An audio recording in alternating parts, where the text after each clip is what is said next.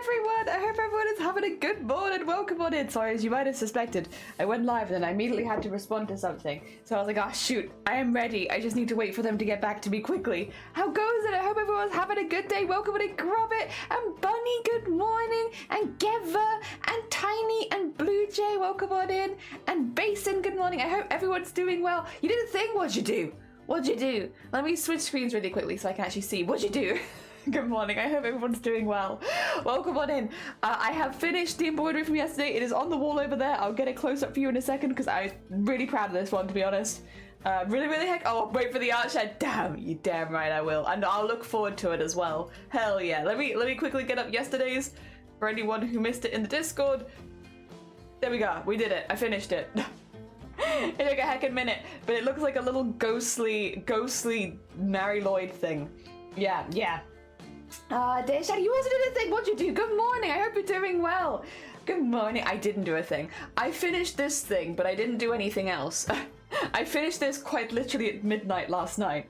And then I went to bed, hence why I've showered this morning, because I was just like, I can't shower at midnight right now. I need to go to bed. I'm so tired. Good morning, Sleeves. Welcome on in. I am using my piss mug a la Sleeve. Thank you. Currently cross-stitching. Oh, lovely. Enjoy your cross-stitching, Basin. I hope that it goes well. Welcome on in, everyone. Everyone play The Software Kicks In before I defeated... Oh, no. Bless you. Please feel better soon, Blue Jay. That's no fun. Very few people, like, I want to say 0.001% like feeling sick. I hope you feel better soon. If you do need to go zip off at any point, please do, as much as you're more than welcome here. If you do need to zip off, completely understand. Oh dear. Yesterday was my oh, was it? Oh, congratulations. Right. Mark that on your calendar so that next year you can have your 1 year celebration, then your 2 year, then your 3 year, then your 4 year. Extra reason to celebrate? Hell yeah. That's why you looked at it. You washed. I did wash. I washed. I don't do it very often, but sometimes I do. And normally when I do, it's in the evening. I'm an evening washer, not a first thing in the morning kind of person. Nah, not for me. But I did this time. Ah, dear. I'm embroidering too, so very cozy. Hell yeah. We actually have quite a cozy embroidery today as well. I thought about making this horror themed, but then I was just like, no, tomato suitcase, no, don't think so. Son-in-law is my mortal enemy. Hell yeah, it is. Honestly, of all the mortal enemies to have, that's a pretty fair one. It's a pretty fair one. Oh, thank you for the generous donation of piss. I appreciate it. Oh dear. Your hair looks cool like this with the waves. I'm glad. It's much darker than usual because it's all wet. Normally I sleep on my hair when it's wet, which is probably part of the reason it gets any volume in it. We'll see how flat I am by the end of the day, but that's okay. That's okay. I'll live with it. Oh dear. Congrats! Yay! Congrats! First time using 18 cut Ida, and I prefer this. So it's going to be a day of cross stitching, but I should stop for food. Yes, for sure. Make sure that you're stopping to eat and look after yourself. I'm going to take my monsters. Get rid of that. Get rid of that. It's probably piss. Yeah, my hair is piss. It's actually made of piss. It's quite impressive how I managed to keep it so up here and not on the ground. Hell yeah. Is there anything I needed to... what happened? Why was I... Oh, it's because I went shopping straight after stream yesterday. Literally yesterday was such a busy day. I'm actually kind of surprised that I'm streaming today because I'll be honest, after yesterday I was like, I'm going to be dead tomorrow. That's what's going to happen. I might still die. There's still time. This day's young yet, but I kind of assumed that I was going to die this morning and I haven't, which has been a really lovely surprise because this week's been rubbish for migraines. I think I've had one every single day pretty much, but then it was also been quite a busy week. But yeah, no, yesterday I had a pretty full-on day because we streamed for 7.5 hours, then I went out shopping for like 3 hours, came home and then finished my embroidery until midnight.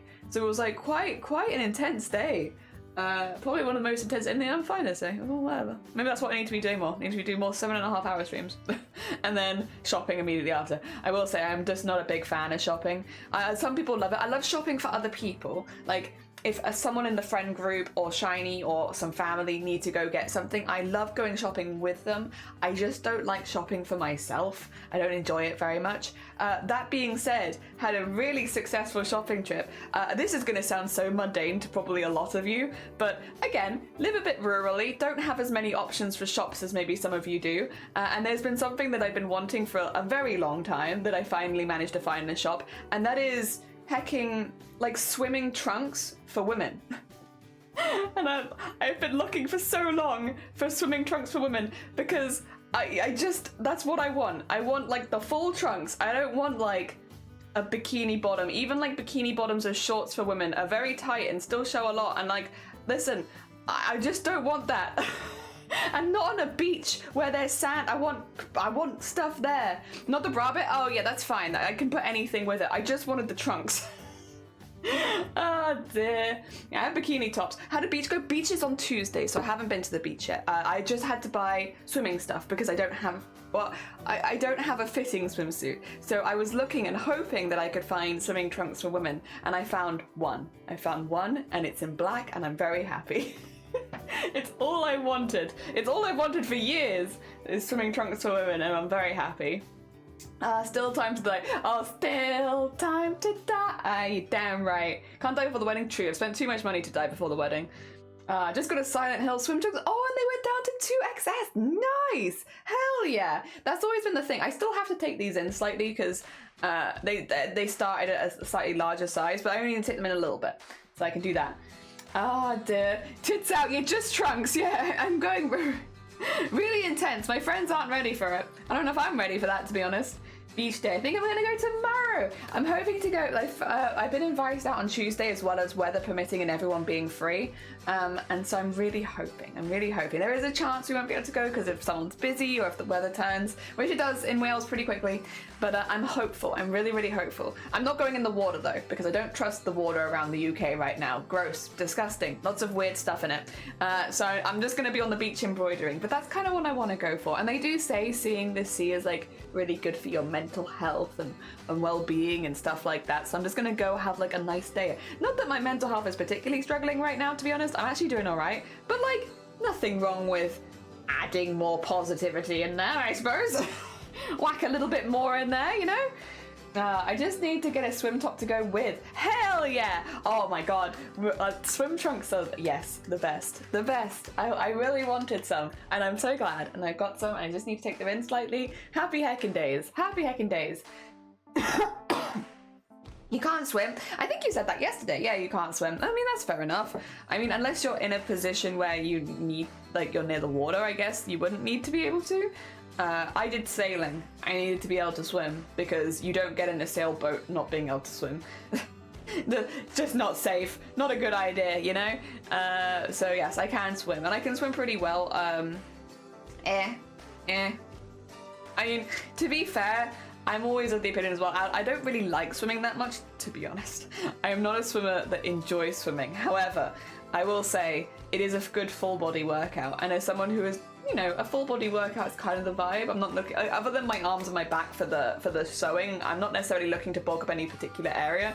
So I like swimming for that. But I don't want to swim in the ocean because the ocean's kind of gross at the moment. And I'm good on that one. What is the one you can get? E. coli. I don't want to get E. coli from the ocean. I don't know how likely it is, but if it's even a slightly bit likely, I'm good, thank you. I used to think like a rock. I tend to my muscles just go whoop. There you go. Whoop. Oh dear. Yeah, I've always been able to swim, I think, pretty much, but I've never been particularly fond of swimming, unless it's like very recreationally, like, you know, some like doing a float thing where it's like they have the float on the pool, or if it's going down water slides or stuff like that. Other than that, I'm not super keen as far as exercise go. I was always more of a runner. I like running. But yes, I also found that being underwater always made my chest feel really tight, which we found out later was because I only had the capacity of one of my lungs, which is like, makes a lot of sense, you know, pressure. But yeah, no, so I always felt like, not like tight chested as if like I'm going to drown, but like always a bit like, ugh. Like as if someone's just doing this to you constantly, and it's like, I mean, I can live with it, but it's not super comfortable, you know? I can do it, it's not gonna bother me, but I'm not that jazzed, you know? I got realised because my second cousin's dad was, my dad's cousin was a swim instructor. Oh, lovely, hell yeah. I think for us, they had like free lessons for like under 10s or something like that. And you basically, like, well, it was actually maybe younger than that. It was like under 6s. It was like toddlers, basically. Because the idea is if you can get your baby in the water as a toddler, they'll just automatically know how to swim. And it is kind of how it worked with me and my siblings. We just go to this 3 thing that they pop your baby in the water and they do just kind of swim. And then as long as you go back every now and again, you'll remember. So I don't know. I don't actually remember being taught to swim per se because I never really was. We just had this program nearby where they were like, dunk your baby in the water and it'll be like... Oh dear. Oh my god, best viewers? Oh, there they go. Oh, so close. It's a shame. I guess we have the best viewers already. Now I'm very comfortable, so hell yeah. Oh dear. That's Air Hugger. IIRC. If I remember correctly, it's a POTS thing. Oh, it probably can be. I mean, for me, it's a different reason, but yeah, it could be. It could also be that.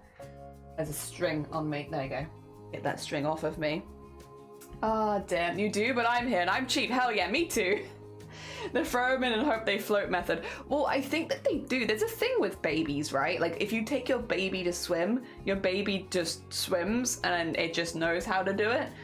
Because I don't know, but you have to take them like really young to do that, and obviously not everyone has access to a swimming pool.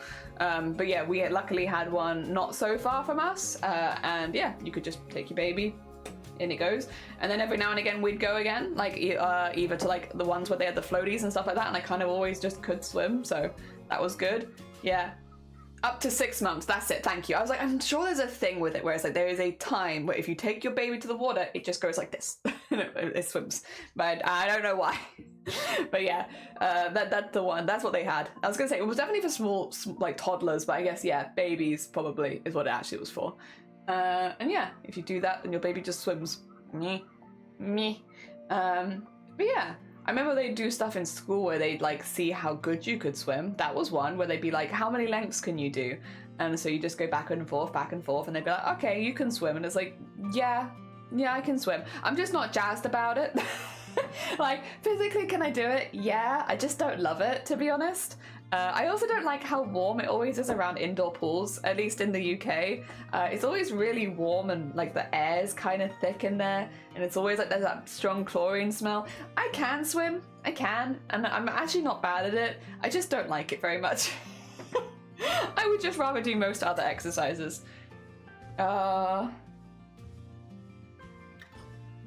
Information brought to you by Am I Dying or This Is Related to a Disability I Already Have? A Google at me at 3 a.m. Oh dear. Speaking of 3 a.m, I went to bed really late last night. Oh dear, it's just too much embroidery. Today's, we got a nice easy one though. I put it in the pinned, but if you haven't seen it, today's prompt is tomato suitcase. And I'm actually really pleased with my idea. All right, you ready? You ready? I made a tiny greenhouse suitcase, and I'm gonna do a bead for the tomato in the middle. So it does mean it's quite a simple embroidery because it's kind of just like lines, really, because it's glass. It's meant to be glass with a bit of dirt, some leaves, and then like the big carry thing and the wheels. But yeah, it's a tiny little glass suitcase for one tomato. But one little tomato and a couple of leaves. Yes, so they're traveling in style. Fancy schmancy. So it's not particularly grim today, to be honest. But I also was just like, the only thing I could think of for grim like tomato suitcase was like, oh yeah guys, it's tomato, but it's actually like blood and gore. And I've just done like a blood and gore cake. And so I'm just like, I've kind of already done that pretty recently. Not vibing with doing the same thing twice. I'll do something else. So that's what I'm doing. You might enjoy American pools more. I might. There's a fair chance I might. I went through lifeguard training because the summer camp I go on is at a lake. Yeah, that makes sense. That makes sense. Yeah, the double. Thank you. There's a funny video of a woman dropping a toddler in a toy pool. Gets worried it's in a cute voice. The toddler leans in to look and she's like, "What's it?" And the toddler's like, "Eh." Oh dear. Hell yeah. That sounds great. That does sound great. I mean, that's kind of, yeah. I mean, sure. If they float and come back to the, it's fine. Oh dear, love it. Yeah, we're going for something simple. So thank you for that tomato. Is that a tomato or an apple? Or plum? What does it say? Cherry. Okay, I was wrong 3 times. Hell yeah. But yeah, that's what we're going to be doing today. A nice simple one. We will actually probably finish it on stream if I'm being honest. I think this will be quite quick since it doesn't focus. It's got an outline, but the outline will likely come second. And other than that, it's actually not that complicated. But that's good, because yesterday I did 7.5 hours embroidery on stream, and then I think I embroidered for a further 4 or 5 hours after stream, which would mean that yesterday's was around 13 hours, I think? About a 13-hour embroidery yesterday. So yeah, that's a lot. And my arm is feeling fine right now. But I think I just have fear, right? So far, my farm has been fine. My arm's been fine, and it hasn't caused any problems. It hasn't been painful or anything like that. But I am constantly fearful that it's going to become painful, and once it starts to hurt, there's not very much I can do about it. So I'm just trying to make sure that I up and down a little bit when it comes to how long I'm taking for each embroidery. So like if I do a really long one the day before, do a shorter one the day after, and then go back up and down, which means not all the embroideries take the same amount of time. And it just also means that my arm has days where it feels like it's being used a little less, which is good, which is really good. And again, so far we are on day 12. Oh no, 11. Is it 11 or 12 today? I did put it in the title and I've forgotten. What did I put? 12. Okay, it's day 12. I forgot. It's day 12, which means we are actually approaching midway through, so we're doing pretty good. Yeah, which is pretty nice. The other thing I will say is I had a dream last night. I woke up real sad, right? Because I dreamed last night that Chroma Core ended already. That everyone had dropped out from the cadets, so there was no more cadets, and then they were like, and now that's the end because everybody dropped out overnight. But in my dream we were also only on day 8, so I could have pretty quickly verified that wasn't the case because we're in the future if that's the case. But you know, I had a dream last night that ended early, and I was like, no, I really want to keep going. Oh dear. And no one is just gonna put, hell yeah, Blue. You've retrieved noodles? What kind? What kind? Also, Sleeves, welcome in on YouTube. I hope you're doing well. Be not afraid, biblically accurate arm. Yeah, please. My farm. It's doing its best. It's doing its best. Garlic and chicken. Oh, lovely. Delicious. Delicious. It didn't. No, it didn't. Don't do this to me. I was so sad. Like, literally, I woke up like, oh my god, I hope that it hasn't ended. I will be sad when it ends anyway, because if you can't tell, I'm really enjoying this. I loved Chroma Core last year. I'm loving Chroma Core again this year. And I'm really proud of the embroideries made. I think yesterday's is now my new favorite. It was the Goblin Baker, but this one's like a vibe, and I really like it. It's also blue. And I am very biased towards blue. I really like it. It's very ethereal. I'm vibing. So that might be my new favorite, but I do still like the Goblin Baker one, so I'm between those two at the moment. Oh my god, that is Sean! Sean, welcome on in. I hope you're doing well. I don't know if I should share my demon pack, put it in a watch list or something. If it's gonna be triggering, don't share it, but if it's not, if it's just weird, go ahead. Go ahead. Weird dreams, fine. Anything involving like self-harm, end of life stuff, maybe no. But yeah, no, my dream was just that, you know, Chroma Core ended and I was sad, and then I woke up like, oh, probably the closest I've had to a nightmare for a minute. I have a lot of dreams, but I don't have a lot of specifically nightmares. I just have a lot of dreams. Most of the time they're just not very interesting, though. I don't bring them up on stream because most of the time they're very boring. Like, they just random, make no sense, and I wake up and I'm like, whatever, honestly, brain, whatever. Oh, also, I just noticed when I look to this side, we're going to be embroidering into this fabric today. It's got a little flower pattern on it. We're just going quaint today. Today's a quaint day. I know it's meant to be Grim Month, but, well, oops, today's a quaint day. Oh, well. Oh, dear. That looks so gorgeous. It's cute. It's a little fat quarter that I got ages ago that I just haven't used, and I really like it. It's got little green flowers on it, which shouldn't distract from the big red tomato too much, but it should add to like the greenhousey vibes. So I like that one. Yeah. Mm-hmm. Oh, you mean the embroidery? Freaky! Thank you very much. I genuinely forget what's on my screen at any one point. I'm like, oh, you mean the fabric I'm showing off? That's my favorite so far. Hell yeah, it's a nice fabric. I agree. I don't know that it's my favorite fabric that I've embroidered into, but I do like it. Oh dear. I thought it was paw prints. I don't have my glass on. I kind of see that vibe, to be fair. There is a vibe there. If I bring it closer, is that more obvious? Can you see that better? There you go. Hopefully you can see it a little better. I don't know if my camera actually focused on it. But hopefully, oh dear, didn't recognize you. You got them farms out. My farms, they're out. Oh dear. You can see though how weak my shoulders are because you can literally see every little lumpy bumpy on it. Look at all these lumpy bumpies. Look at all those. They're very weak. They've gained muscle, but there's no bulk there. I need more bulk. My poor lumpy bumpy shoulders. Like, look at that. How weird that looks. And it's because I've got like a really strong muscle here. But yeah, it means that lumpy bumpies. Weird lumpy bumpies. Need more bulk. Need to put more on. I ended up shooting a sniper rifle towards a bit. Oh, my swear wasn't it. I was trying to hit her, I swear. Oh no, oh no. By the way, look at lovely voice. Thank you. I'm glad because I feel like a bit of a mess this morning, to be honestly, Sean. Because I had a shower right before stream and I normally only shower in the evening. So I've come to stream with like wet hair and I've only just gotten up and I'm just a bit like, oh my god. I feel a bit of a mess today, so I'm glad. Oh dear, such a pretty design. It is! It's very pretty. I love this fabric. It's so cool. Alright, should we take you to the other one? I'll remove this off the stream. Oh dear, hell yeah, that's me, yeah! But with lumpy bumpies. But yeah, if I can get this bit a bit stronger, then I think it'll be fine. Because yeah, it's just this bit right now. Weird lumpy bumps. Because I got a strong back of the arm muscle. Whatever this muscle is yeah, doing pretty well. I don't know what it is, but it's pretty good. But yeah, I need the rest of it to be stronger as well. Maybe more swimming would do it, yeah. But not in the ocean, because I don't want to get E. coli. Bicep. Is that bicep? Is this one bicep? Because I thought this one was bicep. I think this is a separate muscle, isn't it? It's this one. Whatever this is. It's not this one, it's this one. Yeah. I don't know what that one is, because I'm pretty sure it's like if I flex you can see that one. But it's not that one that I'm thinking of, it's the one back here. This fella. This fella here. He's the one that's being a bit weird. He's not being weird, he's just next to no muscle. So he's great. This one, yeah, there you go, that's a good angle. You can see it, it's this muscle. Whatever that is. Deltoid back head, thank you. It's my deltoid back head is getting pretty strong, which I'm assuming is because it's connected to the shoulder. That's one of the ones I'm actually working out with my workouts. So yes, that one. Triceps the one below. So this is tricep, this is bicep, that is deltoid back head. Deltoid back head.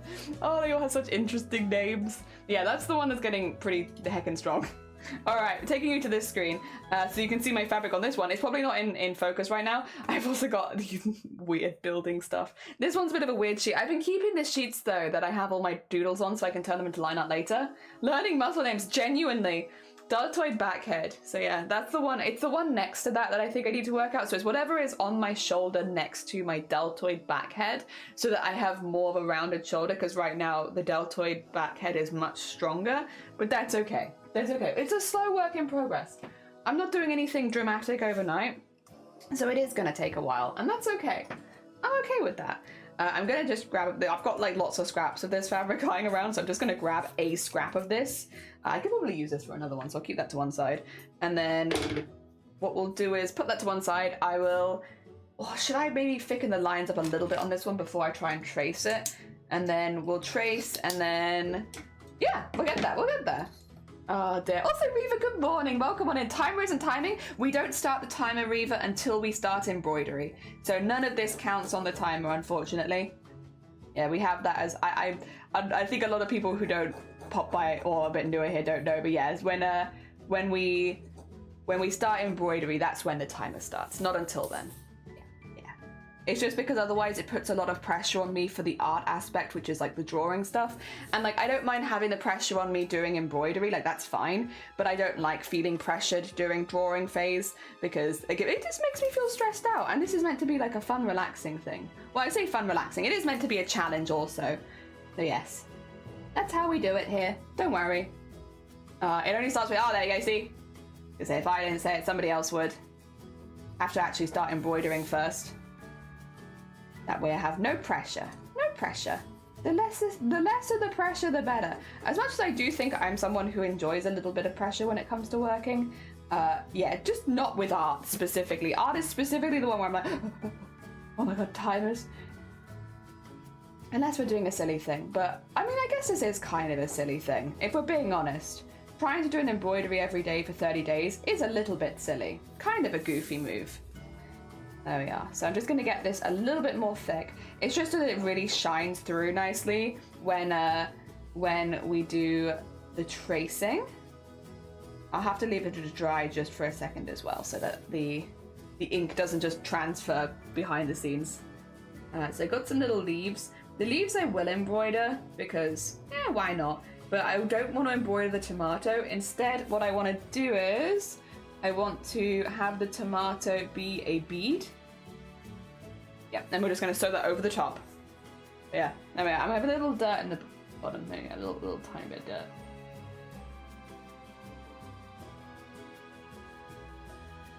There we are. Nice. All right, that can just stay there for a sec. Oh, and the thing in the middle. I do have this pole because for like tomatoes, I'm pretty sure they grow on a pole. And yeah, I didn't want to do the whole thing going up the pole, to be honest, because it's kind of a lot of work. But yeah, I thought I'd have the pole there just to indicate that it could grow up, but not that I wanted to. Ah, dear. Time to put the educational tag on. Yeah, for real. If we're doing all this education stuff, better put the education tag on. Ah, dear. I noticed I was finished that. Oh, so yes. Did you have those bendy rubber? Oh yeah, rubber bendy rulers. Yes, I did. The what rulers? Oh my god, Reva. They are like stupid. Yeah, they are stupid, but they were so popular in school when I was younger. They're like bendy rulers. They're just rulers that can bend. And if that sounds like a little counterproductive, you're damn right it is. But they're basically like flexible plastic that like will hold its shape before slowly going back into a straight line again. And yeah, they were very popular in school. I remember, I think I got some in my Christmas stockings once when I was like a kid. And yeah, they're just very silly, very silly. Because like the problem is once they're bent, they're kind of difficult to use them as a ruler. But then you can unbend them and stuff, like, and they also do eventually go back to their original shape. So it's not like they're stuck like that forever, but yeah. That's why I was going a pole. You're taking too many notes out. Honestly, Sean's been around Grobbit for too long. Grobbit does this too, where they're like, I'm gonna purposefully mishear you to hear what I want to hear. The difference between Sean and Paul is Sean and Grobbit is Sean wants to hear Paul or silly memes. Grobbit wants to hear, did you say tits? Did you say penis? Sorry, was there something to do with shagging in here? You both do it though. Oh dear. Sean, don't do this. Don't go down a dark route. Stay away. Stay away. The purposeful mishearing. Hearing what you want to hear. That's what it is. The hearing what you want to hear. The difference is what they want to hear. Oh dear. Although the day when Sean comes out of the woodwork and says, did I hear titties? It's gonna be a hell of a day. Oh dear.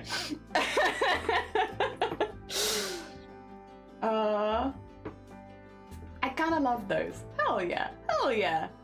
Yeah, the bendy rulers. I remember being the shit out of my classmate with bendy rulers. Jackson, good morning. Welcome on in. They stung so much. I bet. They just slap sounds. Oh my god. I'm innocent. Yaha? Yaha? Is it? It didn't mishear intentionally. Did you not? I am a family-friendly version of Grobbit, yeah. Oh dear. As long as this is the one rule. If you're gonna do the intentional mishearing stuff as a joke, you can't quote it when I repeat it back to you. Little rule. I put that rule in because I will go in and delete any of those quotes because I feel like that's leading. But other than that, yeah, you go off. One rule, and that is, yeah, don't do that. Also because it kind of ruins the quote system. Not that actually, yeah. I've heard you can grow a womb in your butt. Oh, I know what that's about.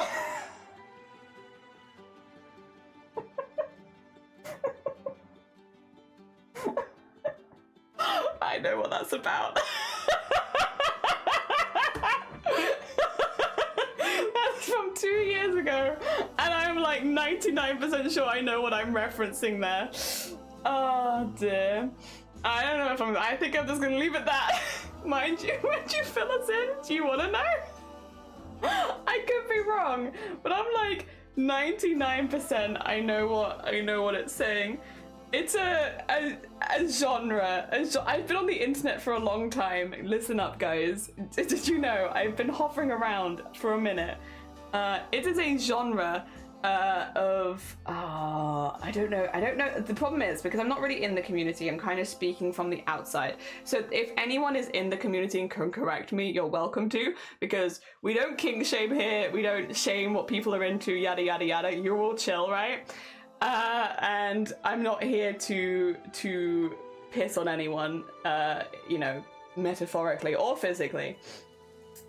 But it is a genre, I believe, of predominantly, I want to say more hentai-esque, more down that route. I could be wrong, there could be more wholesome stuff, but I think it's generally more hentai, so more porn kind of vibe.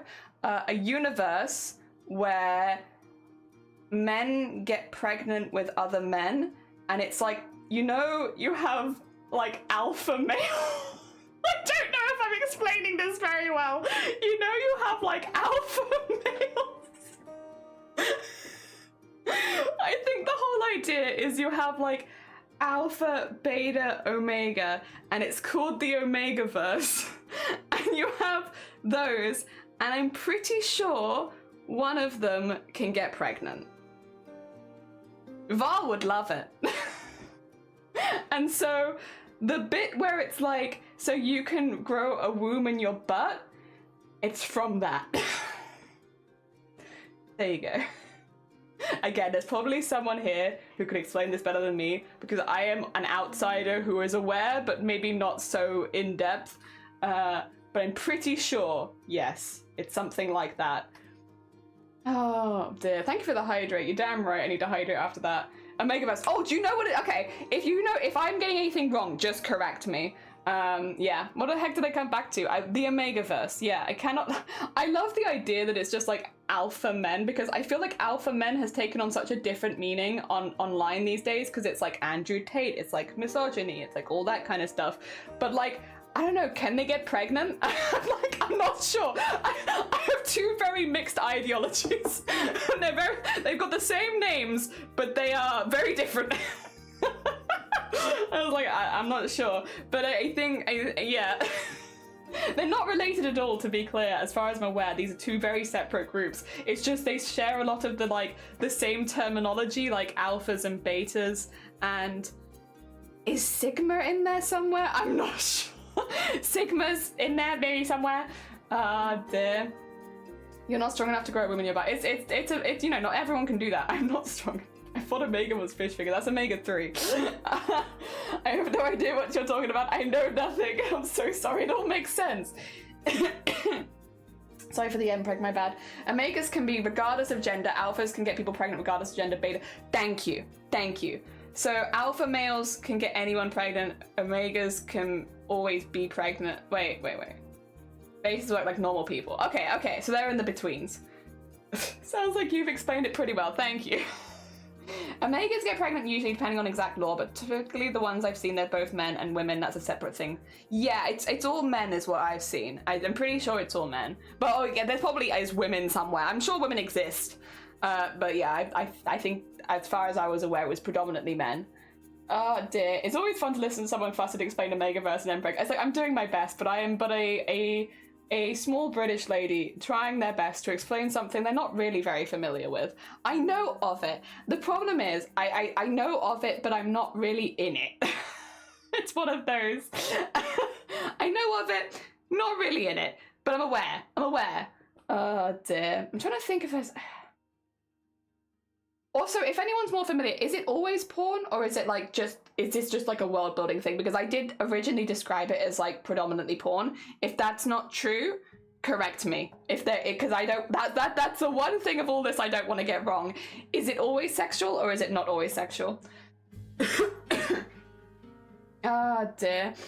The irony of calling yourself an alpha while following someone else. Yeah, generally alpha women are less likely to get pregnant. Oh, I'm fertile. Oh, okay. So women are there.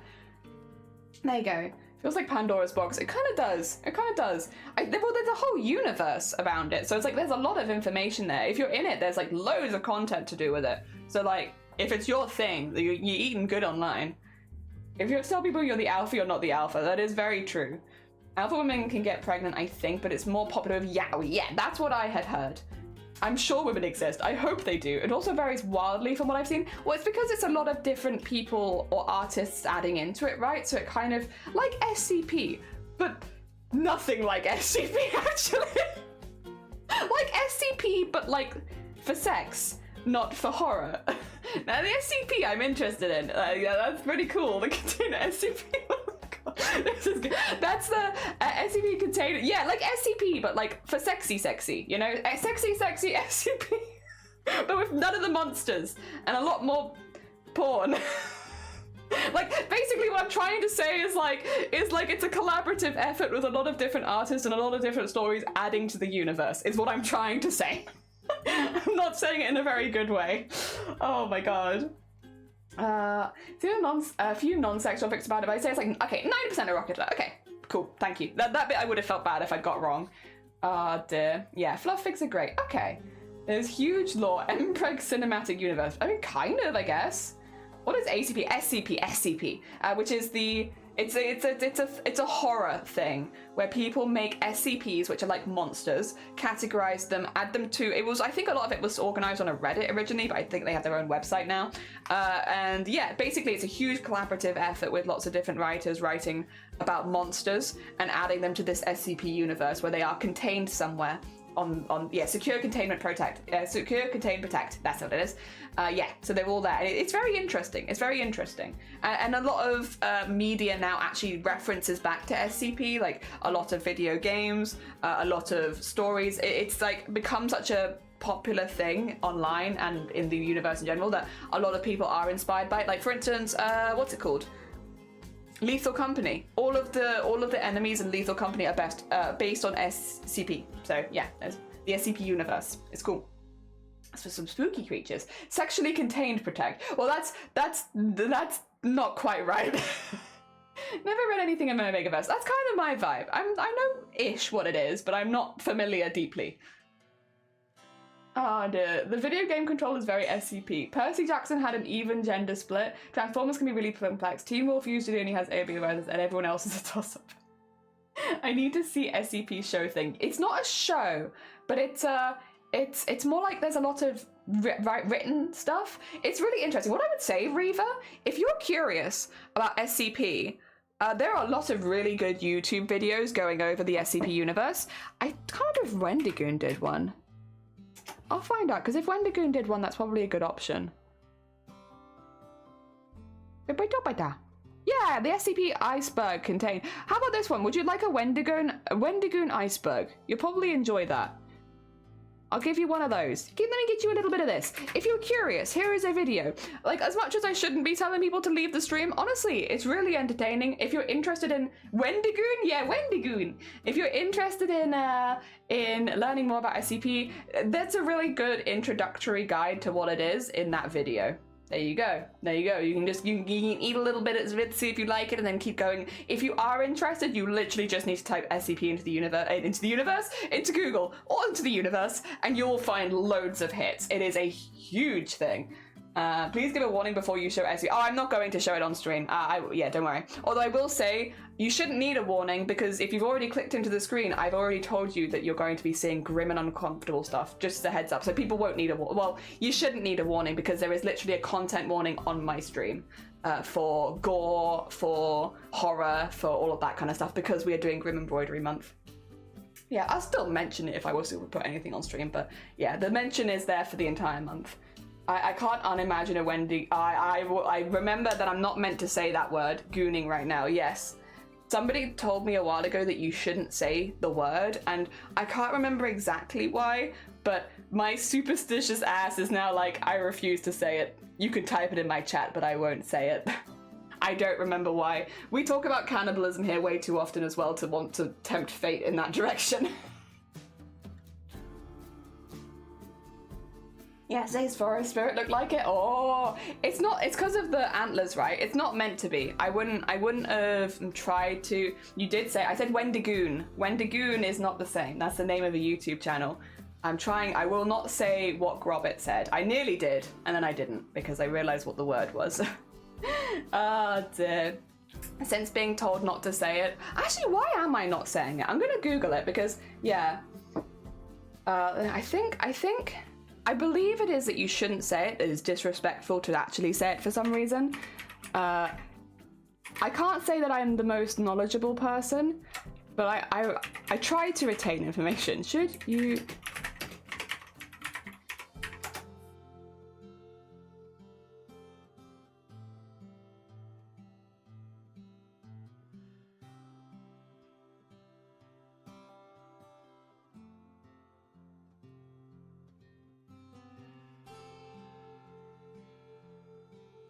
Okay, so it's not to do with saying it, it's to do with the disrespect from the... Okay, I get it. It's... Okay, so what it seems to be is the problem with that particular creature is it's been taken away from its original context and turned into something else, which is not really fun for the people that still exist in this world that are part of that culture. So that's why. That's why. It's why I wouldn't purposefully depict it in my art, and also why I wouldn't say it, because it seems like to the groups of people that... like the Native Americans, groups of people that had it as part of their culture, it is unfortunately been kind of made this fanatical thing and taken away from its original context. So, and technically in that culture you wouldn't say it. So it's like, yeah, not great. Not great. Not a great one. I have heard, to be honest, that that this is a thing where it's like, it's been taken away from its original context and it is upsetting people. So it's like, if it's upsetting people, it's easy for me not to say it. But yes. Yeah, it is not a stock, it should not be a stock fantasy character to use, because unless you are specifically using it in its context, which is the tribe that it comes from.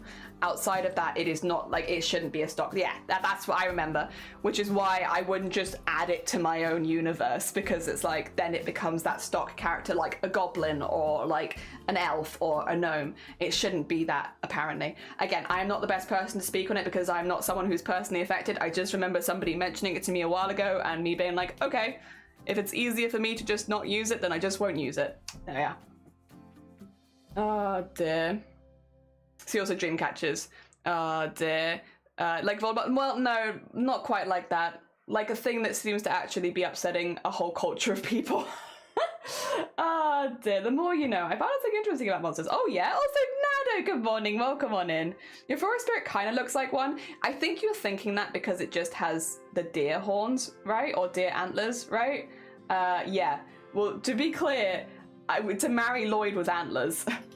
I understand why you're saying that, but it's a Mary Lloyd with antlers. Like literally the headdress, the big cape and this horse skull, that is Mary Lloyd. I just put antlers on it because it's a forest spirit, you know?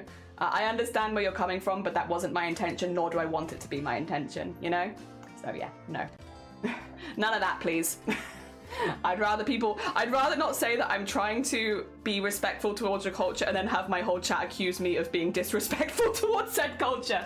Yes, no, that was not my intention. I wouldn't do that after being told that I shouldn't. And yeah, I'd rather people not try and pin that on me either, if that's okay. No, it's a Sunday, chill out. Dear. Wendy boys are very specifically people that got warped, not antler people. I need to research it. I'm learning a new thing. Hell yeah. Enjoy your learning. Hell yeah. I love the honeydews. I'm glad. And Hayes, good morning. Welcome on in. All right. I need to trace this onto here. And find a good place for the flowers to sit, because there is a pattern on this one. I'm thinking... I want it to look kind of random, so I think if I have it at a slight angle, they'll look a little bit more random. Or maybe they'll look like they're going in the wind. Both of those would be kind of cool. All right, I'm going to trace this onto here quickly. I won't be able to use my ruler because of that. I need to have it flat against the back, and then I can't get my ruler in here. So I don't actually know if I have anything straight that I can use. Oh, maybe my needle case. It's a bit dusty because I haven't had to use a sewing machine needle in a while, but this could do it. Few seconds. I'm not going to use the actual needle, so. Oh dear. But it'd be nice to have something to help me draw a straight line. guess not that it really matters, to be honest, because once I'm doing the sewing bit anyway, the likelihood of me being able to maintain a straight line is pretty small.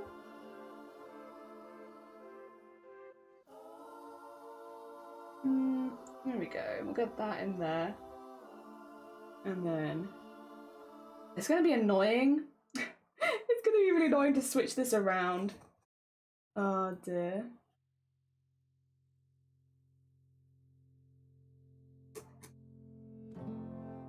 Yeah. Well, I guess I can't switch it around. I guess I have to be the one to move actually in this case, huh? Again, I am going a bit silly with these straight lines because if we're being honest, the likelihood of me being able to mimic these straight lines once I'm actually stitching is pretty small. It's pretty small.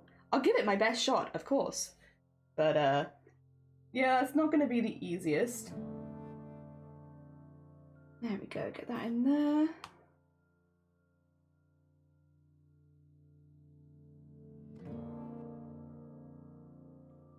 And then... Oh god, I'm gonna get so behind, aren't I? Ah, dear. More not dear, which is the application for heart and free game. Yeah, that's good. Oh yeah. Apparently the reason the Monsters movies are never huge success like the Addams Family is the original and the show was literally of different people moving into a suburb. Really? Yeah, to be fair though, yeah, the Addams Family kind of does have that market cornered. And like, it's not like the Addams Family didn't do a good job of it. It kind of did, although I will say I haven't seen... There's like an animated Addams movie that's more recent, I think. I haven't seen that, and I also haven't seen Wednesday, the television show. So I guess I am a bit behind on Addams Family content.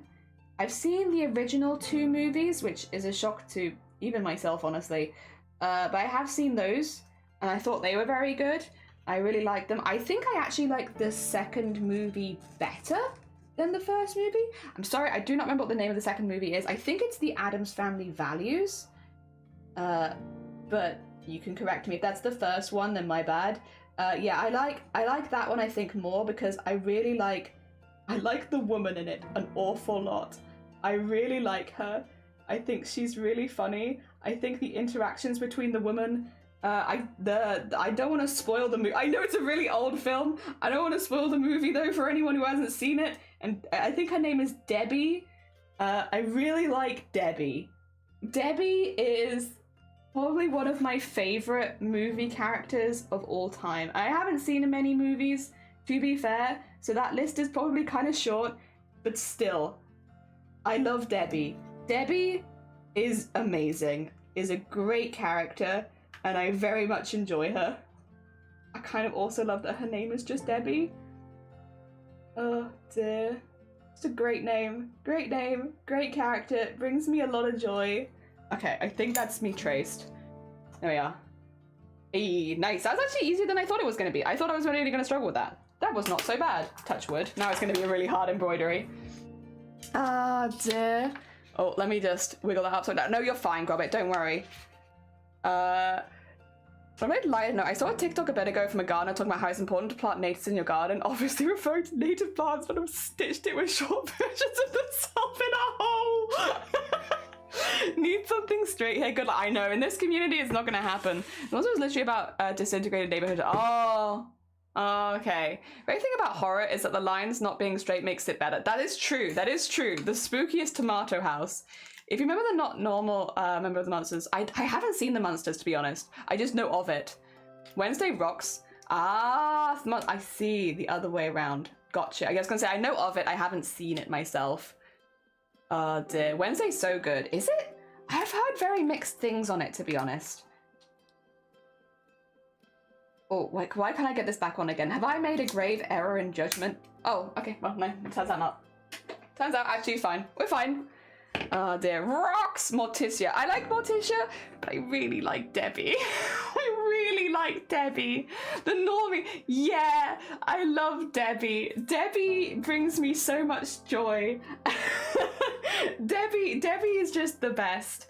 10 out of 10. Would marry Debbie, and I wouldn't regret it. Even if the same things happened to me, no regrets. I just love the scene. Oh, what is it, near the end? It's right near the end of the film where she's like, don't I deserve love? Such a good scene. Out of context, it probably sounds like I'm being very cruel, but it's really good. It's a really good scene, and she does it really well. I just really like it. Posted a progress. Oh, okay. Well, I will be starting my timer in a second. I will say, because, oh god, what the heck? Because this is a simple embroidery, we probably will have just the one Discord art share, which will be in the 3 hours after my embroidery starts. But I look forward to seeing it. Hell yeah. Planning to watch Terrafer? Really? I don't know what that is. Wait, what is Terrafer? I am not aware of this thing. Oh dear. There we go, I need to flatten all this out. I love Wednesday from the films. I love that Wednesday from the films is in the Wednesday. Oh wait, the same actress? Are they? Oh god, I hecked it up. I hecked up my hoopin'. What the heck? What the heck? It's because I made it really loose, to be honest. But then I wasn't fitting in before, so I wasn't sure what to do. I wasn't sure. I was directionless. All right, let me just tighten it a little bit more because it is not even holding the small amount of pulling I am doing here. All right, pull up, pull down, pull up, pull down. The problem with using 2 layers of fabric is you have to kind of do it twice, but that's okay. Yeah, I'm not playing Wednesday though. Well, yeah, understandably. It's been quite a while, but that's such a cool little nod to the original actress, who would have been pretty young, I'm assuming, when they portrayed Wednesday, but did a really, really good job of it. Like, a very memorable character. I mean, memorable enough that they have their own show now. So, yeah, very heckin' cool. All right, needs to be tighter again. There's a movie with a mime. It's a slasher film. I'm scared of clowns and mimes, so it's the best movie for you. Ooh, have a good time with it. Hell yeah. Oh dear. Yeah, that sounds fun actually. A slasher movie with a mime. Ooh, to be fair, if you don't like clowns, if you're afraid of clowns and you like horror, you'll be eating good. There's a lot of good clown horror out there. Mimes? No. Wednesday in the movies was my outro too. Wait, are there people not teaching us the truth about what happened to the tribes? Yeah. I don't like horror films. No, that's very fair. That's very, very fair. I don't like horror films as much as horror games because I just can't get into them as much. Like when you're not... The other thing is, I often find, like, there is a fine line between, like, it can be really frustrating to watch a lot of horror films, right?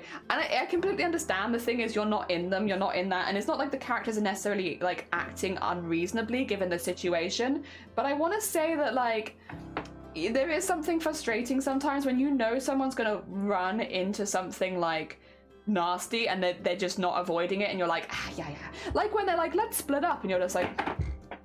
Let's not, you know, that kind of stuff. You always start saying, when you can, if it's, yeah, safe for work, if it's safe for work, yeah, go ahead.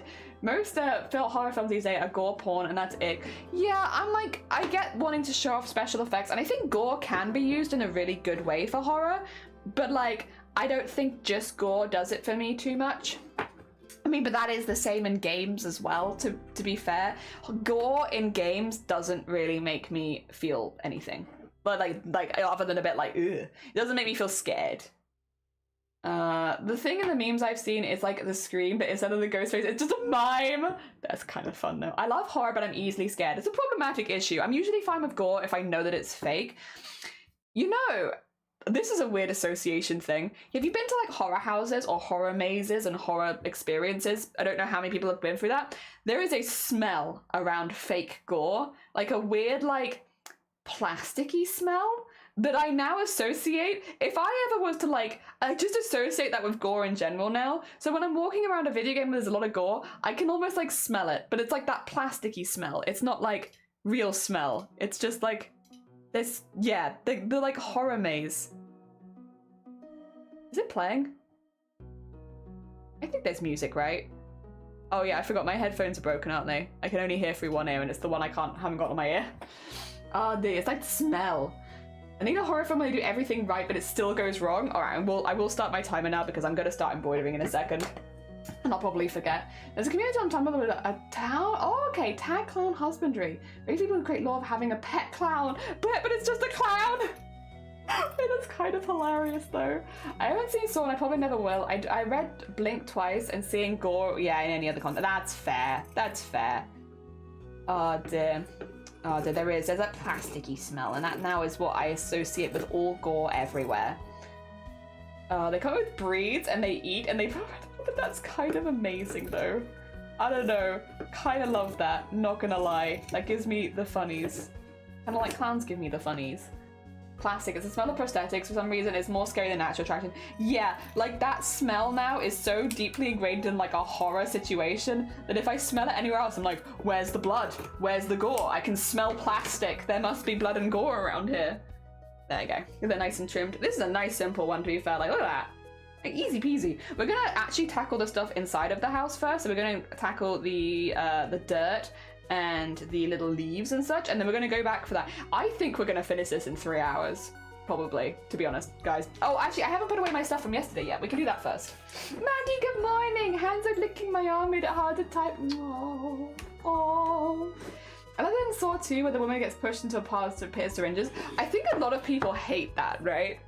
Like, I'm pretty sure I've heard word of that scene before. To be honest, Saw's never been one I've seen bits of Saw and I'm just like, kind of whatever on it.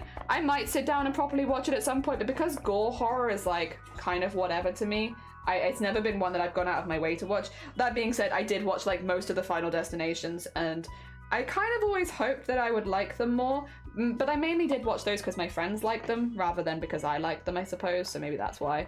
But yeah, Final Destination was the same. I mean, it's not so dissimilar to Saw, really. It's just the what do you call it?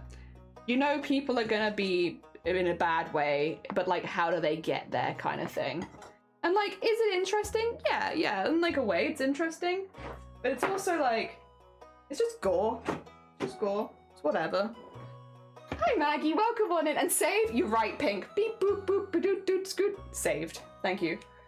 Oh dear. See, it's more that they're like 3 of them that operate like Bloody Mary, the share to 10 people or you die post. I think that's really funny.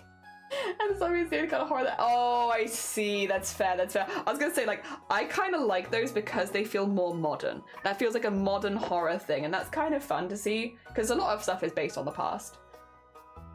When the hair was pulled out, that's sadly ingrained in my memory. Someone's meme, but somebody went to town with it. Oh god. I know our hands are like the legendary ninja characters, so I had a double take. It's like, why are they licking your arm? Puppy. They're a puppy. This one gave me the GBs. Yeah! Like, speaking of horror, I'm going to be flying the tabletop RPG. It's basically a zombie. Oh, everyone has a superpower. Mine is racking up debt, buying makeup to hide that she's dead. What a hecking superpower. What is the film? What's it called? Death Becomes Her or something like that? Is that the film I'm thinking of? I'm going to have to double check that one. Yes. Speaking of, that's the one. That's very Death Becomes Her. Dear. Zombies, fine. Gore, fine. But my heebie-jeebies. Yeah, all the heebie-jeebies. That's very fair. I'm just fine with seeing us, Sonia, but then turns off in a kissing scene. That's me. That's me. Me and your mum are on the same wavelength. It's like, I can do like really hefty gore and all that kind of stuff, but as soon as it's 2 people kissing, it's like, no. No, don't show me that. Oh my god, so lewd. Actually, I might use these same colors for the leaves because these are kind of fun, like slightly more bluey leaf colors, and I vibe with it. I enjoy the leafy colors. I need like a dirt color as well though. Where'd I put the lid? Oh, it's behind there. Okay. Oh dear. How you doing? I'm alright. How you doing, Maggie? I hope you're doing well. Oh dear. Fun fact, I started Supernatural and I got inspired. I scared the heck out of my husband, popping in front of him, my hair covered my face like this. The ring. Oh my god.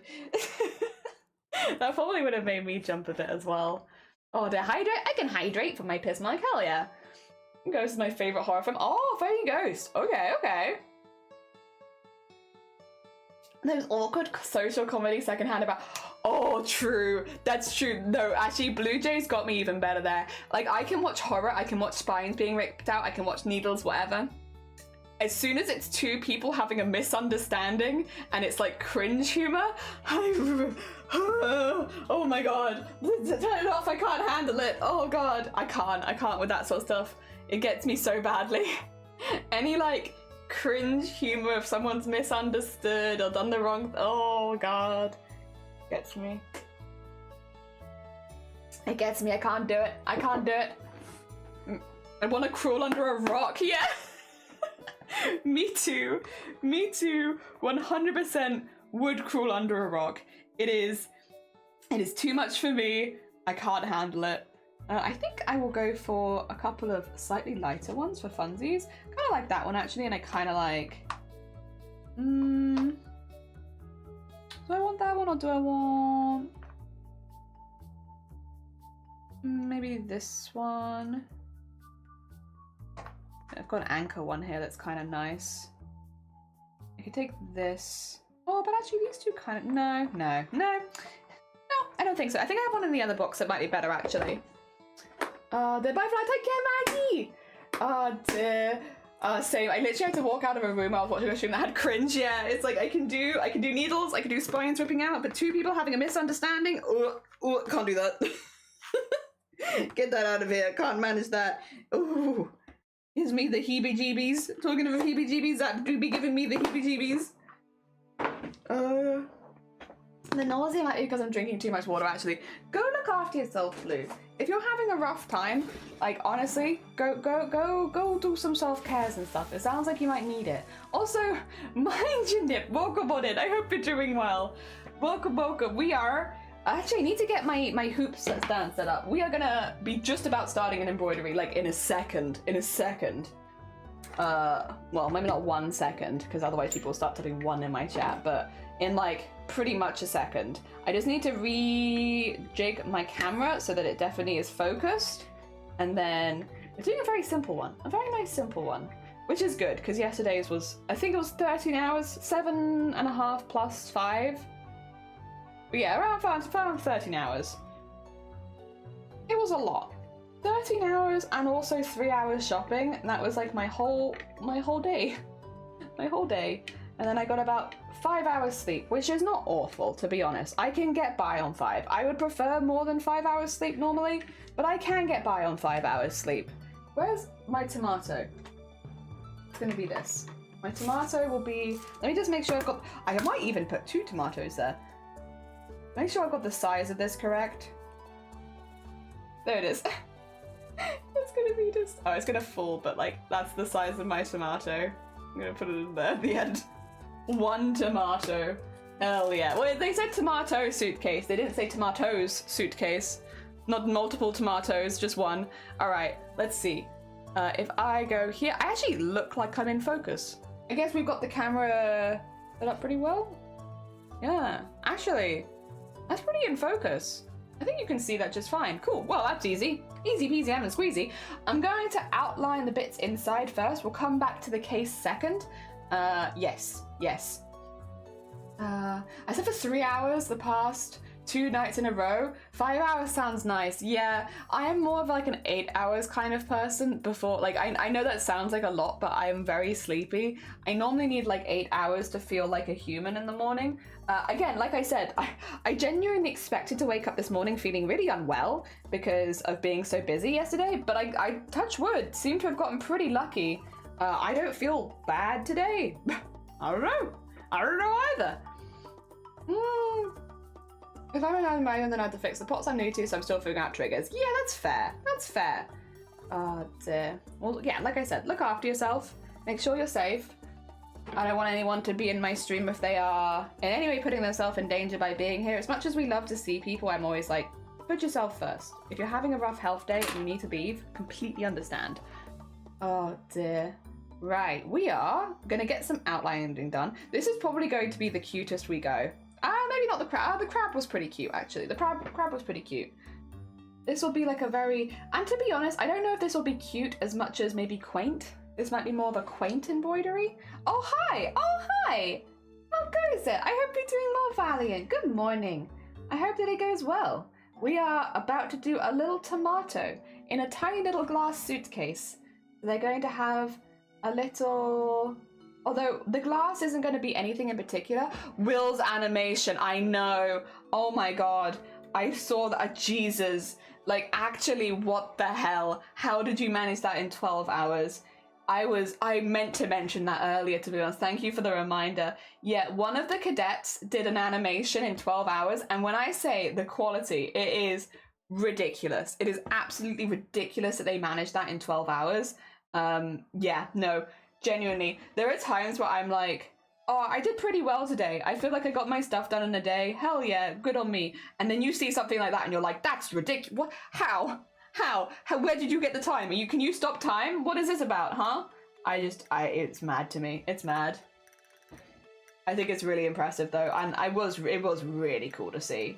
Oh dear.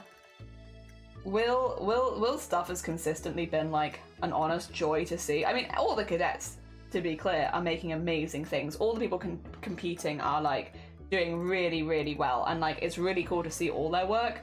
I always love seeing Ophelia's as well. Like Ophelia's I always really jam with. I would like to see, okay, I've already got ideas of people I would like to see maybe be cadets next year. I'd really like to see Spooky. I'd really like to see Spooky be a cadet next year. I remember liking their stuff last year, and this year I've really loved their stuff.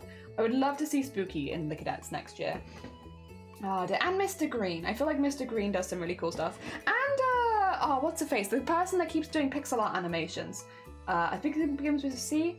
They're also really cool. There's a few people that I'm like, I want to see you next year, and you next year. I'd love to see you do stuff next year. Just picking them out. Cause Leon, yeah, like we got to see them compete last year, and they are very, very good. Very, very good. I love them. Yeah, it's very fair. There we are. Some people are just so fast at doing things. I know. Hecking madness. It's so impressive though. It's very inspiring as like another artist as well. When you see someone pouring their all into their art like that, it is really, really cool. Like it does sometimes feel a little out of like, I don't know that I could ever physically do that kind of vibes. But at the same time, it's so inspiring to watch someone just like go all out. Oh dear. I'm trying to think, was there anyone? I mean, there's a lot of entries that I've really liked each day, to be fair. There's a lot of them. Some really good ones out there. Oh dear. But yes, no, I would love to. Spookies I've consistently liked. Oh, Atom, I feel like Atom stuff I've loved this year. They always post pretty early in the day, so I often see them before I go to bed, which is a plus because I love looking at stuff throughout the day. But yeah, no, they post their stuff pretty early. Brandy, welcome. Oh, and Brandy, thank you for the follow. Brandy, good morning. Welcome on in. We are doing a little tiny greenhouse on wheels, and it's going to have one tomato, and it's going to be sitting in a bed of leaves on some dirt, like a little prince, tomato. Hell yeah! Not particularly scary today is the only thing. We're meant to be doing horror embroideries every month, but like, I'll be honest, I would be interested if any of you can think of a way that you turn tomato suitcase into horror. The only way that I could think of was to use the color red and be like, oh yeah guys, it's definitely tomato, and do blood and gore instead. Which again, I did that same concept for the cake a few days ago, so I didn't really want to do that same concept again because I'd already done it recently, and I couldn't think of anything else that could make my tomato horrific. Like, tomato suitcase just does not inspire gore and horror vibes. I don't know. Remember the killer tomatoes of the 80s? Oh, damn it, you're right. Cthulhu, why do I not have your brain?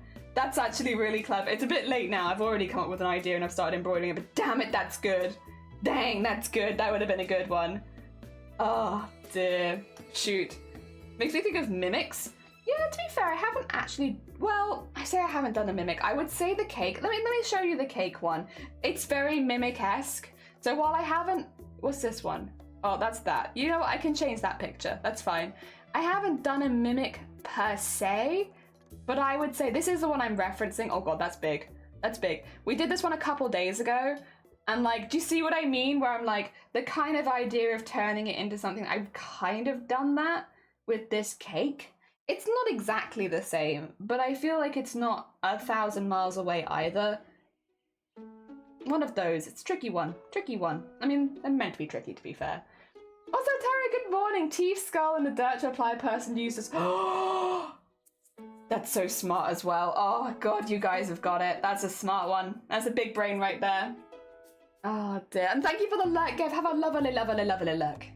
One of those character suitcases, but it's a tomato from VeggieTales. I think someone's maybe already actually submitted something like that.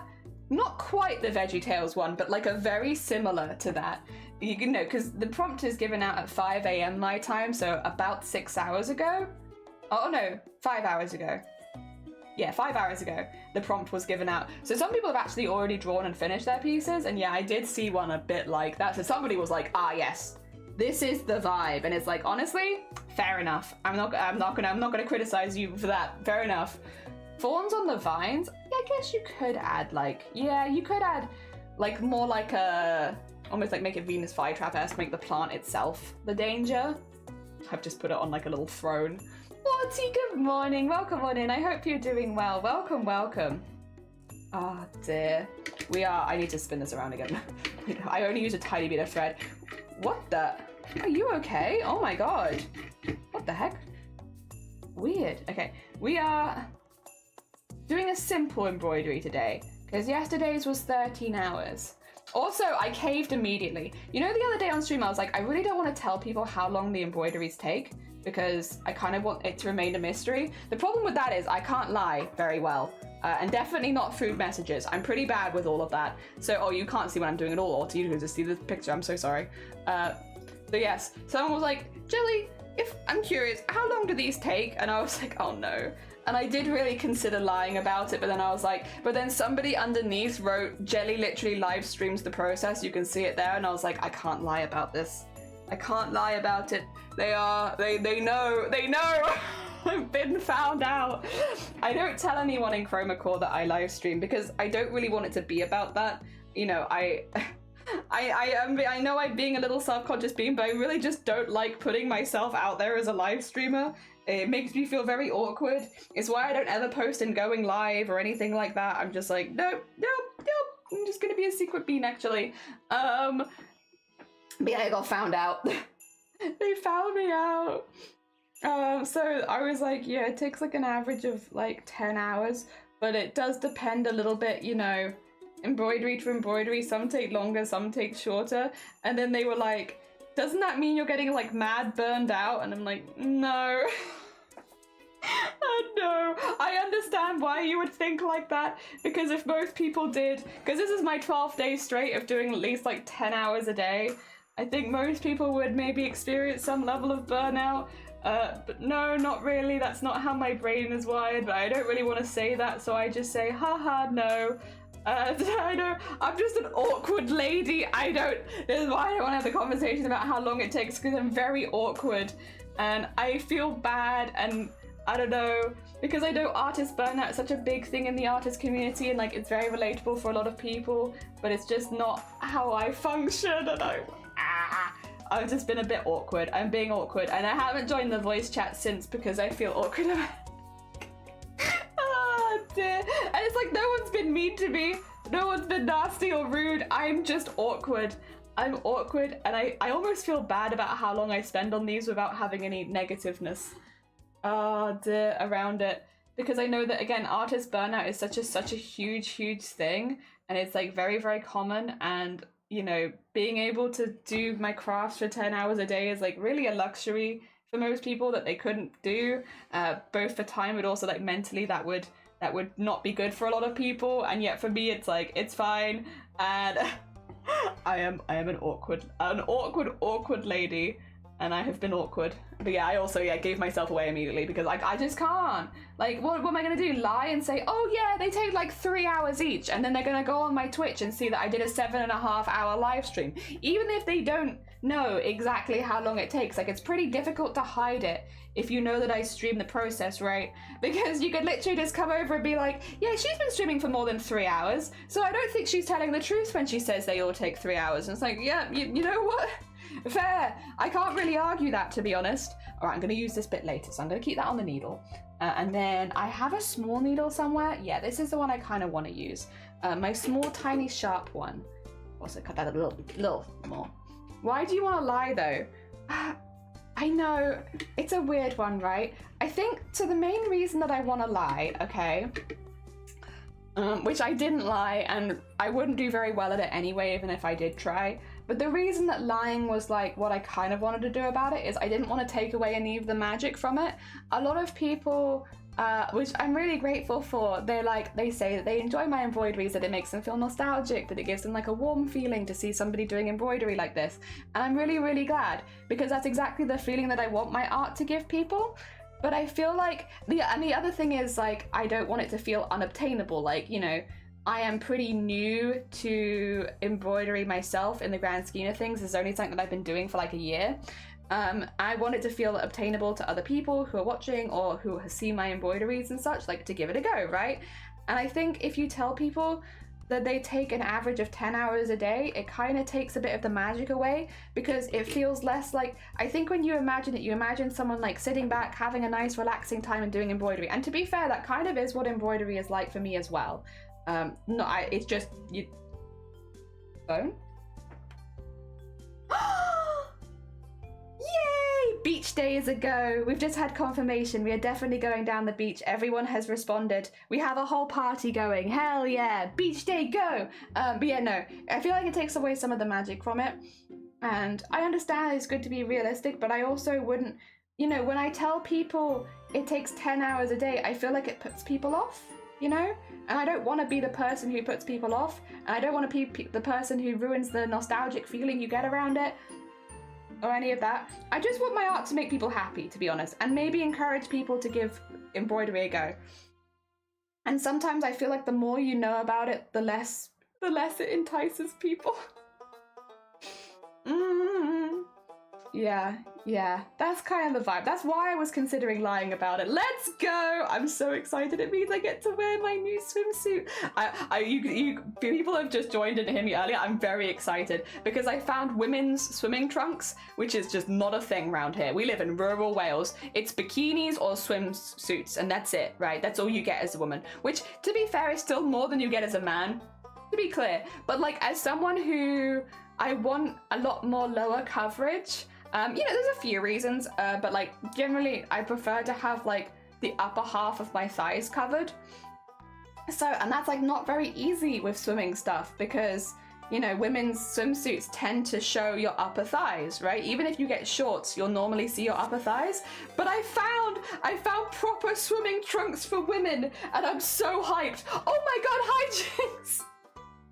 Good morning. Wait 2 seconds. Let me use your shout outs. I hope you're doing well. I'm also just going to steal your name. How was your Makers and Crafting stream? What did you get up to today? What were you in fact Makers and Craftering? We're just starting an embroidery today. We finished yesterday's. I'm very pleased with it. It looks like this. And we're just starting a new one today, which is going to be a teeny tiny suitcase. Oh dear. Right. Let me get your name. I need to pop it on the list of people. Oh no, you're already on there. Oh, amazing. Perfect. We've still got you there then. You're still ready for the Where's Wally. Fantastic. Oh, dear. Oh, Swole, thank you so much for gifting a sub to Hijinks as well. What the heck, guys? Also, Bunny, good morning. Welcome on in again. Hijinks, welcome in. Maz, welcome on in. I hope you're doing well. Thank you so much for gifting a sub. Wildside, good morning. You go shopping in the menswear section and wear a bikini under it? Yeah, I could. The problem is I have a very... I don't know how to talk about body types without being weird on Twitch, but like I generally need a women's fit because I'm very in-out, you know, in-out. Men's are more straight down, so I would have to take it in a ridiculous amount if it didn't come in at the waist. Yeah, I'm very, which I'm grateful for, but not in this instance. Dear. I really like sewing. I just do. I did do one 3-hour stream. I did. Dear. I mean, 300 stitches an inch, 1 stitch every 2 seconds. Time 30 minutes. I mean, I guess that's true. And Private, welcome on in. Zigzag, I hope you're doing good. Dear Hijinks, how you doing? And Mama, good morning as well. Jelly has a big identity theft problem. I steal everyone's name who raids in here so we can add them to the Where's Wally. If anyone's new here, hello, hi, my name is Jelly. I'm actually a cosplayer based in the UK, but I have a specific interest in beading, sequinning, and embroidery. Swole, thank you so much for the sub for 3 months. I appreciate it. Thank you. It really helps. Thank you so much. All these subs are going to funding my thread collection, and I really appreciate it. And Frika, welcome on in. I hope you're doing good. Yeah, I'm actually a cosplayer based in the UK, but I have a specific interest in beading, sequinning, and embroidery. And if you're interested in what that looks like in a costume, I have a video. Here it is. There you go. You can see it.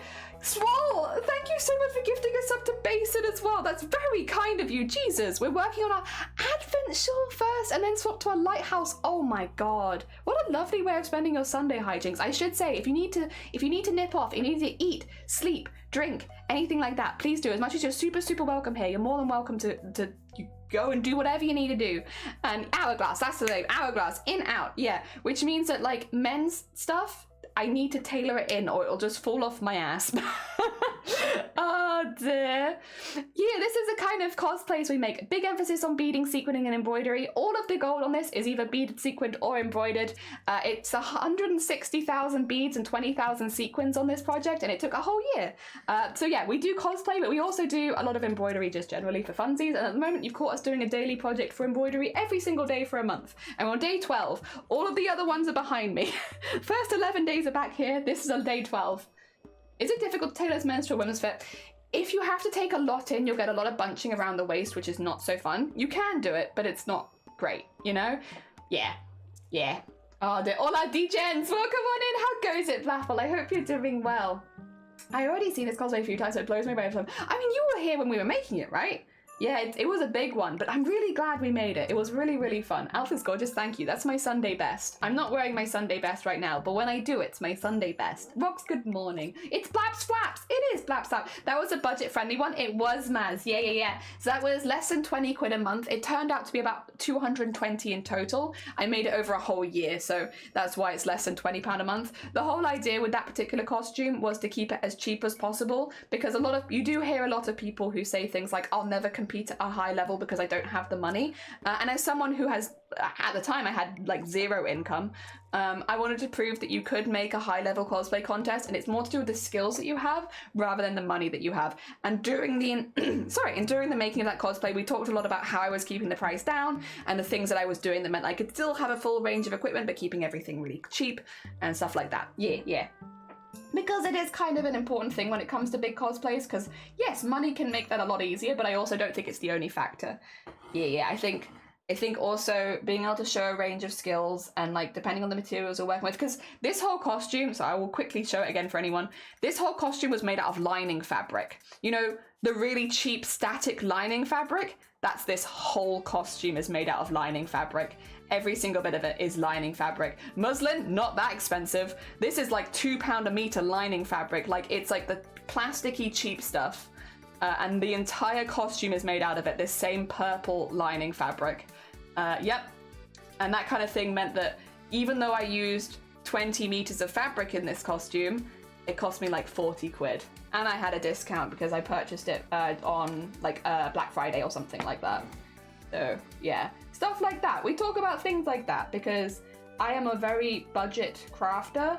And in this particular case, we've been talking a lot more about like getting stuff from charity shops and secondhand stuff, because a lot of the threads that I'm using are secondhand threads and how we do that kind of stuff. So yeah, we talk a lot about that because I feel like it's a shame if money is the thing holding you back from high level cosplay competitions, if that's something that you want to do. And there are lots and lots of ways to get around it. Most of it, though, does include gaining a lot of skills in crafting, because there is kind of a triangle of cosplay, which is, or like high-level crafting cosplay competitions. You only need two of the things. You can have time and money, and then you don't need skill. You can have skill and time, and then you don't need money, and you can have money and skill, and then you don't need time. So you only need two of the things, really, and you can make that. So for me, I have time and skill. I don't have money. So we show you how to do things without needing that money. Obviously, if you have all three, is your day going to be easier? Yeah, of course it will. But it definitely doesn't mean you can't compete. And I'm really proud of that costume. There we go. I might actually want to switch needles because I've just remembered that this one has a slight curve in it, which makes it fine for beading, but it's a bit annoying for everything else. I'm going to switch to this one. Yeah, this one's still small, but it'll be good. I'll line your fabric. Thanks, Blapple. I appreciate it. Those tomatoes going to be moldy. You're moldy. No, I'm just gonna do like a bead. We're not really doing grim today because like I just couldn't think of anything grim while I was planning it. I was just having one of those days. Normally we're trying to do every embroidery to be kind of like a little bit grim or a little bit horror based. But for tomatoes, I just couldn't think of anything. My brain went empty. So today we are just doing just a tomato, but that's fine. It gives me a little break. It means we do a little bit of a simpler embroidery, which gives my arm a break as well. So I'm actually kind of okay with that. If anything, it's come at a good time because I think this is our 5th stream in a row. And also I've been doing some pretty intense embroideries this week, like 15, 14, 13 hour embroideries. So having one that's a little bit smaller and simpler that I don't have as much, you know, I'm not as worried about how this one turns out because it is a smaller embroidery, is actually kind of a blessing in disguise, to be honest. I do that too. I generally love it. Yeah, free shop. Oh my god, hijinks, you'll love this then. I've been showing this off to all the crafters.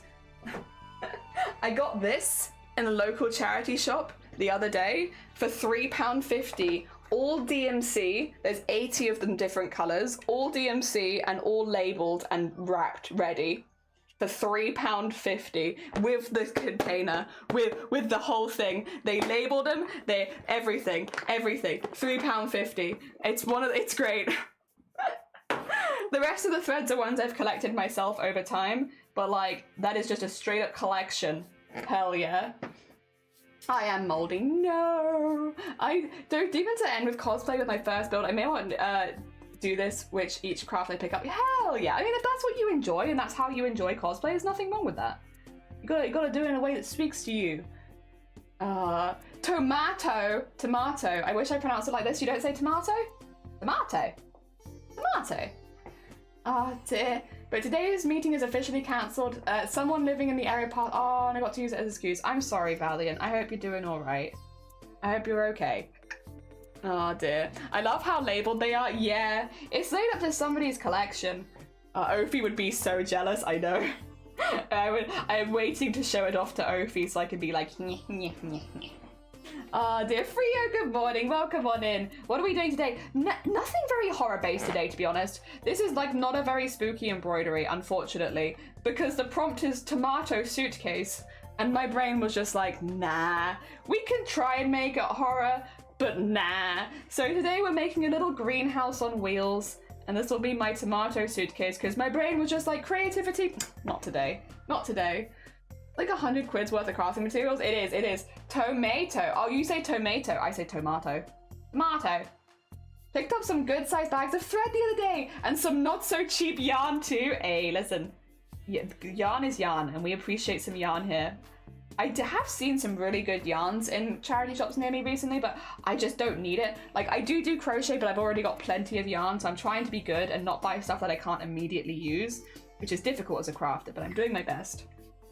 I would steal to make a cosplay of Republic Navy. Yeah, why not? Like, let's, but maybe don't steal, but like, why not go for it? Hell yeah.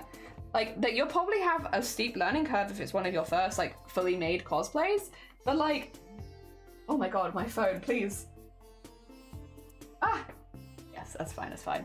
I will respond to that after stream. I will not touch it so that it's definitely there after stream and I can remember. I assume tomato must be blood. Yeah, I was gonna do something like that, Blapple, but I literally did a very similar vibe the other day with this one, because that is like a cake but it's blood and organs. I didn't really want to do the same thing again. Like, had I not done this cake literally like 2-3 days ago, I would have been more up for that idea, but because it's not so dissimilar from the cake where the subversion is it's made of blood and organs, I was like, I'm probably not going to do that again. Not that it's a bad idea, it's just the timing is bad for me, I suppose. Yeah, one of those, unfortunately, because that was also where my brain went. Attack of the Killer Tomatoes. Yes, that's what Cthulhu said, and I didn't think of that at all. Cthulhu was like, I would have done the Attack of Killer Tomatoes. I was like, damn, Cthulhu, give me your brain. I wish I'd thought of that, but I didn't. All right, this is pickling stitches. Oh, pickling some delicious stitches. I love pickling stitches. I love it. Oh dear, I'm doing okay. Thanks, person with a family friend, but I wasn't. Okay, I'm glad you're doing all right. I'm glad you're safe. Now I want to make an embroidered pickle. Do it. You want to make an embroidered pickle? You know, no one else is doing that right now. Oh, Pickle Rick, do it. I actually think I've seen embroidered Pickle Rick, actually. Wait a minute. I feel like I've seen that on the embroidery, the embroidery subreddit. Yeah, I think I've seen that, but like not for a minute. It'd be a miracle for me if my mother found the piece to make Todoroki cosplay. Unfortunately, I cannot make things on my own. No sewing, no crafting. I can't afford to commission. That's fair. That's kind of why I got into sewing in the first place, was like, I've never been able to afford any, so like making it myself is the way to go. And like, it is a long learning curve for sure. Like, it takes a long time to get to a point where you can make some of the more complicated things. Obviously, it does depend if you're going to enjoy making it, because there are some people who like wearing costumes and some people who like making costumes. And I'm lucky that I'm someone who actually really enjoys the making process. So the learning it was fun, even though it took many years to get to a stage where I was happy with it. The learning was fun and I enjoyed it every step. But if you are not someone who enjoys the making, then it's tricky. My idea would have been muscles because they encase blood. Oh, like a skinned face. Do it, like, listen, Blackwell, maybe make that. That's kind of cool. Okay, fine. You twisted my arm, Jelly. Time to embroider. Hell yeah.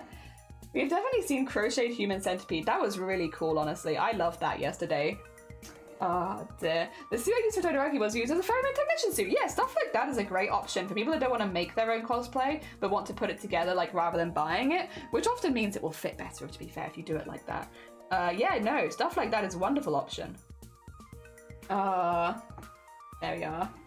There we are. Making is a problem, especially for talentless underdogs like me. Well, that's the thing. I know everyone starts as talentless. You know, I can find, you want to see my first cosplay? Would it make you feel more like starting? I think I have a picture of it lying around somewhere if you want to see it.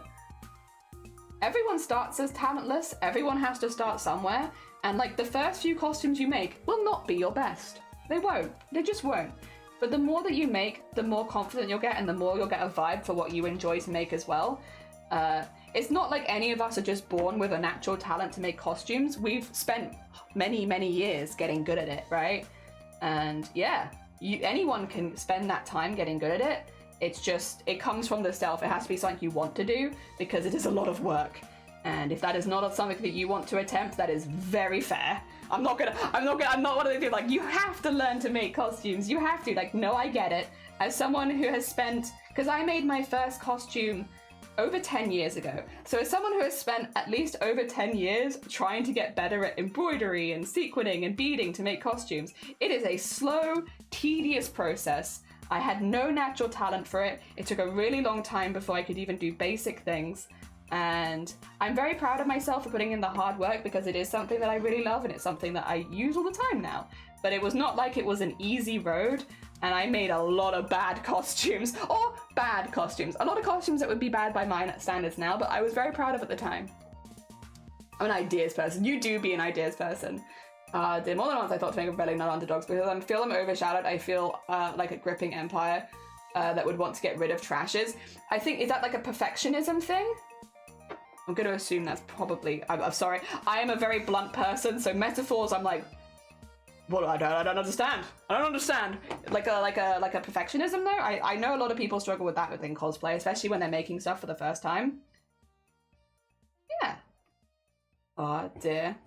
I can find you my first costume. I don't know if it'll make you feel better, but I can find you it. I know that it exists on this PC. I just need to make sure that it exists with just me in it, because understandably, if it's got other cosplayers in it, this will do. This is a good, this. Get ready to see a very young Jelly. I think I was 16 in this picture, heads up. So I was a young bean. This was the first cosplay I ever made.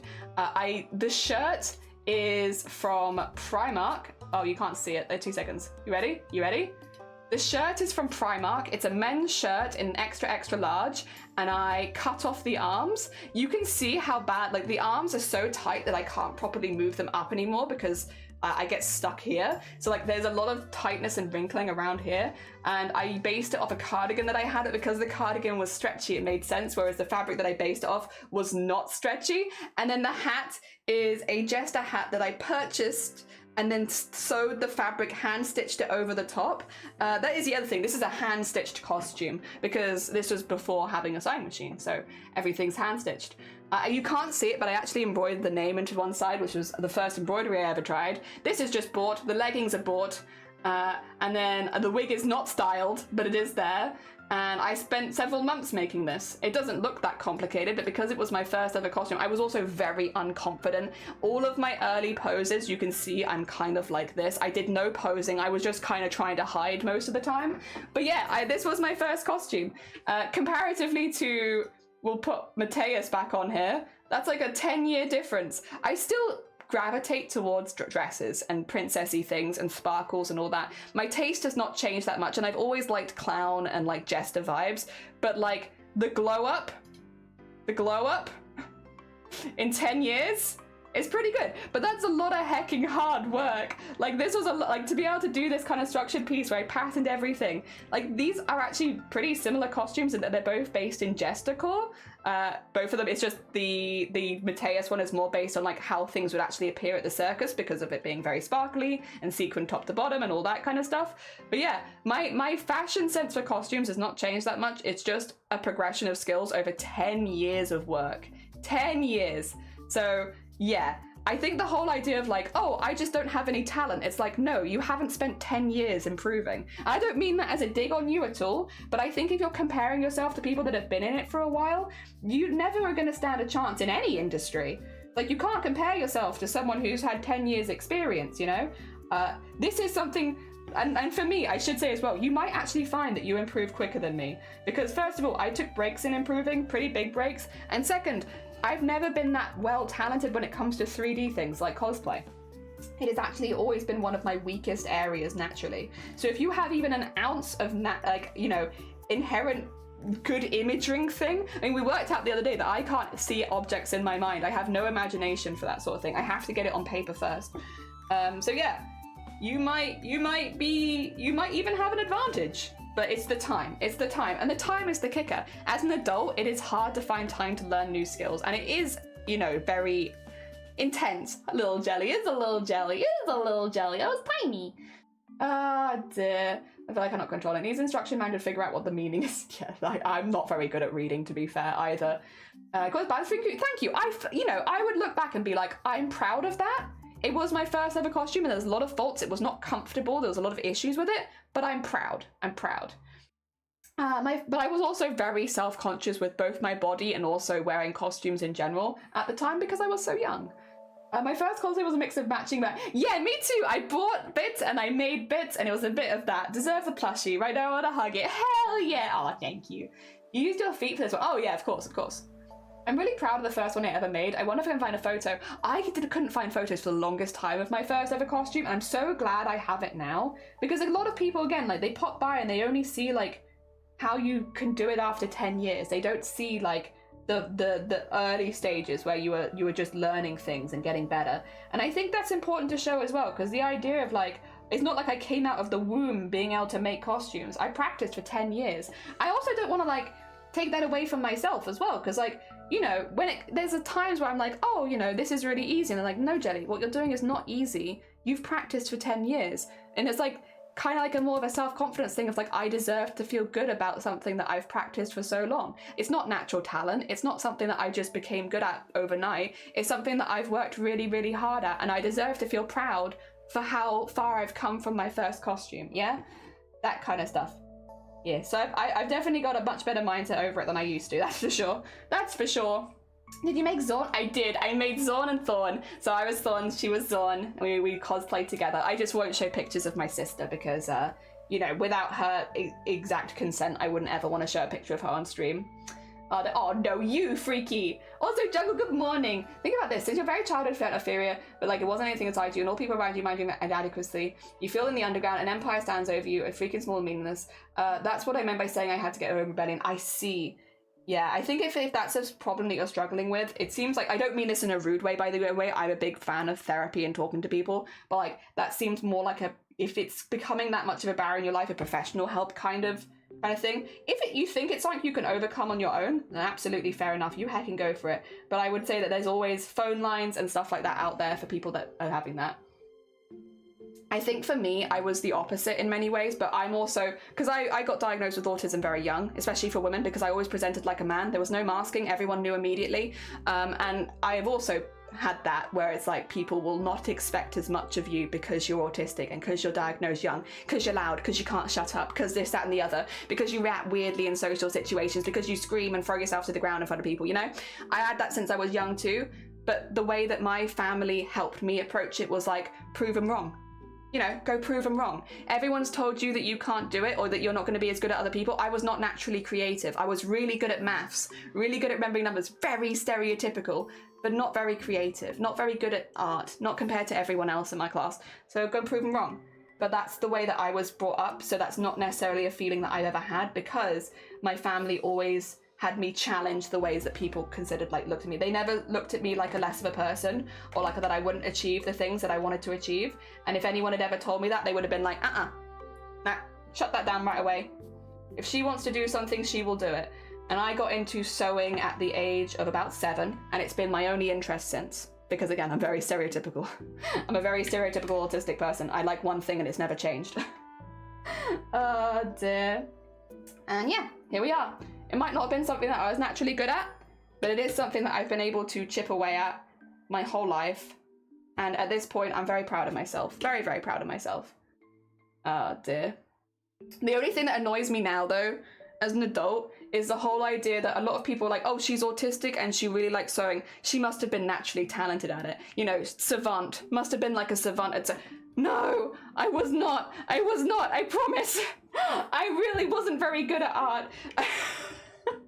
I always really, really struggled, even though it was something that I wanted to be good at. I had no natural eye for it. And again, just discovering the other day that I'm someone who struggles with the imagination side of thing, it makes a whole lot more sense.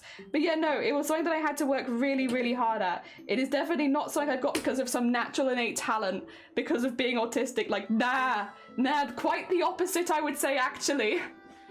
That's why I say skilled instead of talented. I appreciate that. I heckin' appreciate that. I mix between saying talented and skilled myself, to be fair, but I wouldn't say that someone's naturally talented.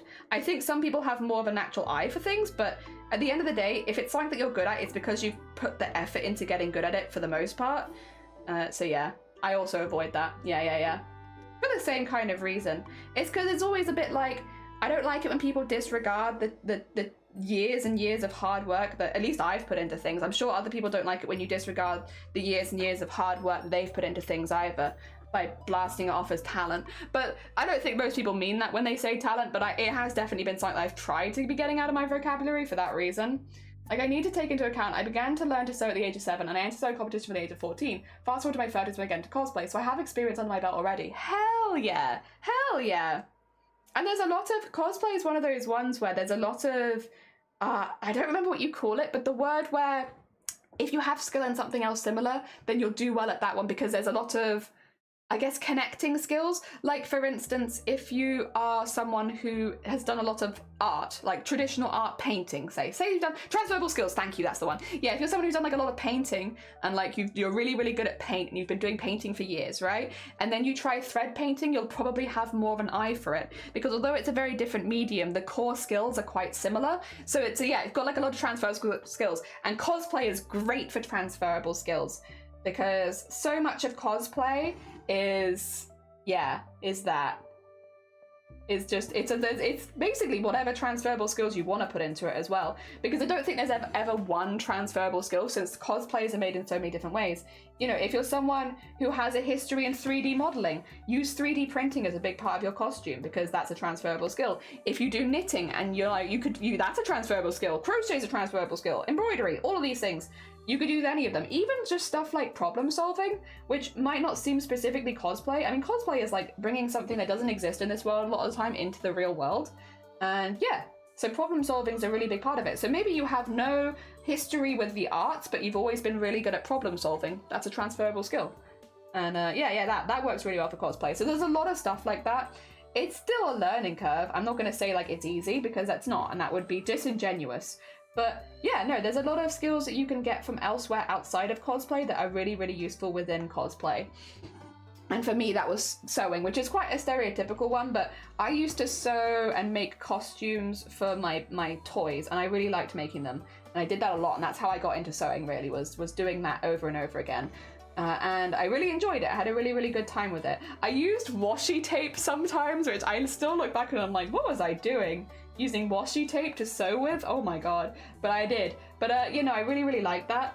And that ended up having a wonderful transferable skill for pattern making, because I was making patterns for my toys to make them clothing, because my toys were all like plushies, so they didn't have like a specific pattern. It wasn't like a Barbie or anything like that. They were all plushies.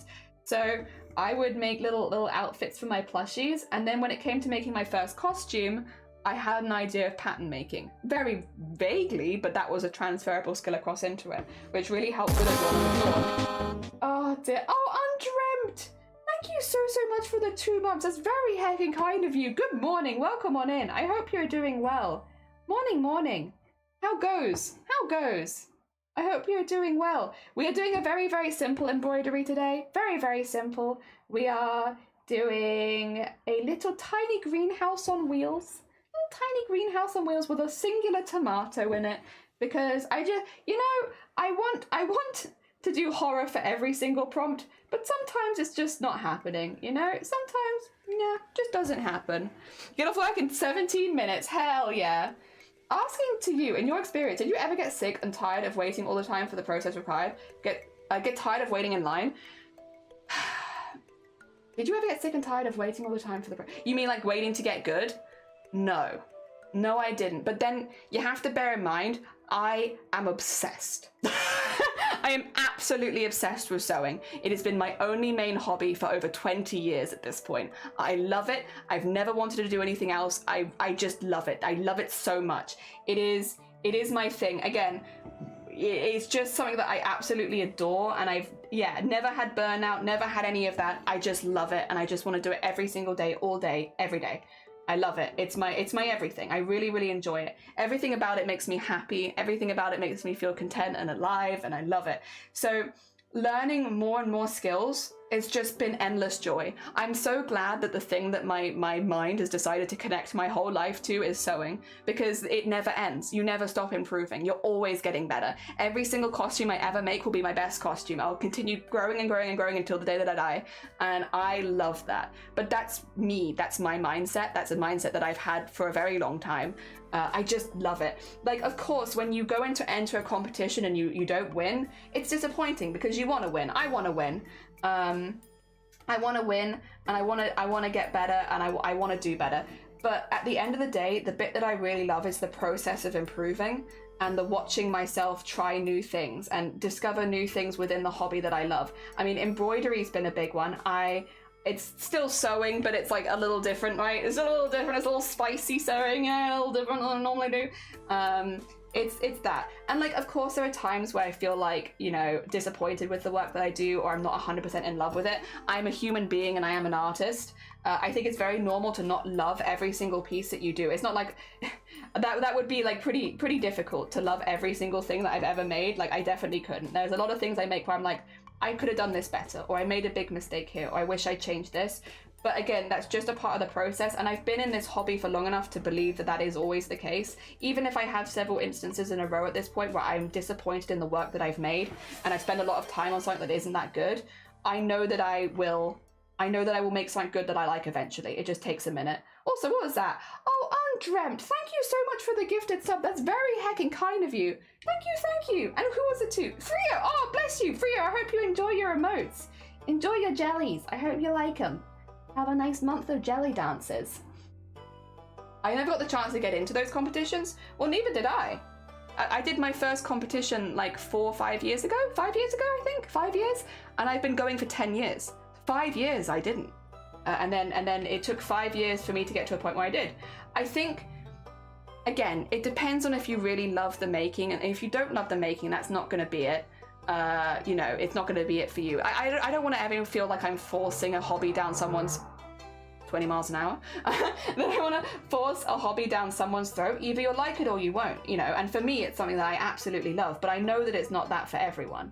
But yeah, no, again, it's not like I did my first ever cosplay and was like, I'm ready to compete internationally. Oh, and I've lost way more competitions than I've won. I've only ever won 2 competitions. One of them was a very small local one of them was one for Wales, and I've never gone further than that. I've entered into international and I have got into TwitchCon, but I've never won. Like, I am not that high level. I know a lot of people that are, but I am not myself. But I think that's the thing, is like, I just keep going. And I enjoy it enough that even if I'm losing every single time, I'm still having a good time. And I'm very lucky to have a hobby that puts me in that mindset where even if I'm consistently losing, always getting tons of feedback, you know, not doing well over and over and over and over again, I love it so much that it doesn't matter, you know? But again, sewing will not be that hobby for everyone, and I'm not going to be here like, Frio, that's your hobby now. That's it. That's your one hobby. Then that's your mindset, because it's not necessarily. But yeah, that is me. Oh dear, that is me in a little nutshell, and I love it. That's kind of the point of competitions and being a human. Yeah, it takes more to rise up, but I appreciate the gift. Oh yeah, all the jellies and no ads. Oh bless you. Yeah, I hope you enjoyed the no ads. I always forget that's a thing. Enjoy your no initial ads. I agree about the love of art. It rewards age. In a way, I'm glad I'm not very sporty. It's difficult to get worse as you not have your body at age. I think the people I know that are very sporty find different ways to enjoy it as they get older or get injured and stuff like that. And a lot of it comes from teaching the next generation or talking about their hobby, watching their hobby. I guess there are other ways to enjoy sports, as like a fan, as someone who watches, as someone who cheers people on, as well as the persons competing themselves. I guess it's just a change over time with that one. Not one I can personally relate to too much as well, but yeah. Art creating was the only way to be something, but once I faced it was harder than I thought I ever could. Hard work doesn't always pay back, perhaps not for everyone. I think that I want to put something into words here, and I might do it badly. So just as a heads up, the whole idea that when it comes to your hobby, because bear in mind, this is a hobby, hard work doesn't pay back, you're not enjoying your hobby. Is that really the hobby for you? Because I'll be honest, there are days where you have that, but if you are consistently like, my hard work isn't paying back and I'm not happy, maybe that's not quite the avenue for you, you know? And now, again, I would say if you're having a lot of these consistent negative thoughts, again, I am not a doctor, nor am I a therapist, but it does sound like maybe this is a conversation you need to have with a professional, not with a Twitch streamer. I could be wrong, and again, I apologize if that's a bit presumptuous of me, but just based on the tone that I'm getting from a lot of yours, I would actually err on the side of, I'm a little concerned now. I'm a little concerned about your mental well-being, and I am a Twitch streamer, not a therapist. I can't offer you that service.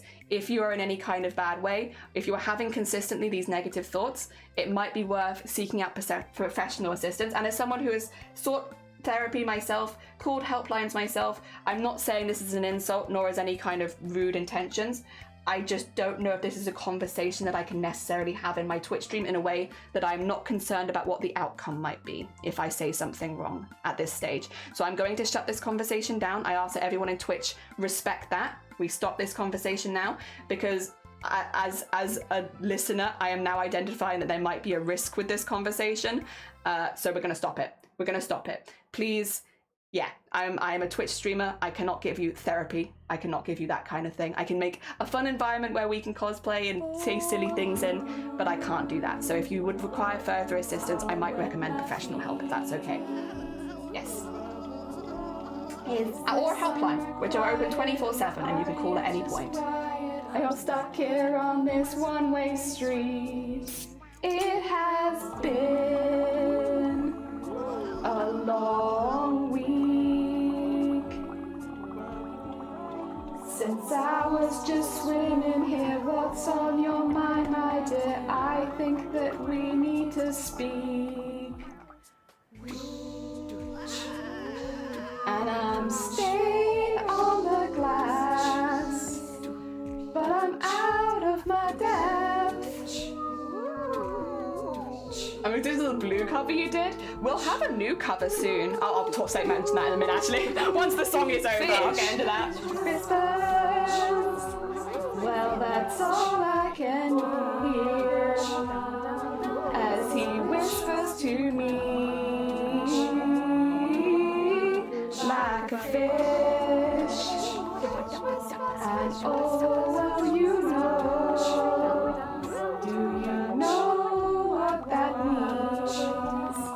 that fish whispers are on. Sorry, I did read that for you because I asked to drop the subject, I just didn't read it aloud, if that's okay. Once we have a subject dropped, zip, no more. Specifically for you, I might recommend, yet again, speaking to the professional rather than me, but whenever we say we're changing a subject, I just won't read anything to do with that subject. Yeah, basically I said no. If I'm ever concerned that the things I'm saying might have a negative mental impact on someone, which is what my concern has been risen, I will stop speaking. Yeah, because I just don't want to have that negative impact on anyone. Dear. Anyway, what I was gonna say when it comes to doing the next cover, for anyone who wasn't here in October last year, that's when we did our last big cover, which was Fish Whispers, which is what you just heard. We do this for charity now, and we have, well, Booptober is only a couple of months away, which means our next song cover is actually on the horizon. For anyone who's not been here doing one of them, it's actually a very Twitch interactive thing. When people donate, last year I think it was $5, I probably will keep it at about $5. If you donate $5 to the charity, while we're doing the charity event, you can basically ask for a line of audio to be added to the song, which could be, you know, do a bass version, do a higher version, you know, add some drum stuff like that to help build up the song, or as time goes on, it can be something that's really silly when we have more of a bass. Yeah, it's really, really cool. So basically, if you want to take part in making the next song that will be added to the channel, that will be in October. And you can do it by donating $5 to breast cancer awareness when we do it. That I won't talk too much about in Booptober at this stage, because obviously Booptober hasn't been formally announced yet. It normally gets announced in August when sign-ups start up.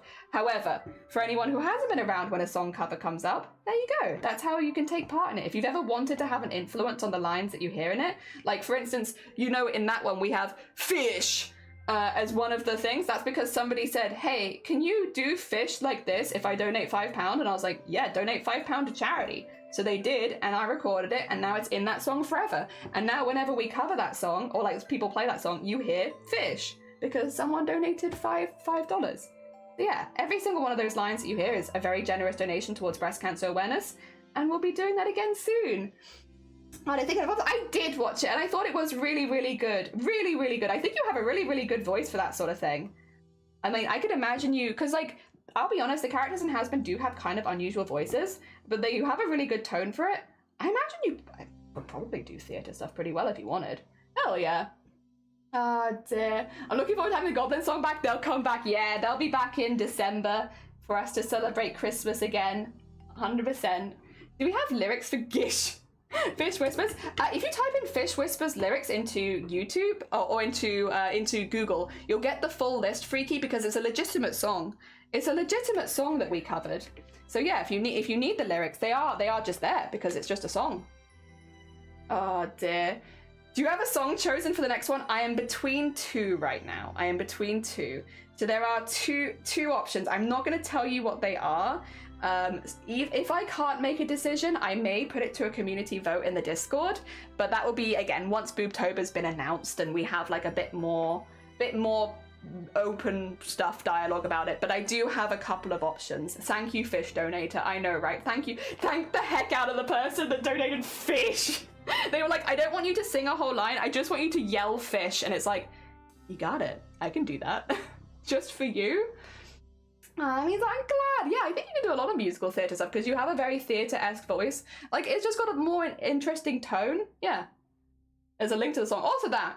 Yeah, it's a legitimate song. We do only cover... I haven't written my own music for this sort of thing. Whoever asked you to open the can and record it... Actually... yeah, the bit where it's like, just the open can. Do you like the kookaburra? Do you like the gargling? Do you like the gargling in tone? Another donation. Hey, you know that tea? Can you gargle it? Yeah, sure. Donate $5 for charity. I'll gargle tea for you. It sounds a little suspicious, but you get the vibe. Oh dear, we had the kookaburra noises. That was George. I remember it was George who asked for kookaburra noises. You can hear them in the back at the beginning because it'll go like, for you, and then in the background you can hear, ah!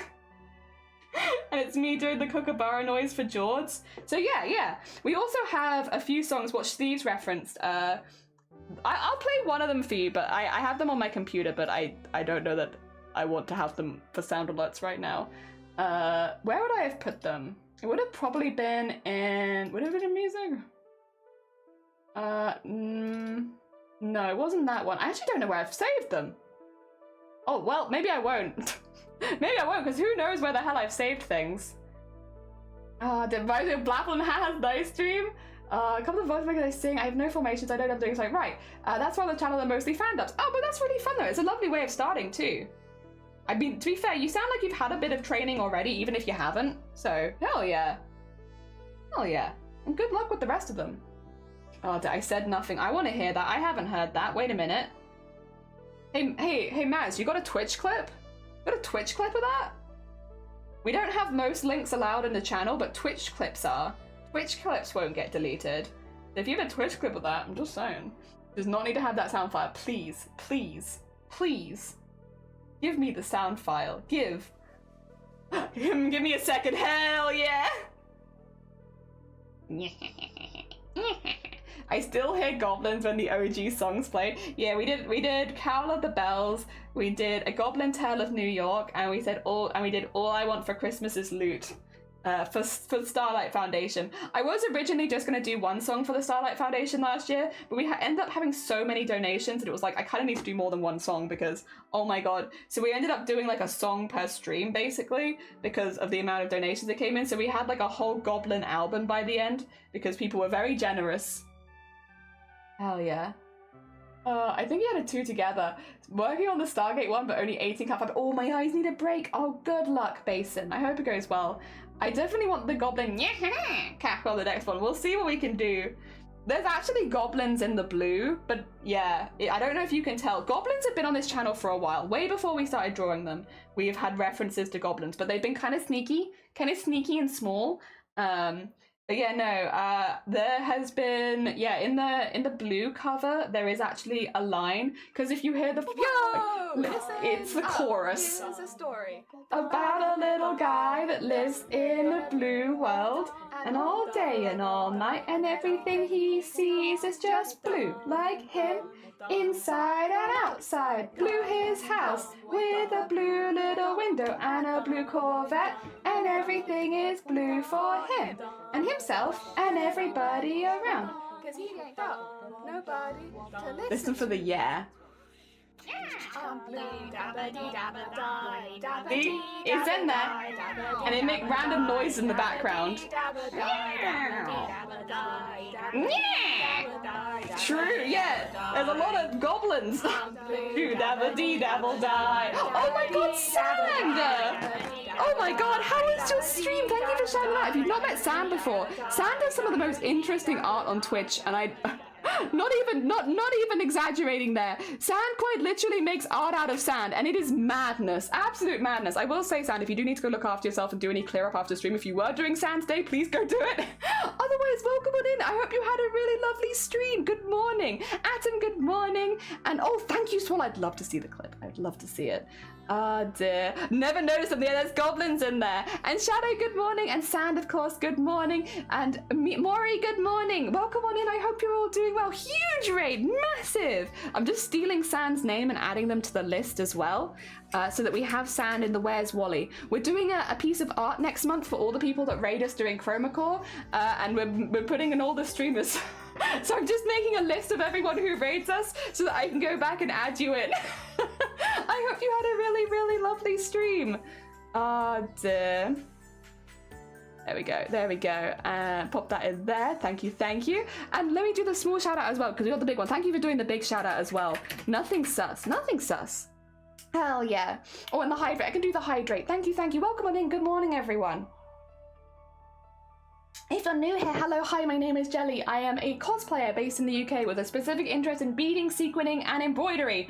At the moment we are doing embroideries. We're actually doing an embroidery every single day. Here's yesterday's. We're doing an embroidery every single day for a month. Those are all the ones we've done so far. This is the one we did yesterday, and we've literally just started today's one. But generally we are cosplayers. We have more of an interest in that kind of stuff. And here are the kind of cosplays we make, which are also massively beaded, sequined, and embroidered. This entire costume, all of the gold on it is embroidered, beaded, and sequined. It has 160,000 beads and 20,000 sequins. And this is kind of what we do. Also, Sir Samio, thank you for the follow. You're from Wales? You love Wales, hell yeah! I'm actually from England, but I've been living here for 10 years now. So I've been in Wales for a minute now. I can imagine you cosplay Shared from Starlink, maybe. To be fair, mainly Final Fantasy. I just really like Final Fantasy. I do a lot of Final Fantasy stuff, to be honest. I love a good Final Fantasy character. Your arms look like guns? Are you complimenting me? Are you complimenting my games? Are you complimenting my games right now, Blapple? Blapple, is this subtle flirting? I welcome it. I welcome it. Yes! Yes! Hell yeah, we have been working out. Again, anyone who's coming with sand, if you do need to do any self-care, please go do it. We are doing today's prompt, which is tomato suitcase, and we are doing a little tomato in a little glass suitcase. Oh dear, hell yeah. Get the Blapple flirt. Blapple complimented my guns. She's got a gun! Yeah! I've got very, very skinny arms, but we're getting there. The thing is, I need bulk. That's what I need. I need some bulk on them. I need some bulk on these arms. Oh dear. We'll get there though. We'll get there. She has two. Well, one of my guns is a little bigger than the other. You'll see it. Oh, you won't see it if that's there. You see? This one's trying its best, but it doesn't quite have the same as this one. This one's got like definition. This one does not. But yeah, it's getting there. It's getting there. I am working this one out, but it's like this one just gets the constant, so it has more definition. Oh dear, but we'll get that. I need to eat more. I need to eat more. I need to eat more protein. I need to take days off. I need to take days off. For anyone who's new here, it's like, why is Jelly flexing? It's embroidery muscle. Those are my embroidery muscles. Muscles you get from embroidering. And from also working out to make sure that you can embroider for long periods of time. I did not expect I'd like this song. Isn't it good? I'm assuming that's Fish Whispers, right? Isn't it like actually stunning? I don't know. I love it. I love it so much. There we go. A gem. Good morning, so I hope you're doing well. I have something to listen to. Can we get some ha-has in chat for that amazing gameplay, please?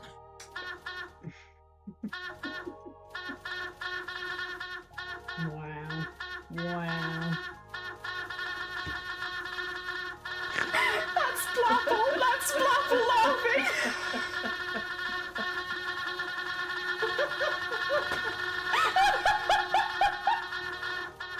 Imagine, like, you know how sometimes you guys want to give subs to, like, Dan Clancy or, like, T-Pain or whatever? Imagine someone like that came in here, like, right now. Can we get some ha-has in chat for that amazing gameplay, please? Next May I'd like to call their fire load. Oh, go for it. Hell yeah, that sounds really fun. Definitely gonna need a wig. Hell yeah. I often do stuff for that, though. Or helmets. Helmets are great. Blapple, that's such a silly laugh. Oh my god, I love it. It's a great laugh. It's great. Imagine, like, you know how sometimes you guys want to give subs to, like... Fantastic. Also, Cookies, thank you for the follow. Good morning. Welcome on in. We're just doing some embroidery. I'm just listening to Blapple laugh, actually. I'm definitely being a productive artist today, and I'm definitely not just listening to Blapple laugh. There we go. That's amazing. That is amazing, Blapple. A great clip. I think I need a wig. Yeah, get yourself a wig. Hell yeah. Oh dear. Oh, I read that one. I did read. I don't always read the whole message, but I did read it. Also, Grim, thank you for the 4 months. That's very kind of you. Wait a minute. Are we about to get a dragon raid? Wait a hecking second. Wait a hecking second. Are we about to be raided by a hecking dragon? Isn't that meant to be the other way around? Aren't we meant to be raiding dragons? Sammy, thank you so much for the raid. How was your stream and what did you get up to? Anyone who doesn't know Sammy, very talented cosplayer, but also just generally a very talented crafter. Really talented crafter. They do like a lot of different crafts, but they also make amazing cosplays. And I know they were making a Xena Warrior Princess costume because they showed us some stuff of it yesterday. Yeah, how is it going? I'm assuming that's what you were doing today, but if not, please correct me. Please let me know what you were up to. Marcy, good morning. Welcome on in. Grim, thank you so much for the 4 months. It's very kind of you. Wait, do we have someone in VC? No, that's just Blapple being like, Oh dear. There we go. Roar and Dragonfire is finishing up the Xena skirt. Hell yeah, I love Xena. Well, if you love Xena, you need to go check out Sammy because Sammy is literally making a costume from it right now. Hell yeah, you need to go check them out. Send them some love. Oh dear, long time no see. How are you doing? Good, Marcy. We're actually doing our daily embroidery challenge here again at the moment, where we are doing an embroidery every single day for a month. We're on day 12 right now, but if I skip into this screen, We've done all of the little squares at the bottom. They're all different embroideries. We've done 11 so far. We're doing pretty heckin' good. And yesterday's, I think, was my favorite one yet, where we did this one, which is meant to be like a forest spirit, but it is based vaguely on the Mary Lloyd, which is a piece of Welsh culture. So it's a Mary Lloyd / forest spirit. Yeah, I'm pretty happy with it. So that's my favorite one yet. But we'll keep making more. We might have a new favorite one soon.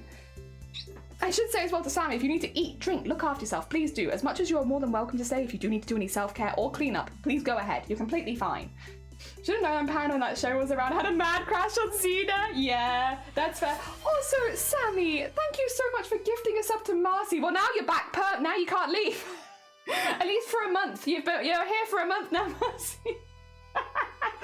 Oh, bless you. Thank you. I appreciate it. Thank you so much for gifting Marcy a sub as well. It was very heckin' kind of you. Letting Blapple speak her mind is Yeah, that sounds like Blapple. That sounds like a Blapple thing to do. Very Blapple-esque. Thanks all the followers. I have streamed last episode here, dragons just roaring. They asked me to go hat and then they clipped it and doubled it because I sound like a clown horn. You kinda did. You kinda did. Just a little bit.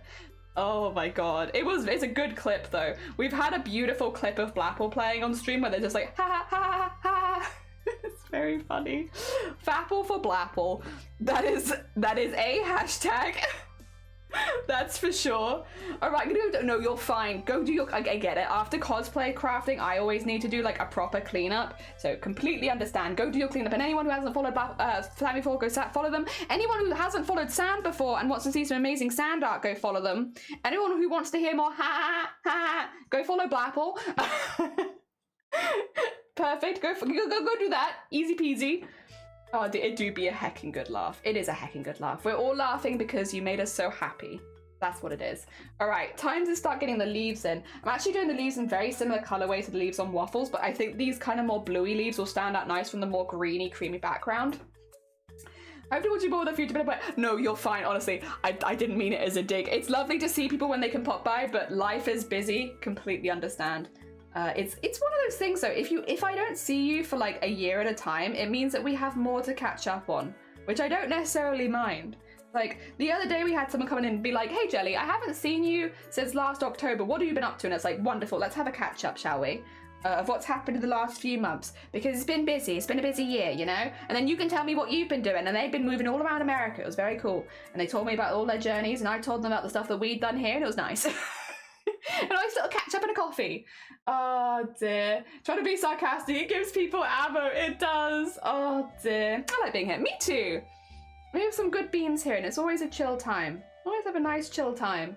Yeah, no, like, I always have to work out when people have last been here because, like, honestly, it's been a busy year in a good way. Mostly very good things. A couple of, you know, dips here and there, but predominantly good.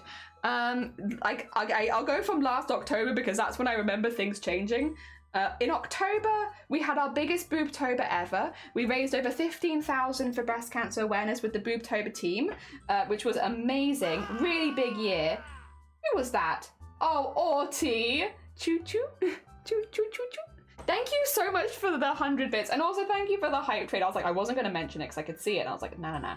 People won't notice because of the pinned comment. But then people did notice. Bless you. That's very kind of you. Thank you so much. Yeah, no, we had our biggest year ever for Boobtober where we raised 15,000, which was really good. Really good for BCRF. Amazing. That is coming up again soon. Atom! Choo-choo! Thank you for the 100 bits as well. I hope you will get a good emote. Whatever, I know that we have to get to level 1 to get the emotes, but I hope if we do that you will get a good emote from it. Oh dear, thank you for the 12 bits as well. That's very kind of you. Oh dear. What else? I'm trying to remember all the good things that have happened this year. Oh, we entered Iron Mouse's animation competition and we won. We're a professional animator now. I don't know.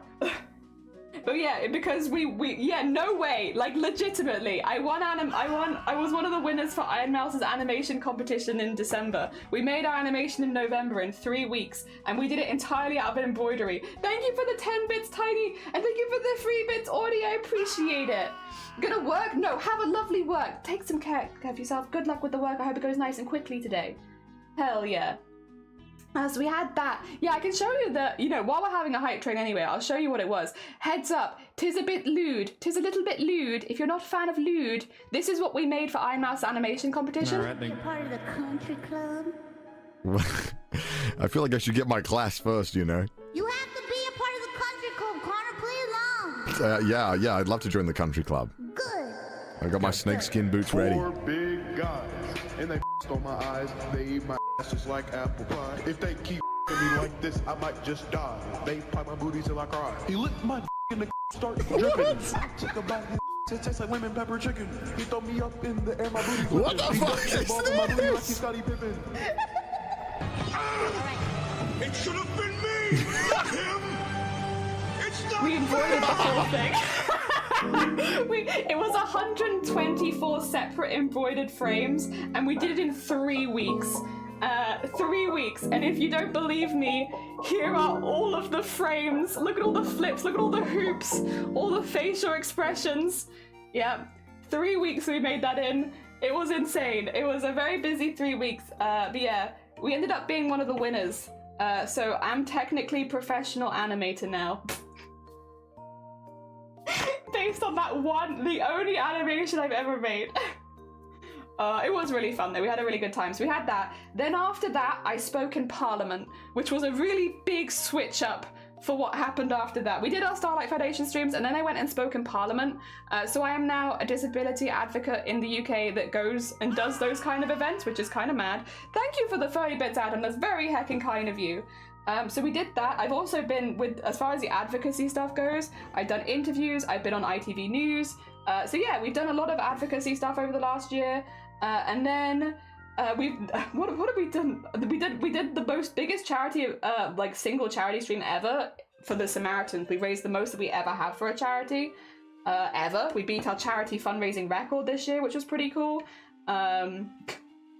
It's been a bit of a year, honestly. It's been a bit of a year, but it's been a really good year. Like a lot of really good things.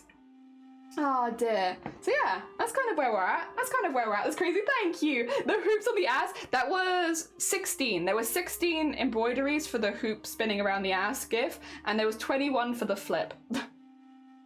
Oh dear. You embroidered all the frames? I did. We embroidered it frame by frame by hand.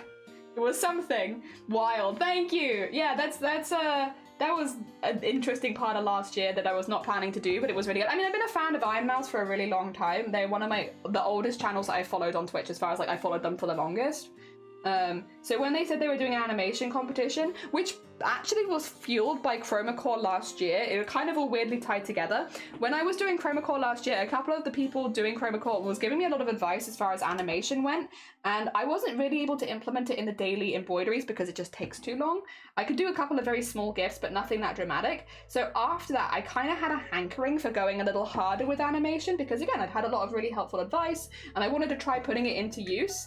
And yeah, so when Iron Mouse in October said, I'm doing an animation competition, I was like, oh, well, let's try and make an Iron Mouse animation then.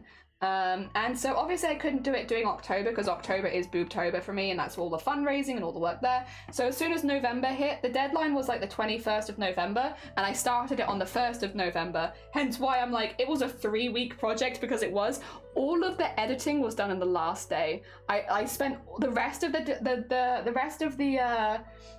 the month was all embroidering, and then on the Monday, I think it was, I edited everything together. I did all the color correcting and everything, which in hindsight, if I'd had more time, I could have made things line up a little better, but it was just the time limit that I had. And yeah, I'm really, really proud of it. It was a big undertaking, but it's one of the things where I look back and I'm like, yeah, that was pretty cool. And then we did some Samaritans fundraising stuff like a couple months ago, which was really good. Oh, I made and published a comic. That was also in there. Yeah, it's not finished. It's just started, but it is a comic that you can now read on Webtoons and on Tapas, which is kind of mad. Yeah, we've just been having a really fun time, honestly. We've having a really, really fun time with all of the stuff that we've been doing, and I've been really enjoying myself. Tap ass? You're tap ass. Oh dear, yeah, the Adventures of Chicken and Waffles. I want to do a lot more with them, but it's just a time thing. But yeah, we did that. I've been practicing my digital art. I've drawn a lot of art for the community, and now we're doing a partner push. So yeah, it's been pretty good. It's been one of those weird years where like when I actually try and like line up all the things we've done, it's been really random and a bit odd, but they're all things that I'm like kind of proud of. So hell yeah, good stuff. And now we're doing daily embroideries. And then we're going to do a big Where's Wally of all the streamers that have raided us. And then we're going to... I'm getting married in a couple months. Also that. Sorry. We properly announced that on stream this year. I'm getting married in September. Properly married. Married. So we're going to be altering my wedding dress next month on stream. So we'll have some little wedding streams. A little important. You ever forget that you're getting married in like a month? Me neither. I definitely don't forget that. You know, getting married. Been engaged for like 4 years. About time. So we're getting formally married, and I'm very, very excited. It's finally at a stage where I'm just looking forward to it. All the planning is done, and we can just go get married and have a nice time. But yeah, we will be doing the wedding dress alterations on stream. They will be unsaved VODs with 0 clips. The reason is not because I am necessarily trying to hide in general, but because there's a few people in my wedding, specifically it's my dad. My dad supports my streams and lurks and stuff like that, but he really doesn't want to see me in my wedding dress or my wedding dress at all before the day. He wants to see it for the first time on the wedding day. There's a few other people that feel the same, but my dad's the main one that I'm like thinking about. So I wouldn't want there to be any clips or pictures or anything of my wedding dress floating around before the day so that my dad doesn't accidentally get spoiled. Yeah. So we will be doing the alterations on stream, but they will be not saved as VODs, and I'm not going to allow clips on those streams, so I'm just going to turn clipping off for a couple days, and they will only be on Twitch. They won't be on YouTube for the same reason of just not having a VOD. Yeah, so we will be doing that next month as well. It makes me feel better. I definitely forgot, or at least put no thought into my wedding and done 2 days before. Yeah, we have had to put quite a bit of thought into it, but thankfully that thought stuff is basically done. The thinking is kind of done. Secret wedding dress alteration. Yeah, it'll be done on stream, but if you don't come to the stream, you won't see it. Just so that I don't accidentally spoil it. Of course, after the wedding day is over, I will post pictures of it. It's just before the wedding day. Yeah, and it's just so that, yeah, he wants to see me for the first time on the day. And it's like, that's honestly fair. That's honestly fair. What a sweetie. He is a sweetie. I actually, don't tell him, I actually bought a Christmas present for him yesterday. I was meant to be buying my bikini or my swimsuit for the beach, but I found something and I was like, my dad would love this. So I bought him a Christmas present.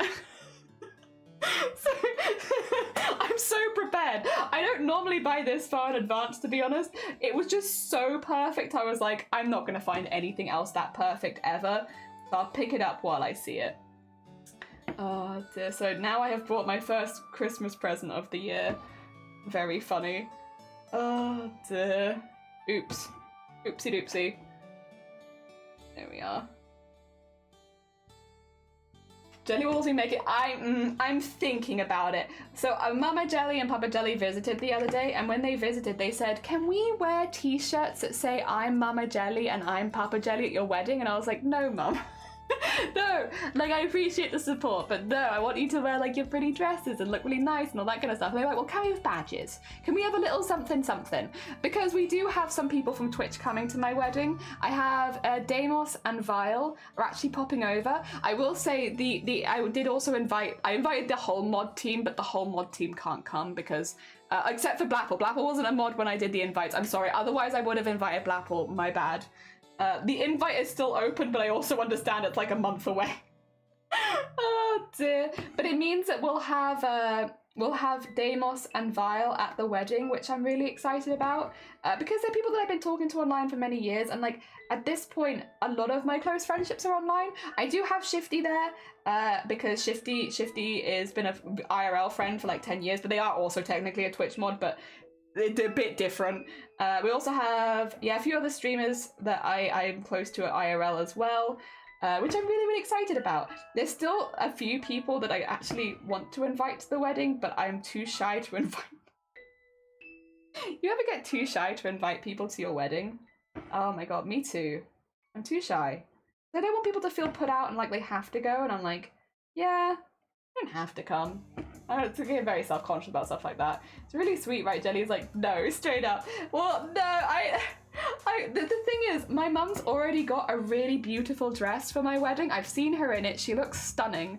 And so when she's like, can I wear a t-shirt saying I'm Mama Jelly? It's like, no, Mum. You've just bought this beautiful dress where you look absolutely stunning in it. You cannot wear the I'm Mama Jelly t-shirt to my wedding when I know you've bought this beautiful top, like this beautiful dress. So it's like, it's not even from a place of like embarrassment. It's not like, absolutely not. Would I have somewhere to stay? You can't stay in this house because the groom's party is here and I'm staying at the hotel. I can help set you up with a hotel. That I can do. Listen, you want a trip abroad? You want to come over? Oh dear. But yeah, unfortunately our house is like gonna be completely overtaken with shiny family. The night before, they're all going to be here. I'm going to be staying at a hotel next to the venue. I will be elsewhere. We'll move it around. Wedding stuff's hard. Ah, dear. My mum and dad made shirts for my cosplay stuff. My Blapple support crew. Wait, that's so cute. That's really nice. See, if they were coming to like a cosplay thing, I'd be fine with it. Oh, dear. Oh dear. Oh, well there we go. Maybe you do. Yeah, Cthulhu is coming for the party. Oh dear. You just stay here. Just stay in the UK, Blapple. Come live in the UK. Oh dear. Make a crafty brooch for them. Yes, you know that I could maybe do. I could maybe make them like a little brooch or something if they wanted it. Oh dear. But maybe, yeah, I'll stream in your place. You just come to the house, you're like, hello everyone, it's me, Jelly. Other Jelly's a bit preoccupied right now, so I'm just here. Meanwhile, I'm getting married. Have no idea Blapple's accessed my computer and gone live. Come back being like, what's all this new follows? What's going on? Where did I meet all these people? I'll do it in my, oh true, no one will know. No one will even know. 20-mile-an-hour road. Oh, the Blapple takeover. I mean, that would be kind of fun. That would be kind of fun. I do want to go to Australia at some point, and then I can go bother Blapple in person and be like, Blapple, Blapple, Blapple. Now you can't just leave the stream and I won't be here. Blapple, Blapple, Blapple, Blapple. Blapple, Blapple, Blapple, Blapple. Oh god, Australia, and just annoy Blapple for a bit. That would be fun. I would like to go to Australia, to be honest. I am kind of at the space now where I'm like, this has been such a positive, negative month. I won't go into detail. I had some really rough medical news last month, which was not fun at all. Details for the Discord if you want the full update, but it's like, it was rough. It was a really rough month where I got some really bad diagnosis stuff, honestly.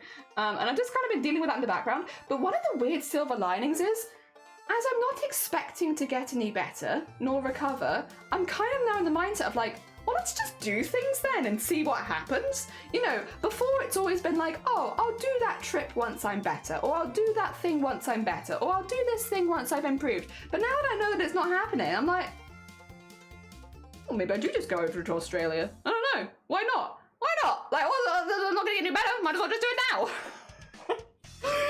It's actually been, it was originally very upsetting, and now over time it's slowly becoming like, let's just do it now then. Okay, what's the point? There's no reason to wait. Oh dear, it's just saving the money. But honestly, I'd love to go to Australia. What is a good time? Australians, what is a good time of year to visit Australia? Because I know that you do have pretty hot summers, but I'm also aware that your winters are like very chilly inside, like you don't have the best architectural setup for winters. What kind of time would you recommend the countries are the best? Do you want extreme hot or cold? I would rather not anything too extreme. Oh dear, that's got to thing I have with my friends. Rest is getting better. So might as well just go full out. It's like, yeah, let's just go. Let's go do things. Let's just do it. 2024. 2024 is the just do it year. Of like, well, actually maybe not 2024, because 2024 I'm already kind of busy. 2025 will probably be my just do it year. August, September. Okay, if that's the case, I'd probably err on the side of September because August is school holidays here, which means that all traveling gets a lot more expensive. So if it was between August and September, I think September is like probably the better of the two. Unless you get bad hay fever. I do get bad hay fever, but it's mainly on my skin, so like I'll just look a bit lobsterish. Like I don't get like the nose running or anything like that. I just get like very eczema. I get eczema. in it. Also, look at this teeny tiny plant. It's so small. Oh, don't let your dreams be dreams. Yeah, then autumn maybe?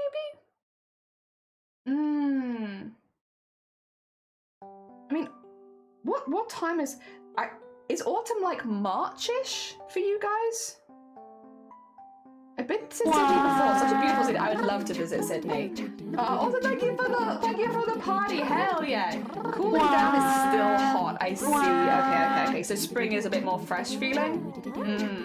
I captured a double rainbow above the opera house. We like to party. Very nice. You prefer autumn. Meeting up is better. Okay. Like to party. Yeah, I have no input here really, but other than like, you know, listening because I've never been. It works. Okay. I think generally March is a much cheaper time for flights and such.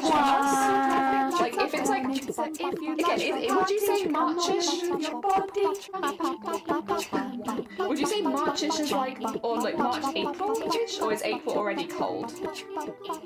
Oh dear. Because yeah, normally February, March are like relatively cheap times to travel here because most people are not traveling that because it's just been Christmas and all that kind of stuff. Yeah. September, October. I could do, well, October's a bit of a difficult one because October is Breast Cancer Awareness Month. Oh, thank you for the hydrate as well. You're damn right. February is usually hot. Okay. I'm booked up in March. Oh, damn it. Damn. Oh, shoot. How did that happen? How did you get booked up so fast? Shoot. Oh, dear. I have to check with Shiny if Shiny's okay with going. I also need to go to America at some point for something. There is a way that I want to go to America though, which I think, okay, so again, this comes under the, you know, now that we know that I'm not going to be getting better, how can I do things? And we have found a way that going to America might be a bit more feasible for me. It is a little bit more expensive, but if I'm saving for it anyway, I'll just save a little extra. So obviously people know that there are flights to America, but there is also a boat. There is a like cruise ship kind of boat that goes from England to New York, I believe it is, which takes 10 days. But the way that it goes is the Queen Mary. Yeah, the way that it goes is you go like back an hour every day. So that way that you're not having the really big, like you don't end up with jet lag once you're there because your time has changed over like a period of time, right? Which is good for me because I'm someone who gets sleepiness in sleepy migraines. I get migraines when I'm tired, right? So jet lag is kind of the worst case scenario for me because it means that I'll get stuck in a migraine loop wherever I go. So yeah, going to America might actually be feasible. I just have to get the boat. And there, you know, yes, if you get like a really nice room, it is more expensive, but there are rooms where it's relatively cheap. And let's be honest, a flight to America is not cheap anyway. So like, if I'm just saving a little bit extra, that should be a way that I can get to America. And then we can just train around or drive, you know, drive around. I don't drive, but Shiny does. So just drive around. Yeah. Which means we avoid any fear of like the time zone stuff where it's like, I'll have like really bad jet lag and then be sick the entire trip because that's the fear, right? That's the problem. So yeah, we found a way that maybe I can get to America, which is exciting because I want to go to America really badly and I want to explore around America and have like a lovely American trip, but I also want to visit my family over there. So there's like a lot of things that I want to go do over in America. So we've been looking for ways we can do it, and that's a good way. Belgium, I do need to go to Belgium again. I've been to Belgium before, but I've only sailed there, so I've only been around the port. I've never actually been like into Belgium so much. So I need to go back to Belgium to actually have a good explore for more than a day or two. But I have had Belgium chocolate on Belgian waffles on a Belgian beach. I did do that while I was there. In the short period of time that I was wandering around, I was like, I'm eating chocolate. And you cannot stop me. We've gone to Belgium. Let me eat the Belgian chocolate. But I would like to go properly for like a little bit longer than just a day. It's one of those places.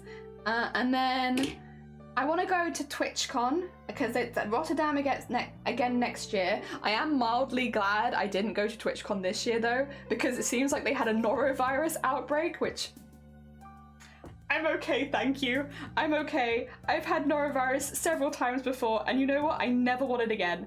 So yes, I'm kind of glad I didn't go to TwitchCon this year because although not everybody got it, a fair amount of people did, and I'm like, yep, I'm good. So next year.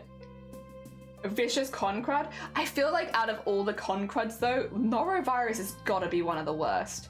Because for anyone who doesn't know what norovirus is, it's a bug that makes you erupt from both ends for multiple days at a time. It's like not like a 24-hour bug. It can last like up to a week. So like for instance, if you went to TwitchCon and then you needed to travel home. Oh, norovirus. Yes, norovirus. Oh no. Oh no. Very, very intense. Very gross. Oh dear. That's a trigger free for migraines. You're a trigger for no, you're not. It is, but I will still eat it. I'll still eat it just in the evenings when I have migraines anyway. I save my I have chocolate next to me, I just don't eat it during the day. Listen, I also only eat like one square at a time, so it lasts a really long time. I got some Tonys right next to me. I just only have like a square in the evenings. Yeah. Y'all got some nice waffles though, you do. I stopped reading before the word waffles. Thank you for the compliment. You do got some, oh, you got some nice ass. You got some nice ass in Belgium. Oh, there's like actual cholera. It's not as bad as cholera because your body can clear it out on its own normally, but it's pretty rough. It's pretty rough. Norovirus sucks. Like it is, yeah. It's bad. If you've ever had food poisoning, it's like that for multiple days. It's exhausting. It's dangerous if you're particularly young, old, or if you have pre-existing, like if you have like a health condition anyway. Outside of those, normally you'll recover just fine. But even some people who are healthy otherwise have to have assistance when it comes to hydration, because if you're shitting and vomiting for 7 days straight and you can't keep fluids in, that's very dangerous for anyone. So yeah, it's a nasty one. It's a nasty one. It will clear up and you will get better, but it's rough. Ah, dear. Yeah, COVID wasn't bad enough. I got norovirus while being in Helsinki. Let's just say I decided it would be a problem when I boarded my first flight home. Oh, I decided it'd be a problem. Yeah, that's rough. That's rough. That is like a nightmare situation for sure.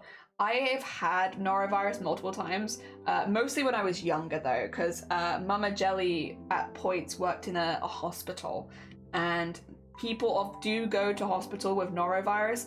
The problem with norovirus is it's exceptionally contagious, like ridiculously so. Hand sanitizer doesn't kill norovirus, so even if you're wearing a mask, even if you're sanitizing your hands, you can still get it. So it's really, that's why I'm kind of glad I wasn't at TwitchCon this year, because it is so contagious. So like if someone who has norovirus has like touched a surface or anything like that and you've touched that same surface, even if you sanitize your hands, it's still on there. It doesn't kill. The only way that you can get norovirus off your hand is thoroughly washing your hands, right? And you can't see it, obviously, it's a germ. So if it is going around a convention center, yes, a lot of people are going to get it. And it is rough. It is also like, I think part of the reason why if you have like a bug where you're throwing up or shitting, you should stay away from people for like 24, 48 hours, whatever it is, like that length of time. And it's because, yeah, ones like that are just so ridiculously contagious. Yeah. Oh dear. Like you stay away from people if you absolutely can, because yeah, and also because it can be dangerous. Like if you're younger and healthy anyway, like it'd be really unpleasant, don't get me wrong, like you're not going to feel well, but you probably won't die. Whereas someone who's elderly, it's a lot more dangerous. Chocolate can trigger migraines. Chocolate and cheese are the big ones, yes. Luckily the person beside me had a script for anti-nausea and that helped me a ton. Everyone was so sweet and helpful because I felt so sick. Oh, bless you. No. Also, thank you for the X-Slash. Welcome in, Led Man. I hope you're doing well. We're talking about traveling. We're talking about places I want to go. We're also talking about norovirus. But I was just saying, like, listing out all the places that I want to visit. I'm kind of excited. I want to go. I understand that I'll be ill in those places and I'm probably going to struggle. I'm going to have a lot of migraines. But I want to see things. I want to eat lots of food. I want to see different things. I want to meet people at TwitchCon. I want to go to conventions around the world. I want to see the big cosplay contests in person. I'm feeling more positive about things. I want to go. I want to go see stuff. Ah, dear. I want to go to TwitchCon. I'm a bit scared. So when I went in 2022, I had a really good time. It is busy, but it's nice. And like, oh my God, I regret though, there were people that I wanted to see there and I didn't have time because I was competing, right? So the whole of my Sunday, I was behind the scenes. I wasn't able to go out on the floor, so I missed a lot of people, but I got to meet Little Messenger. I got to meet Ha'amri, Sunkoi Cosplay, like all these really, really cool people. And like, I got to chat with them in person. We all had dinner and lunches together. It was really, really nice. And like, I thought I was going to be really shy and awkward, but like, I think because everyone there it's so Twitch coded, like everyone's so used to Twitch stuff. If anything, it felt like you could honestly be yourself in that space, even if you're a bit cringy and a bit weird. Like, it felt like a space where you could honestly embrace that among other people who are also very passionate about random different things online. And it was really, really nice. I had a really nice time. Ah, dear. Never had heard of norovirus. I hope you never have it, Basin. Fingers crossed. That'd be really nice. Let me welcome one in. Amazing. I'm glad you hear it. Also, thank you for the horn. I appreciate it. I'm glad you're doing well, Led. Hell yeah. We're doing a very small embroidery today. We'll probably actually finish it even maybe before the break. We'll see. It's just a little suitcase with a little tomato plant inside. So we're just getting some of the leaves for that in, then we're going to put the tomato in, some highlights, shading, all that kind of stuff, and then we'll do the little thing around it. Yeah, simples. Is it cocoa? I don't know. It's something in both cheese and chocolate that can have a knock-on effect for migraines for people. For me, I will say, chocolate is a trigger, cheese is not, but also anything that has a high sugar level, because it gives you that crash afterwards, right? So it's not the sugar itself that necessarily gives me migraine, it's the crash after having sugar, and I have a very low tolerance for sugar because I don't eat it that often. So yeah, it's like that kind of thing that gives it for me. What I will say though is, and this is really important, if you are someone who is finding a lot of dietary things affect your migraines, you should go to the doctors and talk to them about it, because in some cases, if it's like sugar specifically is a trigger for migraines for you, it can actually be a sign of early diabetes. So if you are someone who is like, oh yeah, I always find when I eat this certain food, I get a migraine, it is worth going and having, it's just a really quick test. They put like a little on your finger and then they'll tell you whether that's the case or not.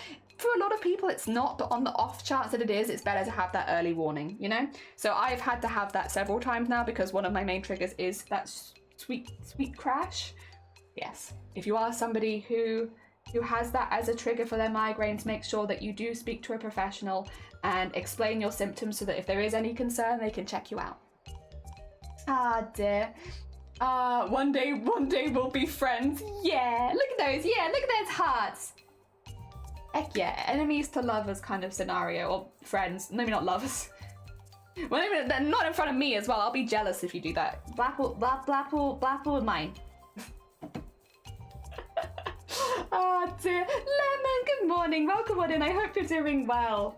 Oh dear. In the AC1, maybe. I don't know. It's just like the little finger prick test where they take a really bit of the blood. A bit farther. I'm sorry.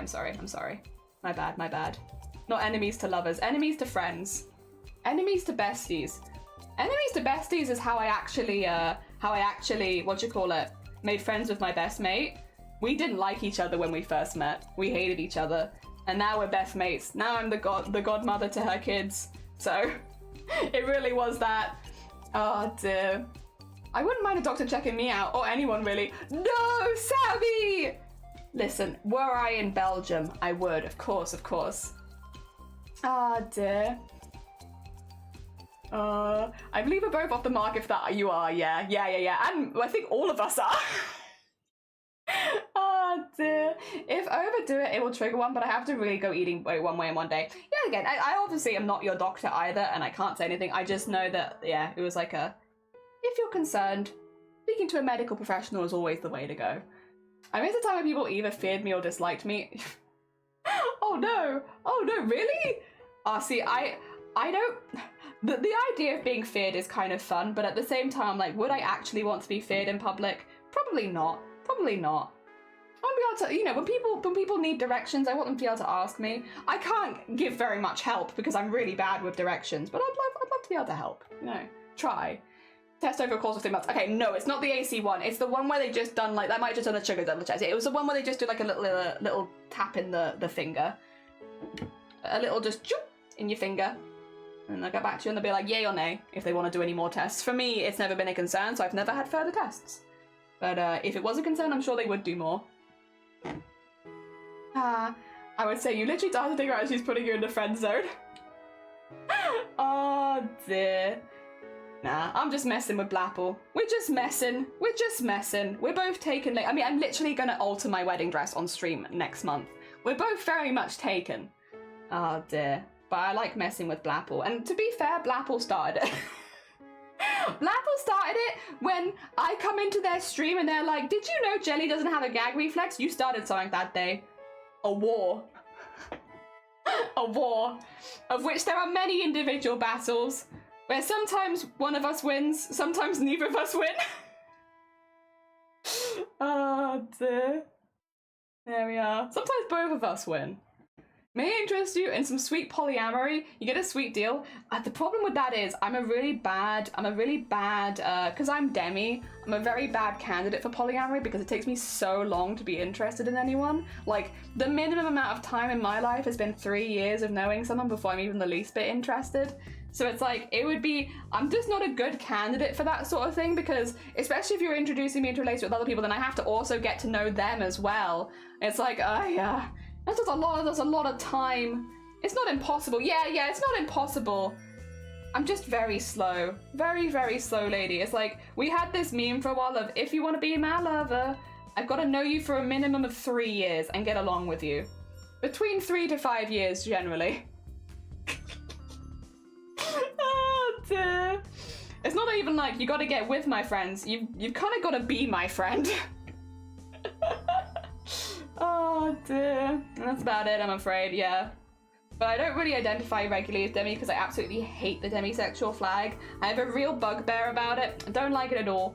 So you don't hear me say it very often because then people look up what demisexual is and then they see that flag and I don't like the flag. If you do like the flag, that's fine, but I don't like the flag. So I don't say it very often because I just don't like it. Oh dear. Oh dear, no concerns, just wondering. Yes, sigh, know myself, not impossible, true. Also, Wood, no, you're amazing. I have loved the art you've been making. Even when you've been traveling, you've been making amazing art. How are you doing, by the way? I hope you're doing well, Wood. Followage? I think, which is the one that does followage? I might be able to fix that right now. Let me double check. Is it this one? No, this one's logged in. Is it this one? Yeah, this is the one I'm not logged in on.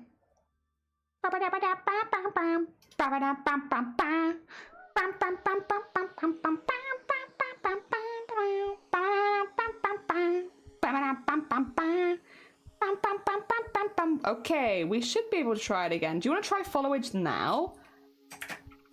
I'll see if I can do it. I don't know if it'll work for me is the only thing, because I am followage.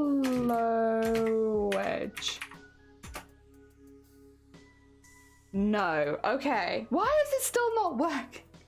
I'm not sure. I thought it would, but apparently no. I don't know. Well, we tried. I'm not sure why it's not working, to be honest. It's a bit over my head, clearly. Guys getting follow on sound. Oh, God, thank you. I appreciate it. I'm very pleased. I'm like glad they like the crab. Well, I only had one partner I didn't know for multiple years beforehand. That's very fair. Vibes. A vibe that I get on board with. Me too. I didn't manage my brain energy. Yes, I didn't have the energy to do time painting. That's very fair. That's very fair. We're doing a very simple one today. We're just doing a little tomato in a little glass house.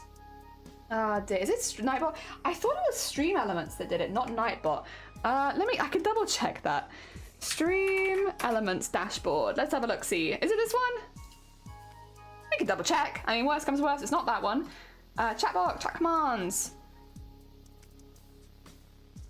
Yeah, it says it's on. It's right there that it says that it's on. It says it's followage, anyone can use it. The cooldown is 15 seconds. Yeah, it's right there. It should be on, and I think I'm linked. Yeah, I'm on it. It says I'm live right now. So it's as far as I'm aware, everything looks good. Oh dear. What did oh, you did archery? Oh, lovely. I hope you had a really good time. That sounds really fun, honestly. Really fun. Oh dear. What's been following? Oh, bless you. Yeah, if you click your own name, so I will say Sean, for instance, you just typed in followage. If you now click your own name from where you've typed that in, it will say how long you've been following since. So I can click it, for instance, and I can see you've been following since the 27th of February 2024. So it has been just over 5 months? 5 months? 1 day over 5 months? Yeah. So if you click your own name in chat, it will actually tell you how long you've been following the channel for. Yeah. So there is that way to get around it at least. But yeah, for some reason Stream Elements just doesn't want to work today. You know what? It is a Sunday. It is a Sunday and they're just taking the day off. They're just like, yeah, not today, guys. I'm taking the day off. It's a Sunday. I wanted a little break. There we go. 6th of August 2020 for me, apparently! Hey! Wait, that means I met you really early then. I'd only been streaming for like 6 months when I met you. I was still a baby. I was still a baby streamer. I was still getting my feet. I'm phone. Oh, you can't do it. Damn phone, Twitch. Why are you like this? Oh dear. Oh, just beat out Led. Oh, really? Wait, what's Led? Led is... Yeah, I met Led really early. Okay, following since the 12th of December 2022. And then... Oh, no, is that me following them? No. That's them following me. Oh, I'm confused now. Following since 20th of June. Yeah, I met Blapple then, because I started in April. I met Blapple 2 months after starting streaming. 2 months. Very much babies. Still a baby. Bloody young. Bloody youngins. Get the cane. Nearly 30. I'm not super young anymore. Nearly 30. Oh dear. Following since December. Yeah. 1 year, 7 months. Oh my god. Good calculation skills. Impressive. Well done. Oh dear. Alright. Let's get this in here. And then... I should be able to do highlights and shading then. I'm gonna do the shading as the whole base, because why not? Oh, use a date calculator? No, listen, even if you, it's still, well done. Listen, the brain power to think to do that is still impressive. So I was just here like, it's been, time has passed since then. There has been a change in time. We have a really tiny, there's tiny little patch of greens. Oh well, I'm happy with this. I need to put some highlight, I need to do some shading. I need to pick a highlight and shading color, to be honest, because I'm actually quite happy with those. That is what I want that to look like. It is just some dirt, and then I'm going to put the bead in the middle of it, and yep, that's it. It's a very simple one. We're doing something really simple today, which is good, because again, yesterday was a big one. I'm still a newbie when it comes to archery. Archery is a lot of arm strength, right? Like a lot of shoulder, back, and arm strength. Because they're pretty intense. I've done archery once or twice in my life, and I always remember it being like a proper workout, which I guess I don't necessarily associate with archery naturally, or I didn't associate it before I'd done it. I didn't realize quite how much of a workout it would be. But then once I'd done it, it's like, oh, yeah, you saw? I hit the target, nice! Hey, congratulations! Very well done. Very heckin' well done. All right, what color do we want to do as a highlight? Maybe like a light blue? Yeah, we'll do a light blue. I'm vibing with light blues at the moment. Light blue highlights are fun. We'll do like a very light blue. And it kind of will match the kind of greenhousey vibes. And then for the low light, maybe a very dark green. I could do a dark brown as well. I could just use black, but that's kind of cheating. Dark green, maybe? And I did an idiot state and I got a big bruise. Oh no. But I'm glad you had a good time though. I'm glad you enjoyed yourself. Hell yeah. Oh, I've already used a very dark green actually. I might not have a darker a green to go to. Maybe, I don't want to do grey. Grey's a bit boring. I could do blue, but blue's very cold. Archery is fun. I used to shoot my garden. Archery is fun. I agree. I concur. Archery is pretty fun. When I have done archery, I have also enjoyed myself. Oh, am I just going to do grey? No, we're not going to do grey. No, I don't think I will do grey. I just don't know. Maybe blue highlight. None of this sparks joy. I don't know. This is hard. I think purple then. If in doubt, purple looks good with everything. So if in doubt, I will use just a very dark purple. Also, yeah, thank you, Nightbot. Anyone who is lurking, massive appreciation. It really, really does help while we're doing a partner push. So thank you so much. Thank you so much, all of the lurkers. I appreciate you. I shot at the cabin yesterday. We take the paper plate to a tree target. Remember that? Hema Club. Oh, HEMA! I know about HEMA! That what I know! I know people that do HEMA. A few of the friends I'm going to the beach with are HEMA people. Yeah, I know that. Oh my god, so rarely. So rarely do I know anything about hobbies outside of the ones that I take part in myself. But I actually know that. I know a few people that do humor, and they're very good at it. And I know a couple people that do training for it. Like they are the trainers, and people that also train. And I think it's really cool. And I've only heard really, really good things. Is that the big bow archery? I think HEMA is more swords generally. If what I am led to believe and see, generally more swords. But other things underneath that as well. Okay, there we go, I need this. You must historically European martial arts. There you go. Historically European martial arts. So I guess actually, yeah, bow would fall under that then. Oh dear. Hey Jenny, what date did Promocall start? Jungle! Welcome on in! It started... Was it the 6th of July? But then the actual like daily challenge started 12 days ago. So whatever today's date is minus 12 is when the actual challenge started. So we are 12 days in. And this is our 12th embroidery in 12 days. That was not the best stitch I've ever done. That was a strong okay on the stitches there. Also, Death, good morning. Welcome on in. I hope you're doing well. I am not, apparently, cannot do a single stitch. Ah, dear, ice. Hell yeah, nice even. No, you're fine. Yeah, no, we've been keeping up so far. So we've done 12 embroideries in 12 days. Obviously, there may come a day where we will get behind because we are mainly competing, well, doing stuff casually. But for now, we've managed to do it. But then today is a very small one. So today I have no fear about. We've gone for a very small embroidery because yesterday's embroidery, I'm very proud of it, so I'm going to keep showing it off. This was the embroidery we did yesterday. We did that within one day. It took 13 hours and I love it. I'm very attached to it. It is my favorite embroidery so far. I love the colors. I love how the skull turned out. I'm very pleased. I'm a pleased lady with this one.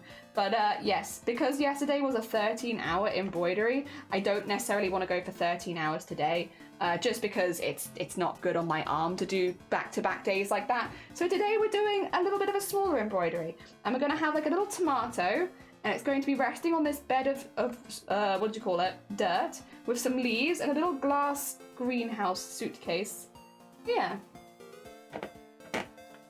One of my minions at work does it when people at the Geek Bar have lightsaber fights with them. That's really cool. Hell yeah. What is the glitch where I focus my blood pressure? Oh, Laura's really weird. That is interesting.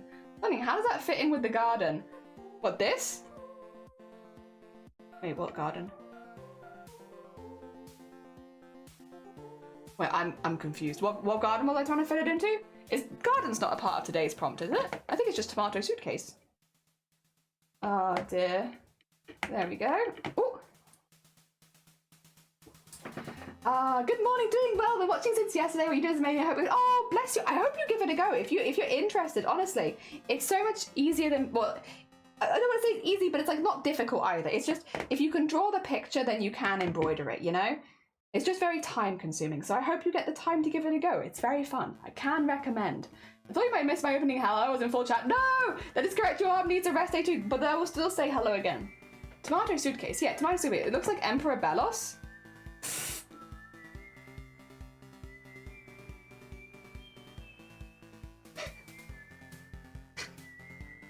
Yeah. Yeah. There's the rest day too. It does. When I think tomato, I think Sabby Tomato. Are you gonna do Sabby Tomato? In a little suitcase going on a trip. The Mary Lloyd. Oh, the Mary Lloyd. It was Forest Spirit. Yesterday's prompt was Forest Spirit. So yeah, I turned the Mary Lloyd into a Forest Spirit. The Mary Lloyd is not a Forest Spirit, but I took some creative liberties and I made it a Forest Spirit because I wanted to do a Mary Lloyd. But I was like, well, we'll do it anyway, even though it is not technically correct for the prompt. Who cares? And I'm really proud of what I made, so no regrets, honestly. Embroidery is easy at high-tone embroidery machine. Oh no, embroidery machine and stuff is, I would also say both of them are learning curves, right? Because I also have an embroidery machine. They offer a different look in the end, but I would say that there's still a pretty intense learning curve with learning how to digitize embroideries. Like, that's not easy. Once you get good at it and once you're used to the machine, like, sure, it does get easier, but I would still say it's, like, not easy, per se. It's like a whole learning process there. Told myself cross-stitching a few years back, crochet just last year, bookbinding. I don't know how to do that one. I think that's really cool, though. Bookbinding, very, very cool. A very cool skill. Actually, doesn't Blapple do bookbinding? Oh dear. When I Google Mary Lloyd, that's because you're not spelling it correctly, Grobbit. That's not how you spell Mary Lloyd. I think I told you this literally yesterday. I will type it again for you. There you go. That's how you spell it. Type that in and you'll get very different responses. I thought you said you want to add to the garden. Oh yeah, so they are connected. They are linked. They are linked. You are right there. So I'm using the same colors and I'm using the same kind of setting, but they are not. It's not the same prompt. It is a different prompt. Yeah. So while they are linked, they're different. Yeah. Listen, I don't retain everything you say. What do you mean you don't retain everything I say? You're not listening to my every single word? You're not taking notes for the test later? Oh dear. Wow. Can't believe it. You're gonna struggle when I give you the multiple choice, let me tell you. No, I am joking. I am just memeing. Oh dear. Just being a meme. Maybe doesn't mean do much hand embroidery. Yeah, chainmail is fine. Listen, I don't do chainmail. I do embroidery, you do chainmail. We make up for it. Then we can send each other things if we need it. Dear. How dare. I know, how dare. Don't go with Mary Lewd though. Mary Lewd, very different, yeah. For us players, V's with W. You're not, yeah, I mean, listen, you're not wrong, but still. Oh dear. Oh, that looks a lot more like your embroidery. Yeah! Yeah, like it's not just a random woman. It's a creature. Truly furiously nice. You'll do great on the test later. The test where...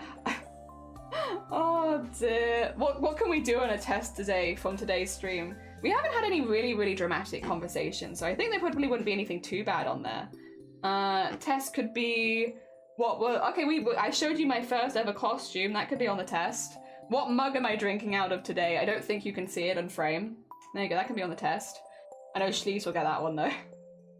That's a very Schleeves question.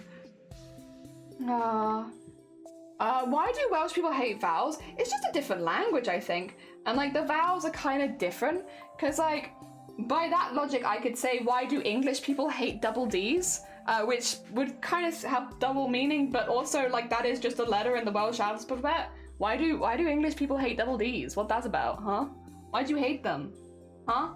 Weirdos. They hate vowels. They hated Romans, which is a little bit more understandable, honestly. Oh dear. What language? Welsh. The Welsh alphabet, if I'm saying it in English, obviously the sounds are different, but if I say it in English, it's A, B, C, D, double D, E, F. Get the idea. I'll see if I find a picture for you. Also, who is that? Sophie, thank you for the follow. That's very kind of you. Welsh alphabet. It's different. It's, yeah, A, B, C. Oh, no, they've got... I forgot. My bad. A, B, C, D, E. I forgot about that. All right. It also doesn't have certain letters that the English alphabet has. So there's no, like, Z and stuff. So get ready for that. Just a different alphabet. Wabba-dabba-dab. Wabba-dabba-dab-ba-ba. Wabba-dab. Wabba-dab.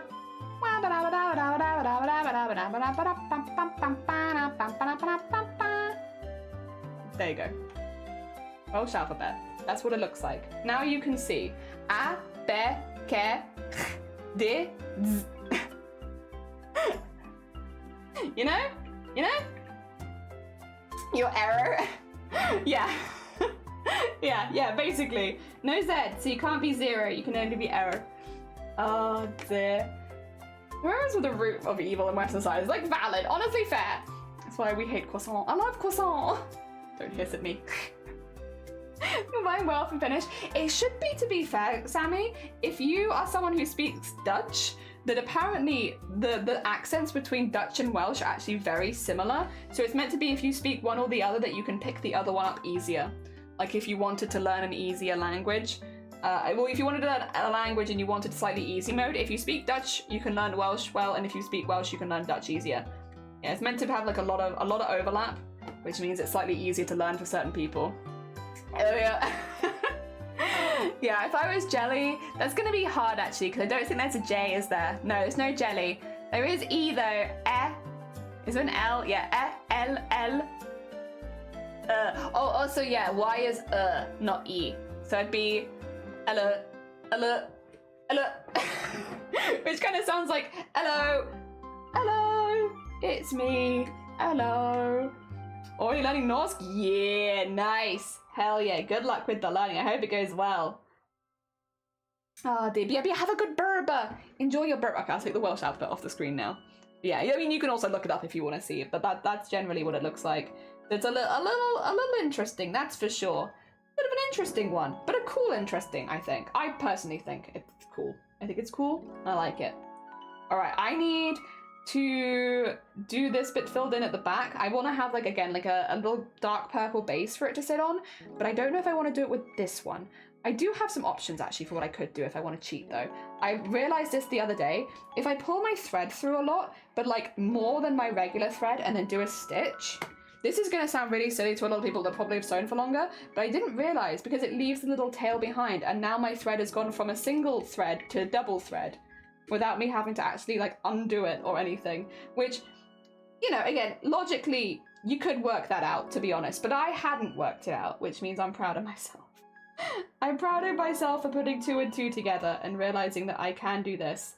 And then, yeah, it just means that I don't have to unpick it, or not unpick it, but like get new thread, because I want this bit to be a little bit thicker, a slightly thicker stitch, so I can fill in the base quicker. There we are. And then we will do all of our outlines in black. And then, oh, actually we need to do our highlights first. Highlights first, then outline in black, then maybe a few extra highlights on the top, put the tomato in, and then we're done. Nice easy day. A nice easy chill day. And then tomorrow, I'm planning to stream again tomorrow, but because I've had a chill day today, it means if tomorrow's prompt is a bit more exciting, like, nothing wrong with the prompt tomato suitcase, but it's like not something that I would normally want to embroider so much. So if tomorrow has a more interesting prompt for me personally, then it means I can dedicate more time to it because I've had like a really quick one today. Which is nice, honestly. It's nice to have that. That is the problem with like going all in, like yesterday, doing a really, really intense embroidery. I love that embroidery. I'm very, very fond of it. It is my favorite one so far from Chroma. But it does mean that like, it did kind of mean whatever embroidery happened today, I wouldn't be able to do that same level of intensity for, because my arm would get tired. So, having to pick and choose the battles of which ones that I want to spend all of my time on is tricky. I think Celtic languages should have stuck with Lombardic runes, but alas, Romans and their goddamn cultural steamroller, it's tricky, right?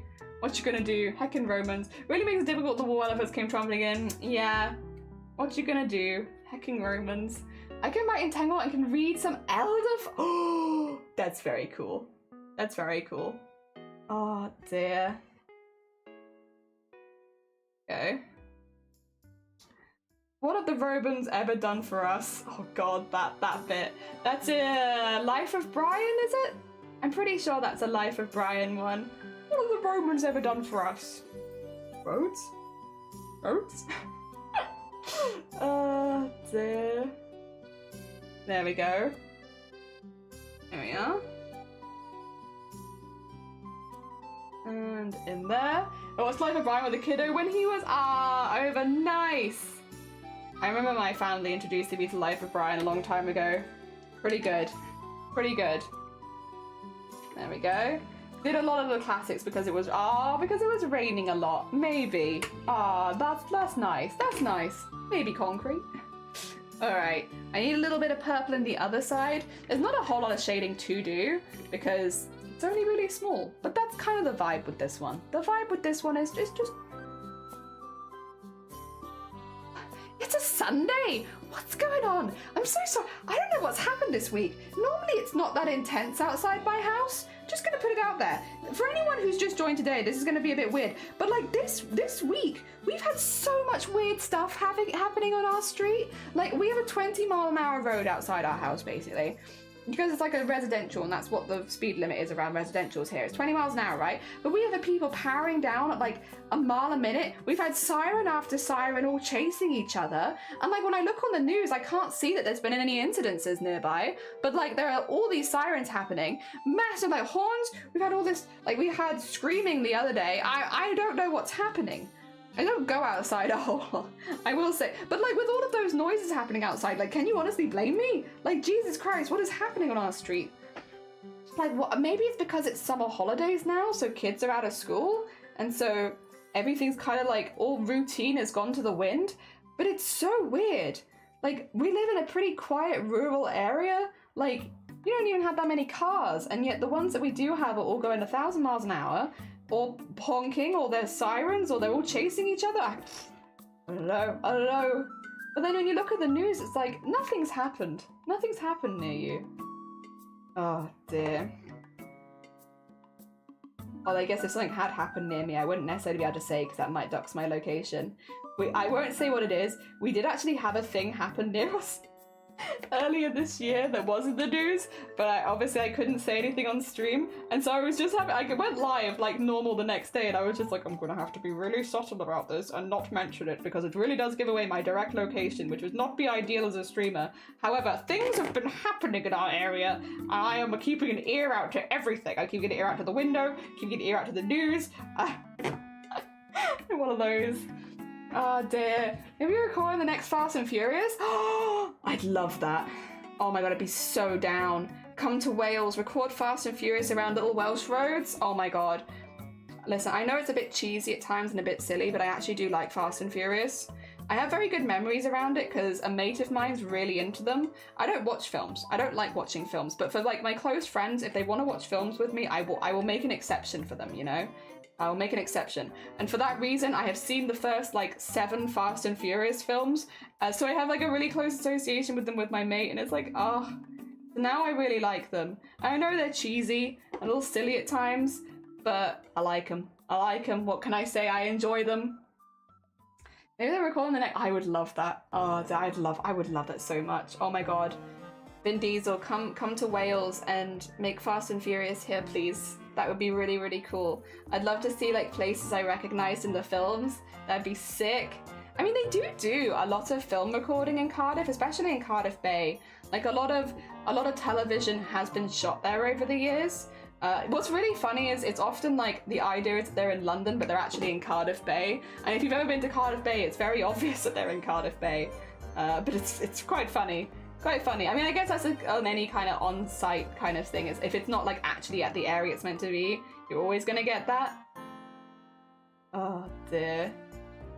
One of the ones that always gets me the most for that though, very silly, very silly. I've talked about them before. It's on Netflix. It's called Sea Monsters. I love what they do with their environments, because obviously they want certain environments that are like indicative of like when the dinosaurs were around and stuff, but they can't get the environments quite right. So what they do is they find somewhere close and then they like Photoshop trees into the background, but it's just the same tree. And once you notice it, you can't unnotice it, which means you're watching this thing about dinosaurs, but you're actually just looking in the background the whole time to see if it's got the same copy-pasted tree and bush everywhere. And they all sway at the same time. Oh my god. Again, it's like little things that unless you're like, I've watched that series multiple times, so like unless you're like me and you've watched it multiple times, maybe you don't notice it because you're focusing on what he's actually talking about. But oh my god, I remember like the first time I noticed it and I've never been able to see anything else since. Alright, that's all of the shading in there. We just need to do some of the highlights on the leaves, which we're going to do with one thread at a time, just very carefully. I would like a little bit of highlight on the dirt maybe as well, but just a tiny bit. It's just the smallest, teeniest bit of highlight on the leaves and the dirt, so they look a little bit wet. If you're watching something set on Mars, it's Arizona. That's amazing. Is that for real? Do they use that a lot? Like it's somewhere in Arizona? That's kind of fantastic, actually. Oh dear. I like that a lot. Yes. Oh my god. So yeah, whenever you see like a space thing and it's there, that's Arizona. Oh my god, that's so funny. That's really cool. That's really, really cool. Oh dear. Yeah, if you see it as like somewhere and it says this is based in London, there's a fair chance it's actually in Cardiff. But that's just because it's much easier to film in Cardiff and like cordon off areas and stuff for filming than it is in London. Not always, of course there are places that actually do film in London, but like a lot of places, if they're like doing an episode that happens to be in London, rather than going all the way to London, they just film it in Cardiff. Oh dear, which means if you're a fan of like Supernatural, I think, Doctor Who, I think, all those kind of shows, I think Casualty even, they might say that they're in London, but it's probably Cardiff. And if you walk around Cardiff, you can see it. Like, I will say, I don't watch a lot of Doctor Who anymore or anything like that. I do remember the first episode back with Christopher Eccleston in it. Torchwood is in Cardiff, yes. The first episode of with Christopher Eccleston back takes place in the main shopping centre in Cardiff. It's called St David's Centre. It's still around. It's a really big shopping centre in the middle of Cardiff.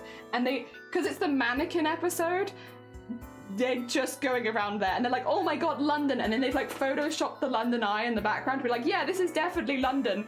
Meanwhile, you know, you have Welsh posters. Signs in Welsh. Ah, yeah, London, you know. It's very funny. It's very funny. It's stuff like that. It doesn't completely take you out or anything. It's just gives you a little giggle once you realise. Oh dear.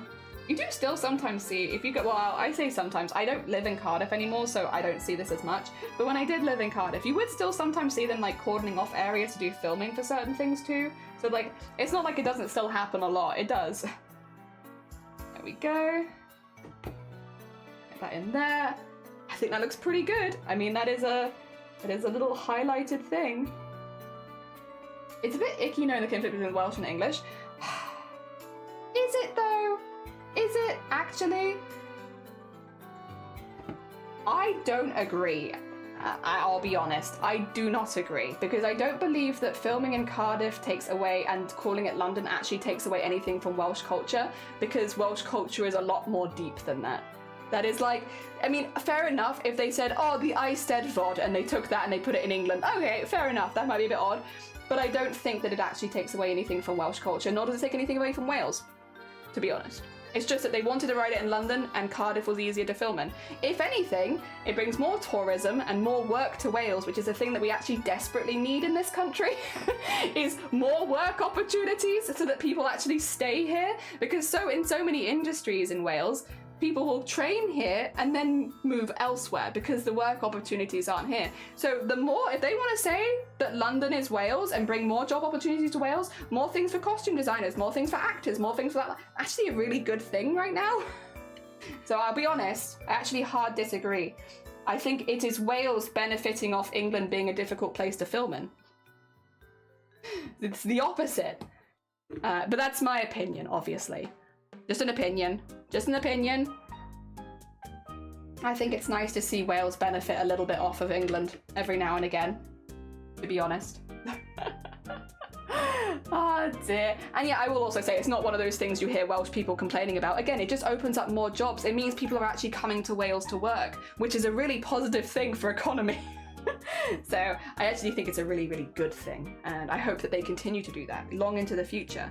It also offers a lot of really cool things, because there was an instance, for instance, when I still lived in Cardiff, because they would do so much filming around Cardiff, there are areas that are just cordoned off where there are random things from film sets just put in the center of the city, and it's like broken statues crumbled on the ground, and it's just like, oh, what's that doing there?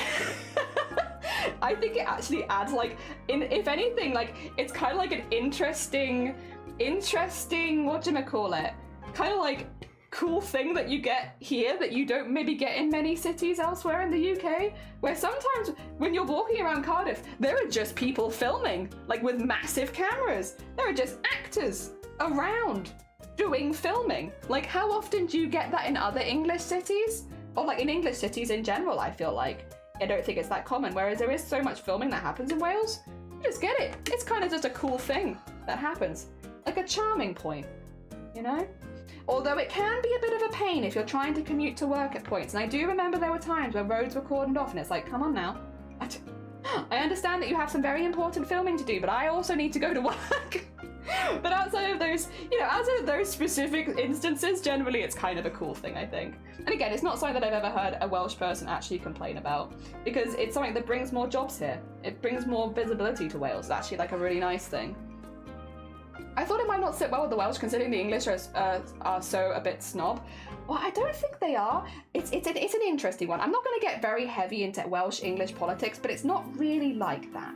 I think, of course, there is messing with each other backwards and forwards of like, you the English, you the Welsh kind of thing. And like, especially when it comes to sports things. But like, I don't want to go out and say like, Welsh people are xenophobic towards English people. That's not true. That's not true. At least not the vast majority, you know? There is none of that. Yes, there is a lot of rivalry. Yes, there has been history between them that is negative, but it is not like to the extent where it's like, you know, oh, an English person in my country? Disgusting. Because that's problematic. That's problematic. I think it's probably also quite problematic to try and pin that on the Welsh in general, because that's not necessarily true.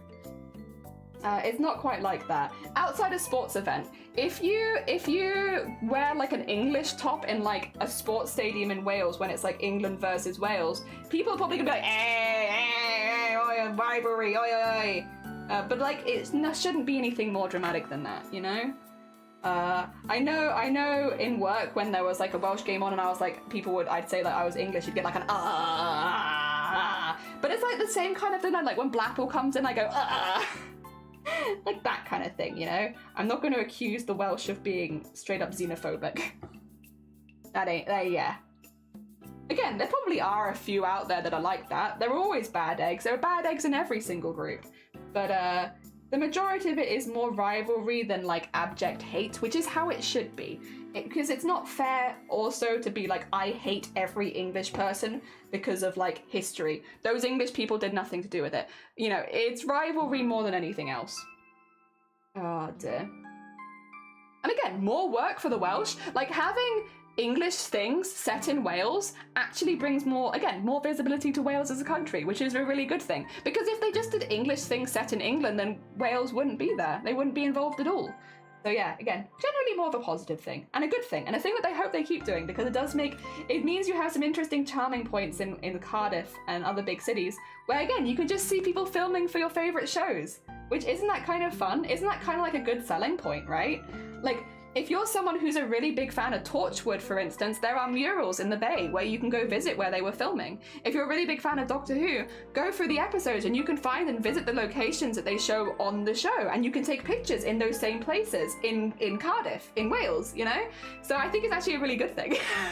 I see it from the opposite direction of like, there's a lot of really cool touristy things you can do if you're a fan of that television in Wales now because of that, which I think is awesome. Something that England doesn't necessarily have. Oh dear. You're the way in my commute, Chris. You are. Many people hate the English. I will also say that is very true. You know, the English self-loathing is just kind of a part of the culture. But I think it's very fair, you know. It's what it is. We love complaining for starters. It's a perfect storm.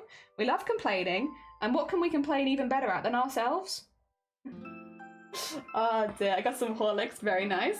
I actually don't know what that means, and I don't know what it's referencing, but I'm glad for you. Wow, sorry. I'm just using it as an example. Looks around, I guess I'm the bad egg in the group. No! If anything, like our soccer games, it's usually more of a don't come into the supporter section. Yeah, like that. It's exactly like that, Blue. Yeah, like if you're wearing an England top, don't go sit with the Welsh and vice versa, but otherwise you'll be fine. Horlicks, the drink. Horlicks, I don't know what Horlicks is.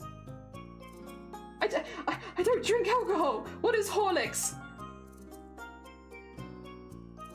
The one that gives you height. I don't know. Oh, cats. Okay, for a second I thought, oh my god, is this a really, really important thing? Have I messed something culturally up here? It's not alcohol? What the heck is Horlicks? Oh, there's like a hot liquid, I think?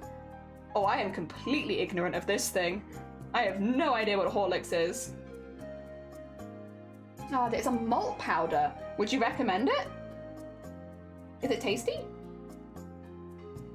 You put it in hot milk. Okay. Do we have any fans? Anyone who would recommend it, you know? Anyone who's like, yeah, I like Horlicks. I'll go for it. Have you had Maltesers? I have had Maltesers. I'd actually say as well, Maltesers are probably one of my favourite chocolate snack kind of foods. Not that I have them very often, but like if I am gonna have them, Maltesers is high up there for me. I really like them. I think they're pretty good. I like the chocolate in them a lot. The general flavour?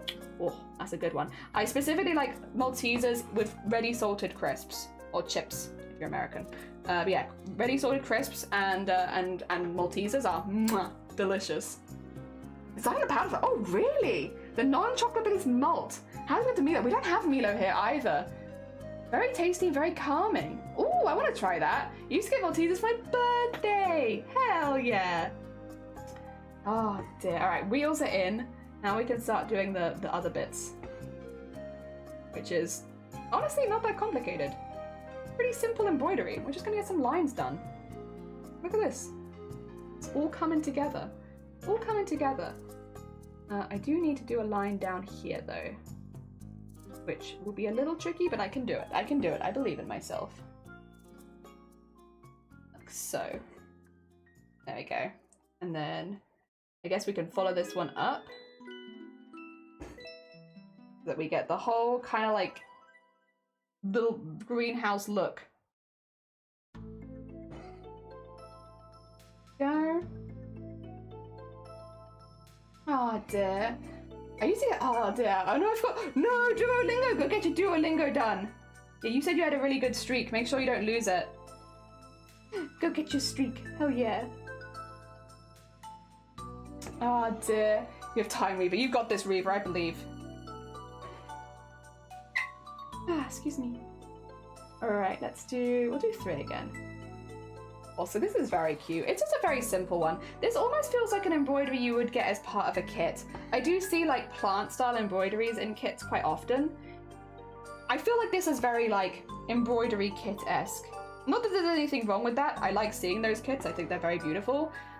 But I feel like I may have been background inspired by those kits. I don't know how much of this was my own brain and how much of this was, oh, I've been looking at embroidery kits for a long time, you know? Not sure. I'm not sure how much work my brain actually did here, but I'm still pleased with it. I'm still pleased. Listen, can't take that away from me. I like how it looks. I'm pretty happy with it. There we go. Go the whole way up. And oh, do not unthread. That'd be a shame. There we go. And up here. I'm putting the tomato itself in very last because that's going to be a big 3D bead. And once that's in, my thread will try and catch on it on every single stitch, even if I'm nowhere near it. That's just how it goes. I feel like once you add beads, every single stitch catches on the beads. Like yesterday when I was backing the piece, it had beads on the front, but I was doing the backing and the thread was still catching on the beads on the front. It was like wrapping the whole way around just so that it could catch on it. There we go. Alright. That's looking pretty good. I'll have to keep an eye out for this Horrocks then. I've never had it. I'll be honest, never even heard of it. So it's like completely new to me. But if it's something that I can get in this country, then I'll keep an eye out for it when I next go to the shop. I can't say that the weather particularly has inspired me to drink hot drinks recently. But I am a big fan of hot drinks, especially in the winter. I do still drink tea in the summer though. I mean, I literally have a cup of tea with me right now. Oh, there we go. And in there.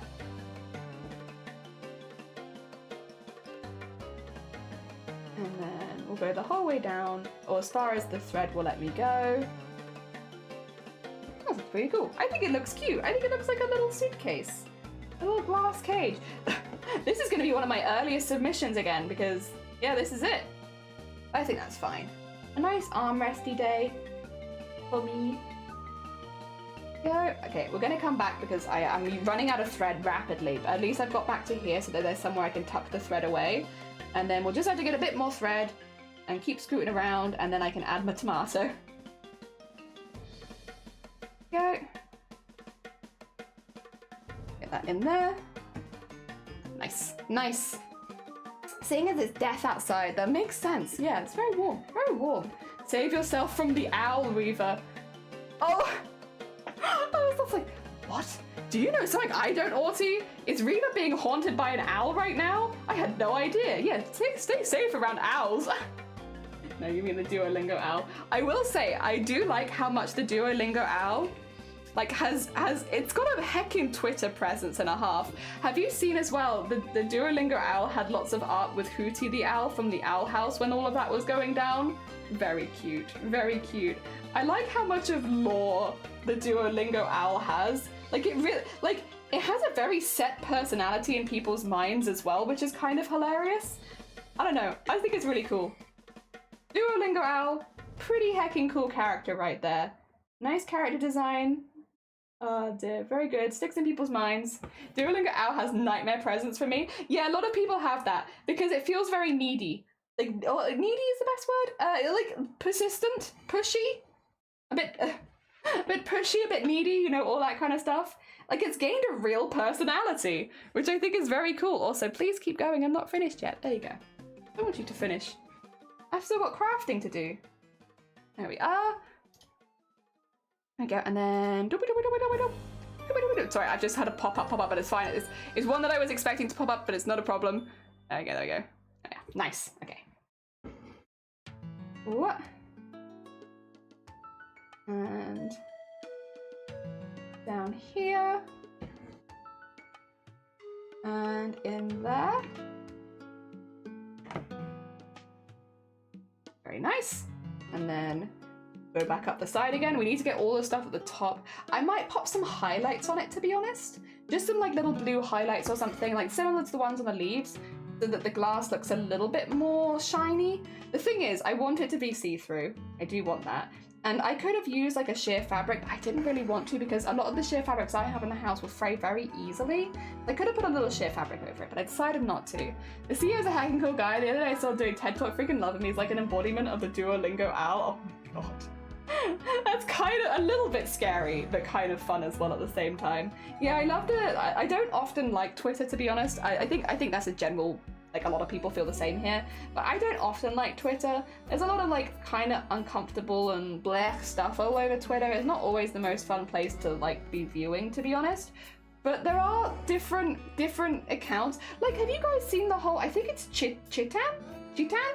There's like a mascot in Japan right now that is buying all of the ad space on Twitter so that you don't have to see ads anymore. How sweet is that?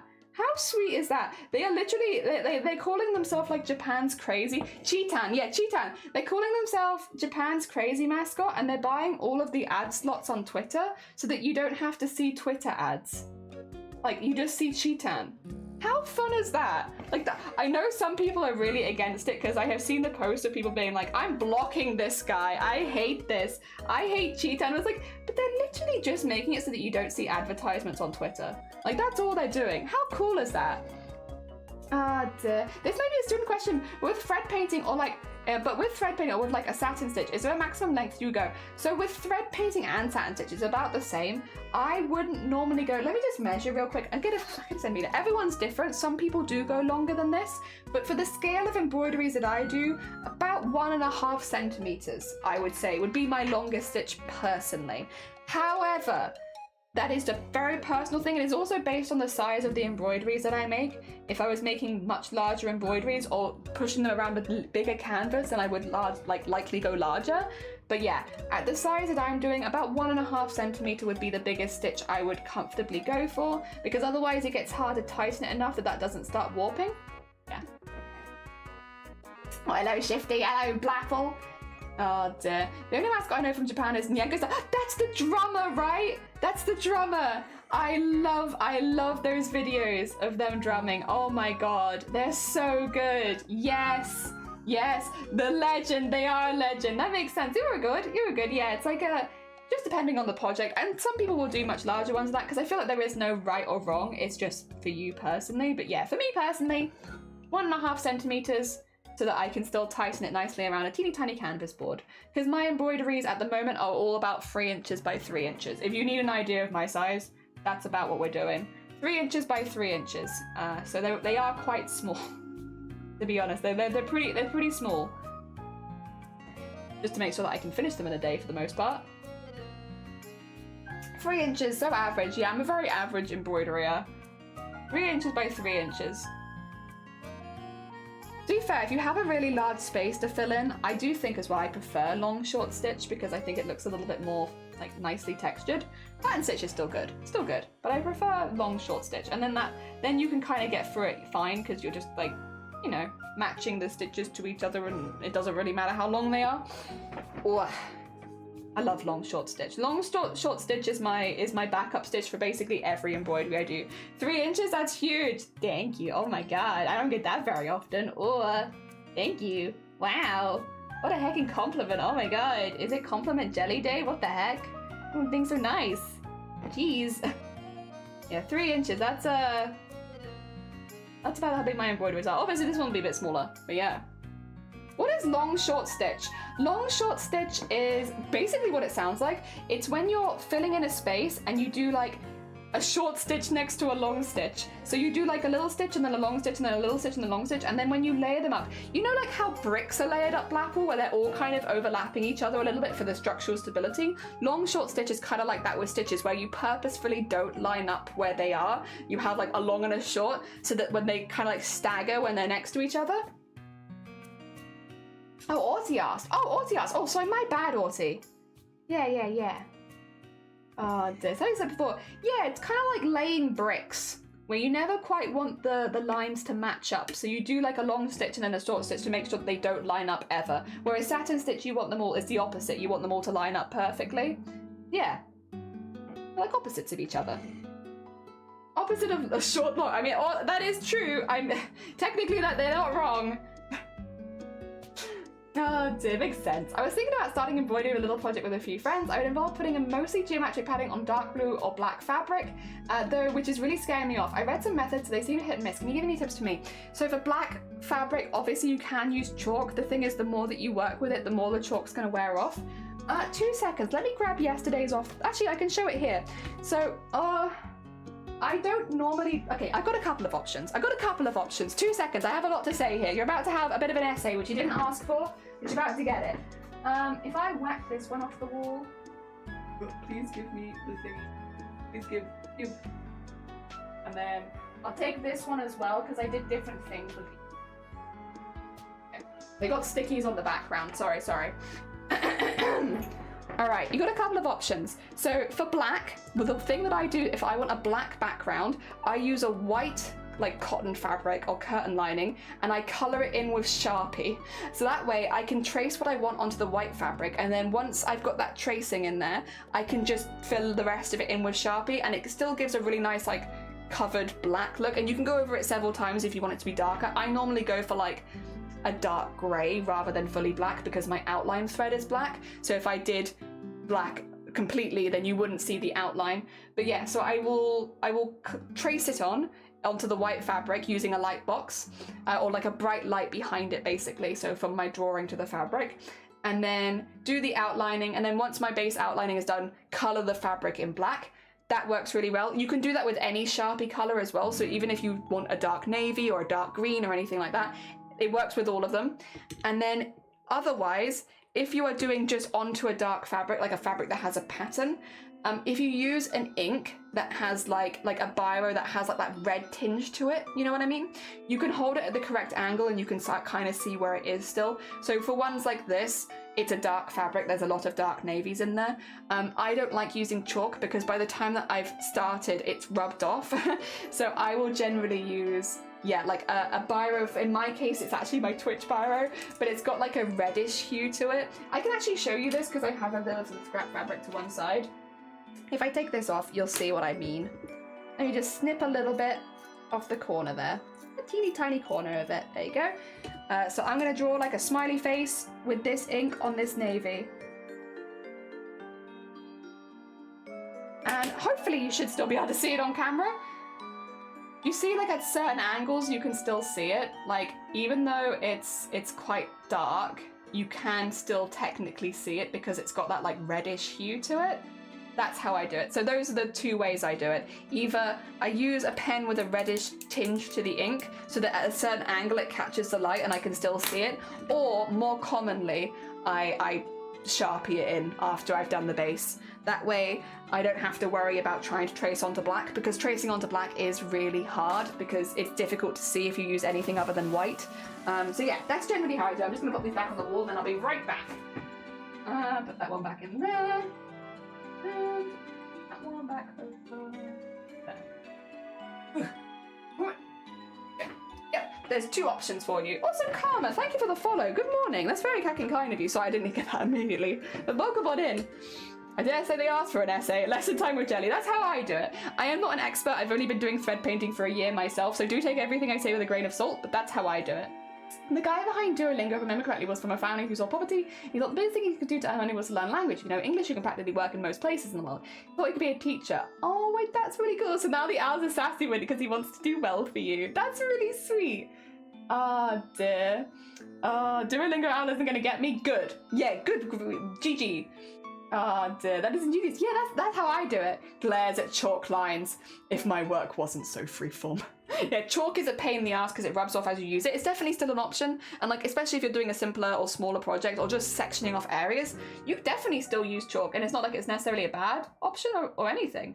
But personally, I those are the 2 I use. You see it, yeah. Oh dear, I heard about pen that irons out. There are pens that iron out, and I've never used them because with thread painting, you're so thoroughly going over it, you never see the lines anyway at the end. So I've never invested in it. But I suppose if you were doing a much more delicate piece with just like very fine lines, that might be a really good option. For me, as you can kind of see, the areas where I sew over so much that you just don't see it at the end.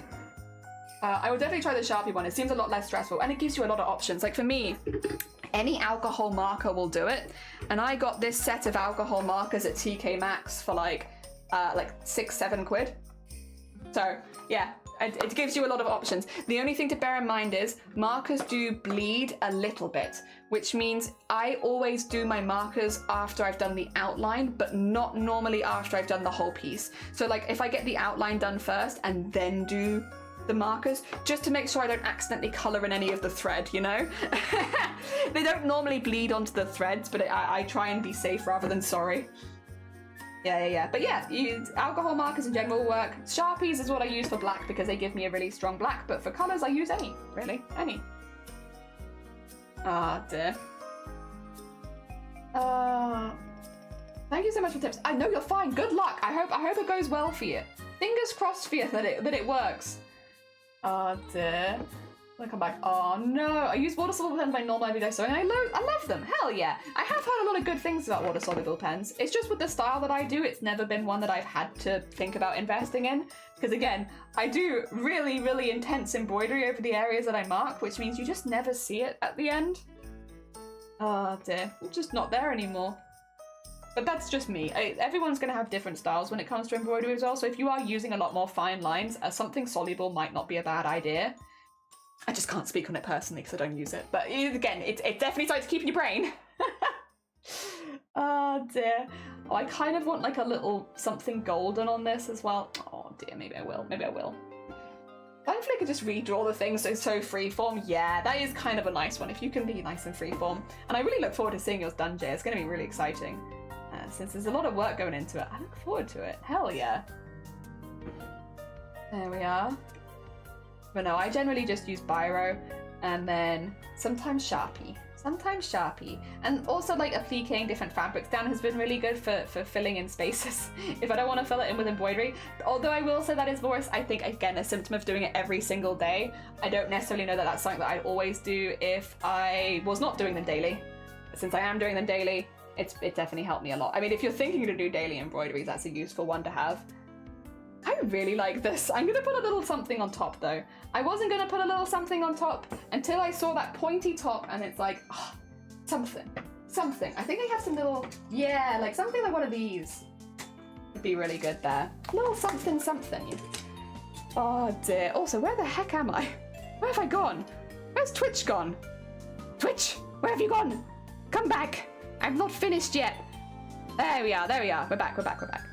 Oh dear. I use water-soluble pens in my books. Oh, nice. Hell yeah. Thankfully, I can just redraw things. My office is destroyed, but I found so many art pieces. Oh, how are you doing, Bunny? Welcome back. Just need to put everything away and organize. Good luck with the organization. I hope it goes well. Hell yeah. All right, where's a good one? The timer's nearly down, yeah. I need to sew my tomato in, but we are very close to being done now. There we go.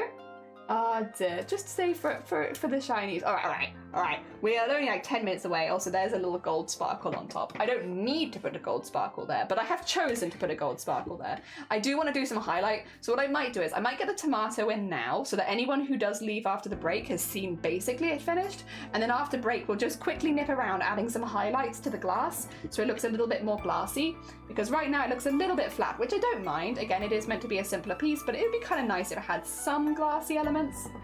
There you go. I found my profile pic painting. Oh, cool. Hell yeah.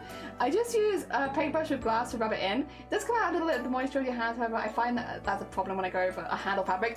I have had that a few times as well, to be fair. Like, I do find, because I have very warm, maybe with a similar crafty, I have very warm hands. Very warm hands, and so stuff does just kind of rub off on them, which is not always ideal. Well, in fact, it's very rarely ideal. Very rarely is that what I want to have happen, but it does be happening. All right, bring that back around. We need a tomato, which means I also need some red thread real quick. We need to put a red tomato in here because the prompt is literally tomato suitcase. It'd be a bit of a shame to have a tomato suitcase without a tomato. Oh dear. Let's get a little tomato in here. And then at the very least, I have something to submit today, but I would like to put some more highlights on it. I do. No alarm on the more. Hey, nice. GG is very good. Very good. All right, get that in there, and then spin that around so I have somewhere to anchor my thread into. Hopefully this will fit through it. I just realized I didn't change to a beading needle, but I think that's fine because this is it's not a large bead, but it's like bigger than, it's not a seed bead either. Hopefully it'll be fine. All right, that is anchored in, and then give me a tomato. One singular tomato, please. Requires one. There you go. Just one tomato. I want it about here, so let's pop my thing through there. And then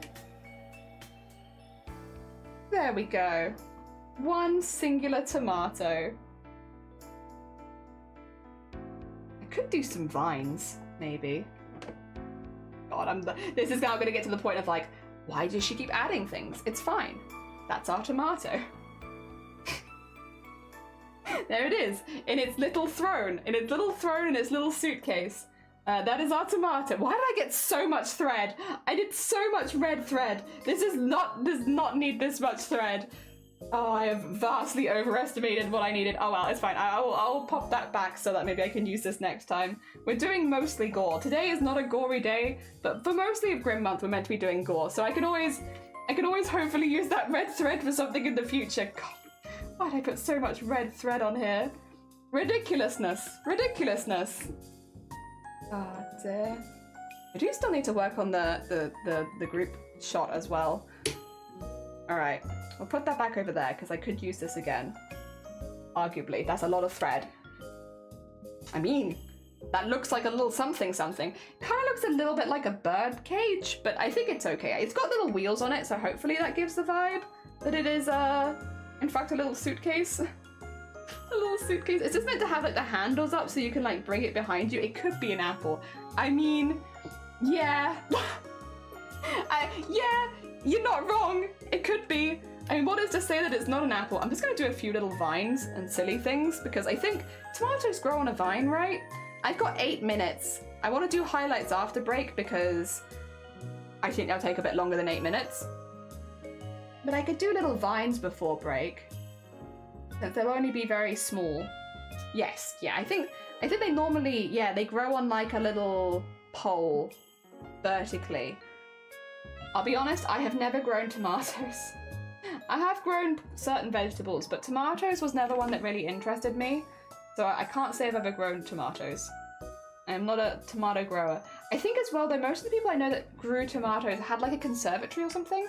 I think you need either a greenhouse or somewhere warm that they can grow. I think I don't know that we necessarily had that. So maybe that's why we didn't have the capability to grow tomatoes. That is a mood though. For cross stitch 2, how much thread I need for this last piece? Over half an arm's length be good enough. Either you're missing 3 stitches or you have 2 hand whips over. I've tried to get a lot better with like saving the thread afterwards because like, yeah, no, you're not wrong. I'm not gonna get better probably at working out how much I need, but I can get better at saving the leftovers. So I've been trying to be better with that sort of thing. Yeah, we'll just go on then. Sure. And then we could even have like a little spinny tuft at the top if we wanted. Something kind of fun. A few little vines.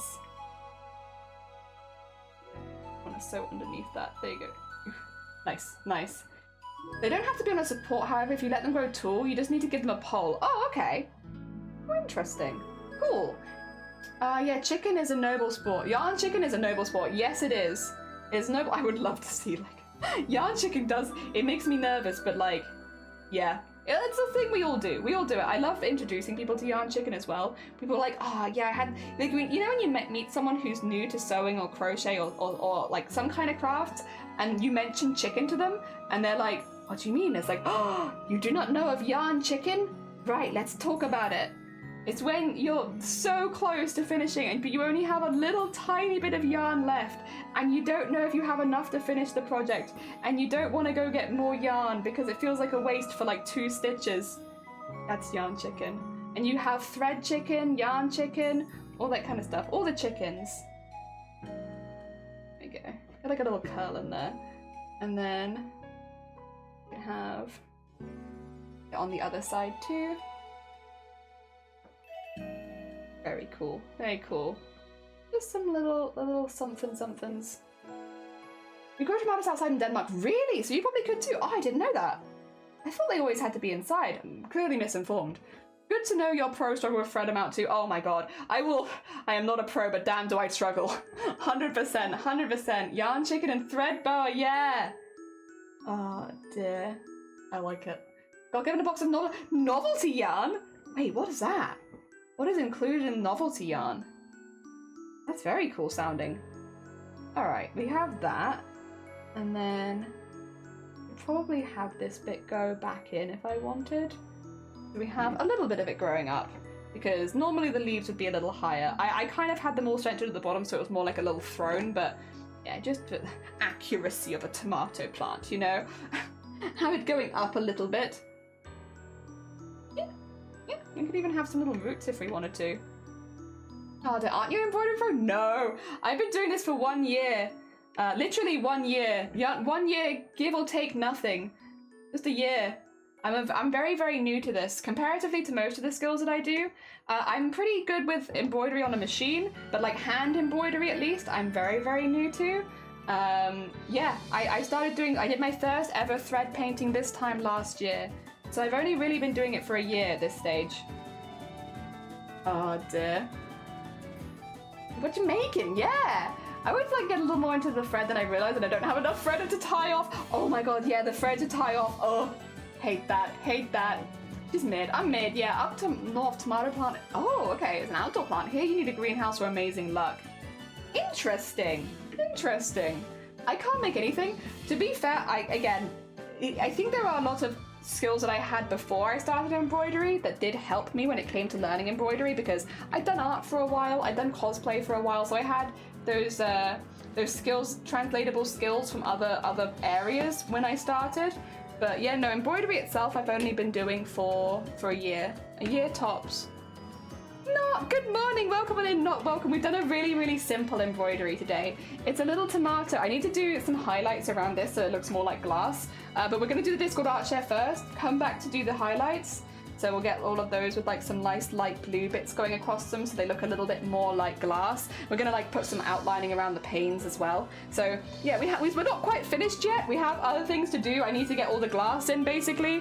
But yeah, we're doing pretty good. And I think it's a nice simple daily embroidery. Also not yesterday's. I'm so proud of yesterday's. Look how good. I'm really pleased with it. Skulls are becoming my comfort zone is the only problem. Like the only thing that I feel really confident we're doing is skulls, specifically horse or herbivore skulls. But I'm really pleased with yesterday. So today we're doing like a nice simple piece to kind of round it out so we don't spend too long every single day. The worst thread chicken I played, I just let the spool run out on a sewing machine and I just got to the end of the job before the thread disappeared. Very nice, very nice. I hate it when the bobbin runs out and you don't even realise. That's not even thread chicken, it's just thread frustration really at that point. I've only been crocheting for a year and a bit. Oh my god, so you've also, wait. You've improved very quickly if that's the case. Oh no, that's very impressive. I'm just gonna point out that you're only a road trip away from the Royal School of Needlework. Am I? You think they'd let me in? Can I come in? Can I learn here? That'd be cool. Oh dear. Worst thread chicken I've lost is doing the most complex part of a plushie. After 50 minutes of really careful sewing, I'd run out of bottom thread. That's heartbreaking. That is heartbreaking, Sammy. We've been there. Simon's on one. How that really just I'm confuddled. Yeah, just skadoosh. Skadoosh is gone. That's amazing. Thank you very much. I'm very pleased with it. You've got competitions under your belt. Well, maybe that's something I'll look into. Honestly, thank you, Blue. Maybe I'll have a little look into that. I would like to get... I have no formal education in sewing. Might be important to mention. I don't even have textiles GCSE. Like, I have no history because when I was in school, I was kind of told there were, like, no jobs in sewing or, like, there was no jobs in art, so don't do art. So I never did art. I have no formal training in sewing or anything like that. I'm completely home taught. But yes, I would love to, like... That's why I often struggle with like the names of certain techniques and processes because I know what I'm doing but I don't know what it's called because I've not been taught it. So I would love to have some formal training, honestly. Ah dear. I've recently picked up micro crochet and you made earrings? Very heckin' cool. To show you like how they oh my god, I'd love to like learn more professionally. Like yeah, same. I think a lot of us cosplayers are very self-taught, right? I saw all the time in Firecraft now is my main special interest. In the past year I've learned crochet, Tunisian crochet, knit and shuttle tatting. Oh my god. Well done, Bunny. Very heckin' impressive. Honestly, if I lived that, I would go to the Royal School of Needlework. I've learned about it a few months ago.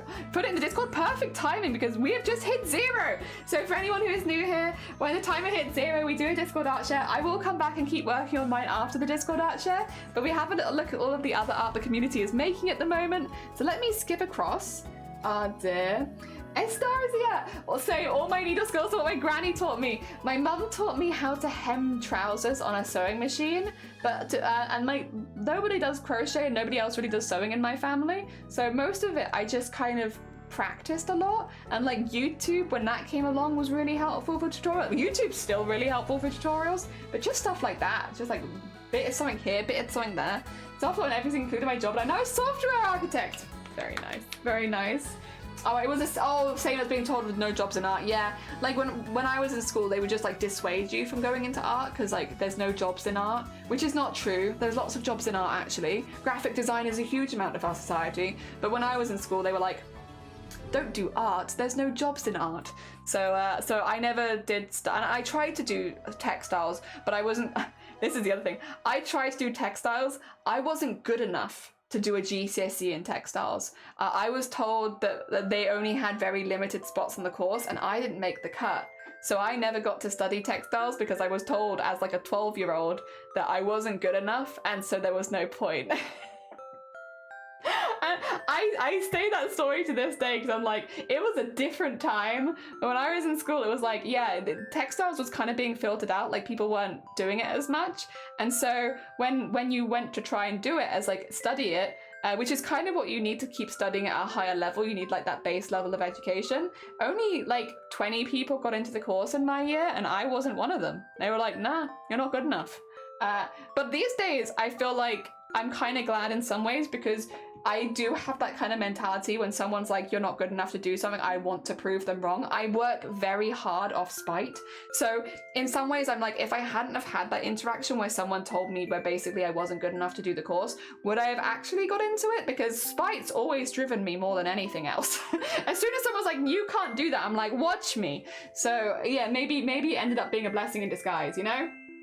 Oh dear. Another bunny! Oh my god, we are being blessed with bunnies today. Bunny, good morning. Welcome on in. I hope you're doing well. Hi everybody. Hi, how goes it? I'm self-taught on everything, although the Wonder Twitch crafters have helped me along the way. Well, yeah, like a lot of other people and asking questions and all that kind of stuff. Spite is a heck of a motivator. It is. Like, I've always kind of been the same human, funnily enough.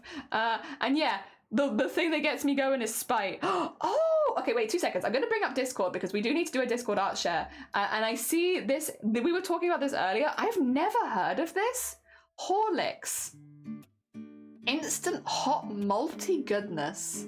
I've never had this before. I am genuine. I want to try it. I'm curious. I've never had it though. Horlicks. I'll keep an eye out. Next time I go in the shops, I don't think I would have ever even twigged it because it's not been something that's been on my radar. I'm doing great. How about you? I'm good, thank you. Really good. We've actually nearly finished our embroidery already. I just need to do the glass effects and then we're good. I'm self-taught in all my art skills except for primary school art class and now it's my job. Hell yeah, not.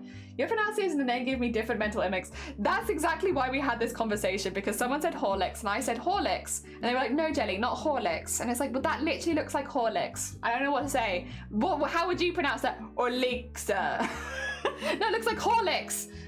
I've used Horlicks in baking. Oh, it's a super common drink. I've literally never even heard of it. Not on my radar in the slightest. It is pronounced Horlicks. Well, that is what it looks like.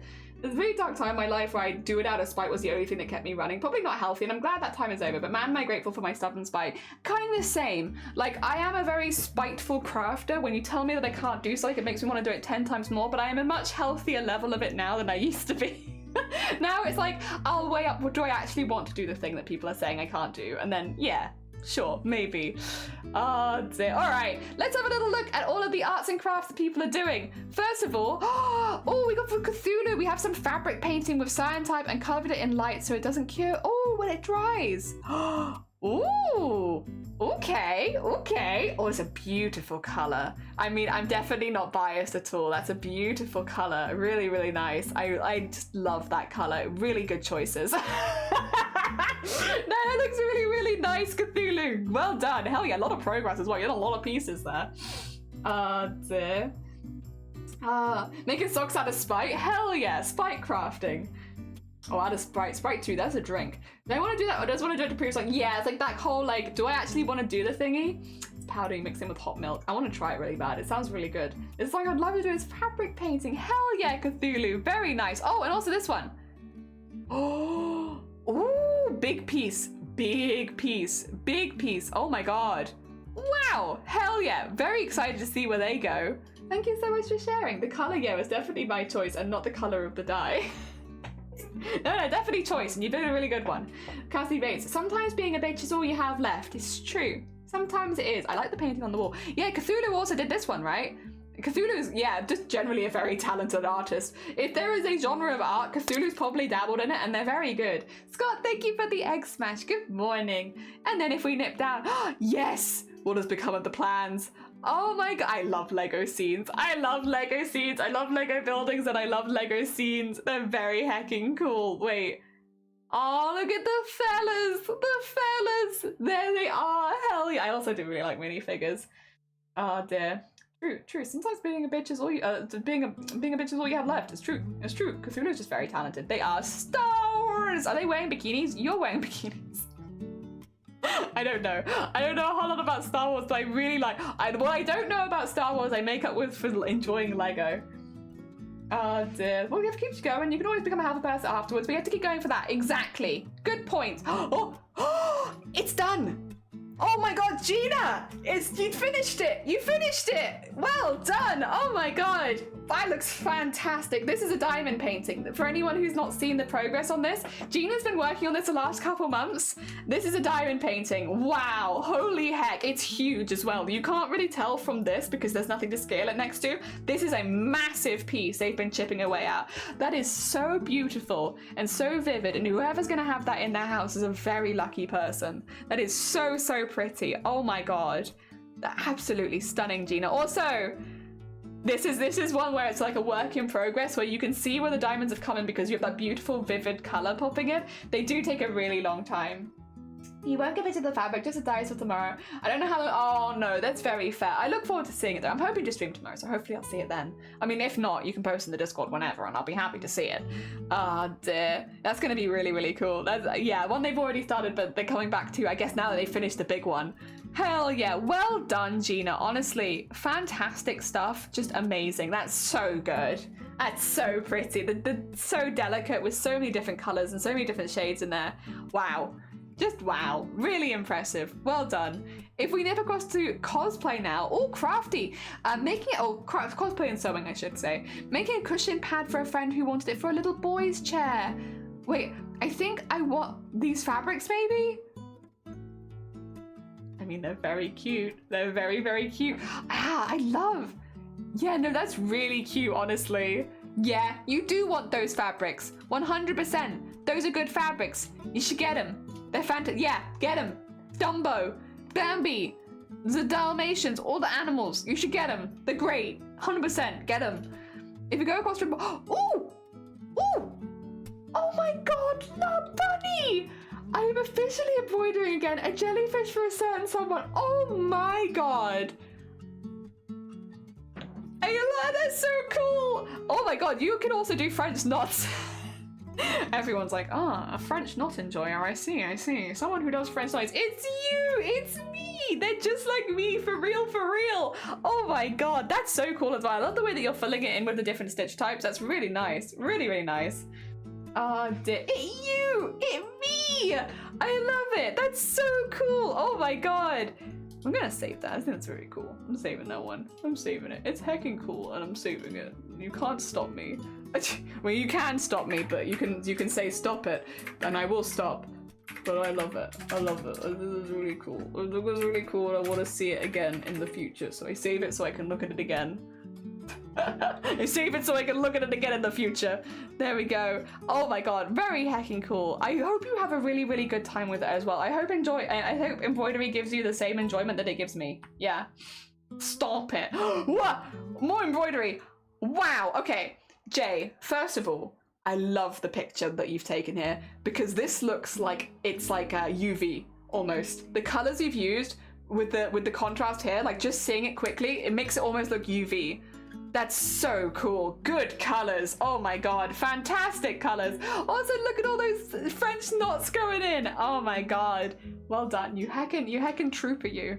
We all know how hard that is, and that is rough. That's a lot of hacking work. I love the framing of this. I love it. It feels like neons. Yeah, it feels like something in a club. Like you've taken your embroidery to the club with you. I love that. I want it, please. Yes, I wish to have. I can't wait to bead. Yeah. I'm having a lot of fun. I'm glad. Glow in the dark. Yeah, almost like glow in the dark. It's really pretty. I love the colors so much. And you've made really good progress on the knots as well. Well done. Very heckin' impressive. You got this. You're going. Wait, do I have a round of applause here? No, that's a wave. That's not a round of applause. That's, hello. No, I want applause. I guess I have the claps. Yeah, because honestly, that's hard work. Well heckin' done. I work in nightlife. I've done that before. Very heckin' cool. Very heckin' cool. Oh, bunny as well. Oh, these are the other embroideries you've made. You're shine again. Keep growing. Silent Hill. I am Okay, so to be clear, these are all really cool and really impressive. There is something about having the Silent Hill next to these other three, which is absolutely hilarious. It's the, you will shine again, keep growing, Silent Hill, I am strong. Oh my god, something about having the thematic mood. I love that. I love that so much. I will say your rose as well is like the flowers are really, really beautiful. That big rose with keep growing is really, really nice. Are you giving people the clap? I would never. Just a round of applause, yes. The clap, the no. Oh dear. And my old school for high school. Oh nice. Yeah, the thematic mood is really something. I like it very much. Craft that is business idea. Club that is craft themed. You get to show it off at the crafty entrance. You're leaving group with different skill levels. To start your evening, gatekeepers are left at the door. I would honestly just love to see more craft groups in general. Like, I feel like that's such a wonderful thing. And like, I live quite rurally and we don't really have anything. We only have one which is specifically for knitting. So like, you can't even go crochet there, which is a shame. Because I do crochet and I would love to meet a group of crafters. Oh, just makes me do wild things. I love this. This makes me very happy. I also do like Silent Hills. I like all of them. But all of them together, chef's kiss. It paints a picture. There's a story there. There's a story and I like it. It makes me very happy. Oh, it's yellow. Oh, okay. It's yellow, not green. Is that, which one's showing as green? That one's showing as yellow to me. Oh, this one?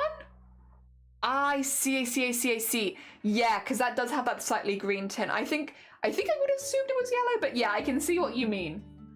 Come to these, you can go in my yarn group. Hell yeah. Geekbar here does arts and craft markets and regularly get to table and sell stuff. That's awesome.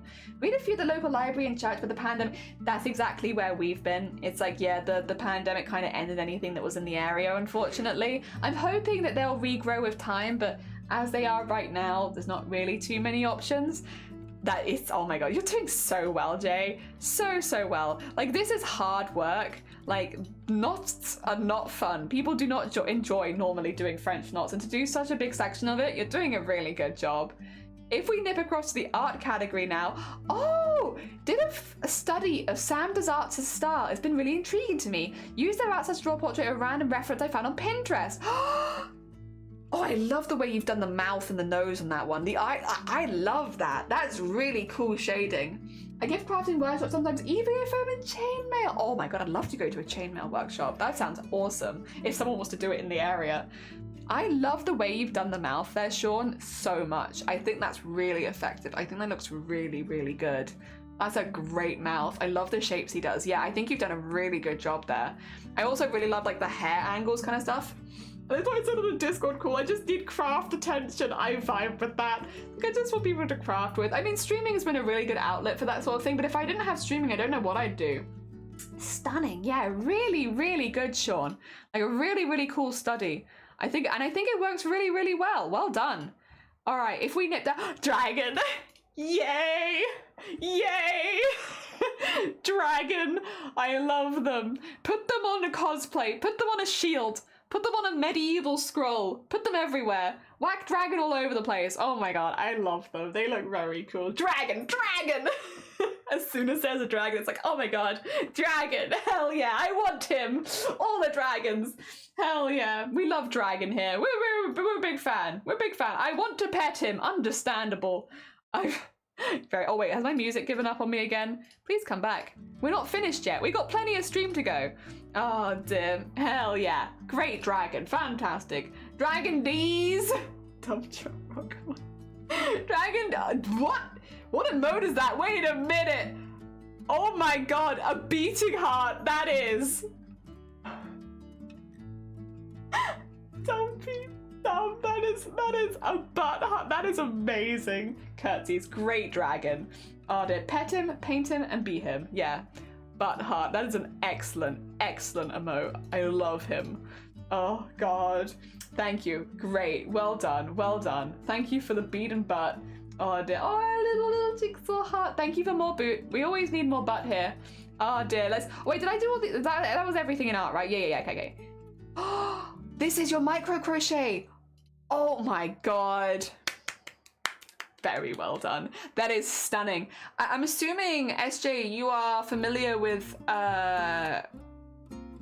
cozy coffee and crochet. Are you familiar with coffee crochet or coffee? Because they do streams of micro crochet. So if you haven't met them before, I can do them at Coffee and Crochet. I mean, I can do them a shout out anyway. They are a very talented crafter, and we do like them very much. So I guess for anyone you are familiar with Coffee. I was gonna say, like, I don't know if you know them because you could craft along with them. I will just get their username and for anyone else who's like interested. Because yeah, I thought so. I was like, I want to make sure I get it right because I know Coffee has like an extra something. It's an extra E. There you go. We'll get a shout out for them because I think that you would. I think if anyone else hasn't met them before, they're a very, very talented maker and crafter, and they specialize in micro crochet. So this kind of stuff. This is really well done. Not really, really well done. My fingers could never. I know, right? I love them, but they make my hands hurt thinking about them. I drew the dragon while I was drinking a Belgian beer called Golden Drax and killed a dragon and slightly tipsy. Oh, but it was a really good dragon though. And now I want to get out of bed and go to the studio and paint a dragon. Is there ever a bad time for painting a dragon? Oh dear, it's stunning. I love this. I want them as well. I love this, and I also wish for them. I want. Now I need to learn how to do this so I can make myself a pair. Literally about to finish a blue pair of them, so I wanted to post a picture of both sets, and it was time. Hell yeah! Very cool. Oh, sleeves! Oh my god! Oh, sleeves. That's stunning. That is absolutely beautiful. And so neat as well. Wow, are you making this for anything in particular, or are you just making it for fun? That is so well done and so pretty. Oh dear. It's midnight and it's 1. Oh, can confirm my fingers do be hurting. It's meant to be the non-binary. It does look like non-binary. Yeah, it's got the right colours in there for it. Goals, hecking goals. I'm making keyboard shade for all the pride flags. Oh my god, so well done. So well done. Amazing, Steve. Thank you for shouting out, Steve. There you go. Another person. If you haven't checked them out before, you can also check them out. And they do be making this kind of, wow. It's stunning. Absolutely stunning. Absolutely stunning. Really, really well done. Masterfully done. So cool, sleeves. If we nip across the photography, from Frio, oh, you had the little coin. Very heckin' cool. Very heckin' cool. Very nice coin. Very lovely. Japanese yen. Hell yeah. Very heckin' cool. Ah, dear. And then abstract art from Arty. Arty is treating us, for anyone who's unsure of what's going on here, Arty is treating us to a piece of abstract art every single day, but the secret is, and listen, don't tell anyone, it's a secret. The secret is, it is a dog moving really quickly. It's a dog just zooming around. So it looks like abstract art. We've had a few others from them. This was yesterday's. It's a dog. I see the dog now, yeah. They're posting an abstract art piece for us every day. They're all just, it's a dog. It's a dog, but it's abstract art, you know? I love it, I love it. Yeah, it is like a little downvote looking thing. What else would it be? Abstract art.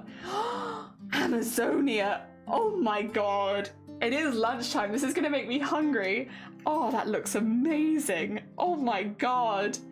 Jesus. Made sticky chicken Penang curry and then pancakes at work. Oh my god, is that like a seagull? Wait, where's Blaffle? Blaffle. There's a seagull here. It's so evil to show that right now. They look so good. Oh my god. They look delicious. First one was an accident on the Abstract Chrome Record Day. Started a beast within me. Yeah. Look at this banana seagull. A dolphin. It could actually be a dolphin. Yeah, that might make more sense. I'm like the head of a seagull on a bloody pancakes, you know? To me, that's what it looks like. It looks like they beheaded something and then put like bloody colored jam on the pancakes. Do kind of be looking like a seagull. This does not want to cooperate for a photo tonight. Aw, seagulls are cooler. Seagulls are pretty interesting. If we nip across to animals as well. Oh, Hanzo's pick of the day.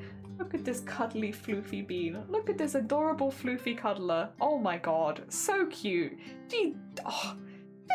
Just really, really cute. Just really cute. I don't know what else to say. Oh my god. Adorable. You blessed, blessed bean. And thank you for blessing us with your blessed, blessed bean. Because I don't have an animal and I live vicariously through you and all of your animals. Because yeah, just generally, this is so nice. Honestly, it's just really, really lovely. Thank you. Thank you so much everyone for sharing your art. I also live vicariously through a lot of the arts you do so that I don't take up every hobby under the sun. Was there anyone else? I need to shout out also Sammy. Oh, 2 seconds. I'm just gonna hide. Back in a moment.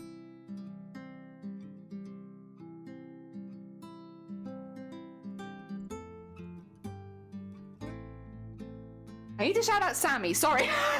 Sorry for the delay there. 2 seconds. I need to shout out Sammy. Where is my internet? There it is. Because Sammy also posted. Did we have it? We shout out sleeves. Did we have? Oh, Cthulhu. Cthulhu and Sammy need shout outs. And not.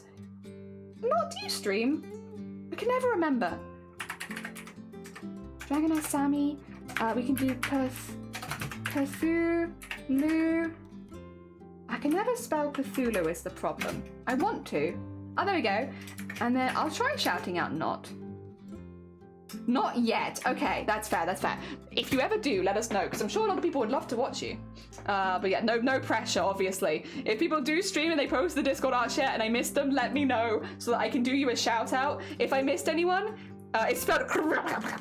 Yeah, if you do stream and I just showed your work on stream, please let me know. I need to be saying this more often, to be honest. But if you stream and I just showed any of your stuff, tell me, because my memory is not very good and I want to make sure that I'm shouting out if people do stream the work that we show. Diana, good morning. Welcome on in. You're joining us just in time. We're just going to be getting some glass effects in here.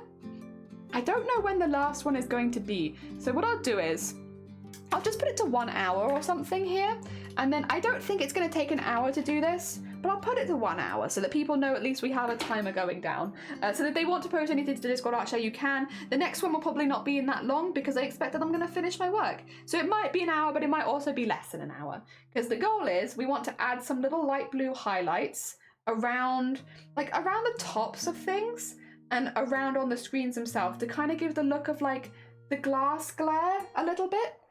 Yeah, that's kind of what we're doing. We're going around some of these squares. I probably won't go to the bottom, but I will go like up the sides and around the top. And we're just going to be adding some little like streaks across it so they look a little bit more like glass. It probably won't be the perfect glass effect, but we'll give it our best shot. No, you're fine. Reva, I know you said you needed to go to bed before. Go get some sleep. Go look after yourself. You've basically seen this finished. You know, the only thing you're going to miss is the glass effects at the end. So you've seen most of it. And I will post a picture in the Discord later so you can see it fully finished. Yeah, night, Reva. Get some good Z's. And thank you again for the Hanzo pic. Always lovely. We always love a good puppy picture. Or kitten. Or snake. Or lizard. I just like animals a lot. I just like seeing everyone's animals. Ah, dear. Yeah, what we're doing now, it might be a little subtle on camera, but I promise it will be worth it. It'll be worth it. So the background of this right now is kind of like a cream color rather than a white, which means that the like bluish sort of white actually shows up pretty well, to be honest. Pretty happy with that. Okay, so I'm gonna go in here, do a little streak across here. Go. The other thing is this will help us put things in perspective a bit because some of these lines are meant to be behind, and when they're all like just black lines you can't really see what's behind what and what is in front. So hopefully it should help make things make a little bit more sense to human eyes. Because me, I know my intentions, I'm the one who designed it, but for anyone who's just looking at it, they don't know my intentions as an artist. And I think this might make it a little clearer, hopefully. That there is meant to be like glass over these windows. You want me to hydrate? You know what, Reva? You're right, I should hydrate. I should have a little bit of a hydrate. I have also, you might have heard the knock on the door there. I have just been delivered a very delicious meal as well, but I don't want to eat it just yet. One, because I'm actually weirdly not that hungry. I know that it's like 1 p.m. I think it's because yesterday we were having a really lovely stream yesterday. Not that I haven't had a lovely stream today, of course, but we were having a very, very lovely stream yesterday. Like I was getting very distracted and I forgot to set my timer. So I ended up streaming for 5 hours before we actually had a break yesterday because I forgot to set my timer completely. But again, I forgot to set my timer because we were having a good time. So not for any bad reasons, but because of that, it was about 2 in the afternoon when I started eating my lunch, which, to be fair, is not like it's the latest lunch I've ever had, but it is generally a little later than my regular lunch. And I think now today, because yesterday I had quite the late lunch, I think my body's like, oh, it's not lunchtime yet. It's not lunchtime, because yesterday you didn't eat lunch for like a whole other hour. So my body's a bit confused. I've confused it. I've made it a little confused. It doesn't quite understand when lunchtime is anymore. You're gonna lurk now? No, you're fine, Jungle. Have a lovely lurk. And I hope you have a lovely rest of your Sunday. I hope it goes really, really well. I hope it treats you really nicely. Take care of yourself. Thank you for popping by. I really appreciate it. Yeah, everyone who's been lurking, I really, really appreciate it. Thank you so much. Genuinely means the world. I really appreciate it. It's also lovely to talk to everyone as well. Dear. Start another embroidery project at 2 a.m. I need to find, okay. I wanna make like a little secret list of all of the crafters I follow that I would consider enablers, so that when people are like, you know, I want to do like at 2 a.m. but I'm not sure, I can be like, here's a list of streamers that I really like that are really, really good at enabling. And you can make a decision whether you want to go see them. But if you are looking to be craft enabled, here's a list of streamers that will enable you till the cows come home, because I feel like there's a lot of them, and they're all really good beans. They're all good souls, all deserve but more shout-outs and more love anyway. I nominate myself. Don't worry, you were already on there. You and Cthulhu are already on there. Fear not, fear not. You would be straight on that list. Oh dear. Immediately on a list. I should finish cleaning myself. Nah, if you need to go do some cleaning, go do some cleaning. Hell yeah. Honestly, a very nice productive way of spending your Sunday. Sammy? I think I'd put you on the list. I'm sorry. I think you'd be on my streamers who will enable you. Because let's be honest, Sammy, if I came into your stream and was like, I'm thinking about trying making something Pride themed, you would enable me till the clowns come home? Till the clowns come home. Till all of the clowns re-enter my house. You would. So I think I might have to have you on that list, I'm afraid. I've enabled a bunch of people to make plushies. I bet.